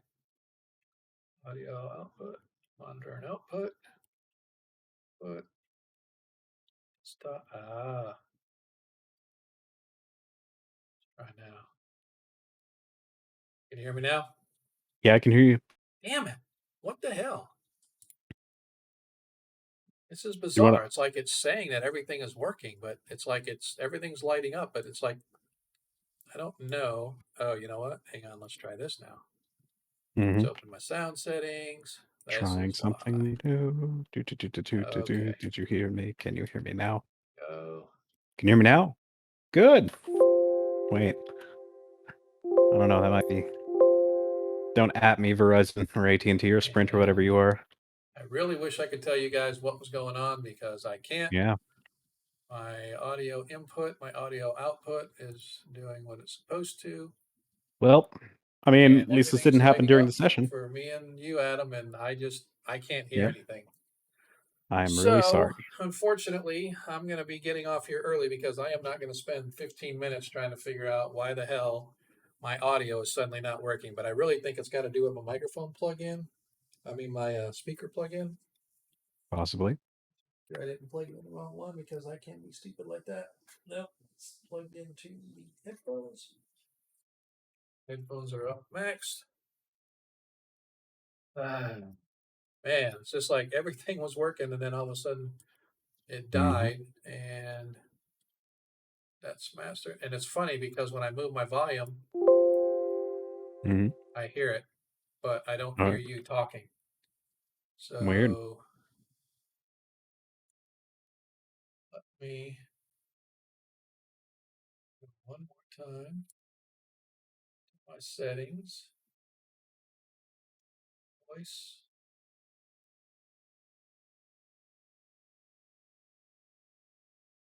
Check. Yeah, see, I don't even hear my voice output when I'm testing on Discord. It's like my headphone is suddenly not working. I don't know what the hell happened. I am sure it is all me. My microphone's working just fine. My output should be working just fine. Check. Yep, everything. I don't know what I did or what happened to my audio output for me. And it's not my audio output, I know, because it's going out to the stream. So if you guys are you able to catch us out on Friday? We would definitely appreciate it. Like I said, we got our group is looking to complete their Sturgeon Blood Totem arc, where they have found the last piece of the Sturgeon Blood Totem. They found the location of the Hollows of Mordain finally, and next episode they begin their descent into the Hollows of Mordain. If I go out, I bet you. I mean, if I go out on the stream, I can probably hear you guys. Right now, I've got it muted out there, but I'm really not sure what the heck is going on because I can't hear anything just because of the fact that it's my headphones. It's not the stream or anything like that. So it's something's up with my headphones. So it's always been plugged into the front of my computer. I've got one on a rear jack that I can try, but I'm not gonna crawl all the way up under my desk to try to figure that out. So I am probably going to end up killing this stream 15 or so minutes early, but what I want to try to do is raid somebody. So let's kind of look and see. We want to complete those. And let's see. DDO stream, and we've got Darling Creep Show. I don't recall how I ended up following her. I think that was off of a Lord Gazumba's stream one time. DDO stream is a pretty good game, but Darling Creep Show's only got about 6 people watching, which is on par with us. I think we've got like 6 or 7 people that are watching. So what I'm going to do is I'm going to get ready to raid. So I do apologize. What in the hell? Now all of a sudden I just heard that. It's like I wasn't hearing anything, and now all of a sudden I hear my transition. So I don't know why I'm not hearing out on Discord, but I'm gonna cry over this later. But what we're gonna do is we're gonna try to go over there and raid Darling Creep Show. So let's see if we can get. I mean, we don't have a whole bunch of people left on here. We had like 15, but now we're down to like 8 or so. So hopefully the 8 of you can hang around. So we are going to raid Darling. See if this will work for us. Make sure I spelled her name right. And I don't remember exactly what this stream is like, but I do know that Lord Gazumba raided her a while back, and I ended up following her, and that's how she ended up on my followed channel. Oh, okay, that's who it was. She was a player. Gotcha.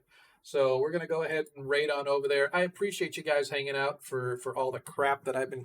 It's like right at the last minute, man. What the hell happened to my audio? I can't hear anybody talking on Discord because Discord hates me. It hates me, Adam. I'm telling you, it hates me. I can't hear you guys talking back to me, so to heck with them. So anyway, so what we're going to do is we're going to rate Darling Creep Show. I appreciate you guys hanging out with us. Once again, if you catch us every Monday night, same time, same channel, and hopefully you guys will be able to catch us out on Friday night as well. So until then, remember, in a world where you can be anything that you want, all we ask is that you be kind. Hang on for the raid. Here we go. Darling Creep Show. Here we come. What? Oh, no. What do you mean? It is not. I know. It says invalid. Oh, that's because I'm an idiot. Okay. Let's try this again. Raid. Do. Because the DM can't spell. Do. Here we go. 6. That's how many we get. Let's see if we get 7 or 8. 7. Let's get 8. Let's get 8. Let's get 8. Okay, close enough. We got it now. Here we go, guys. Thanks a lot. Let's just end this cluster before we all out of here.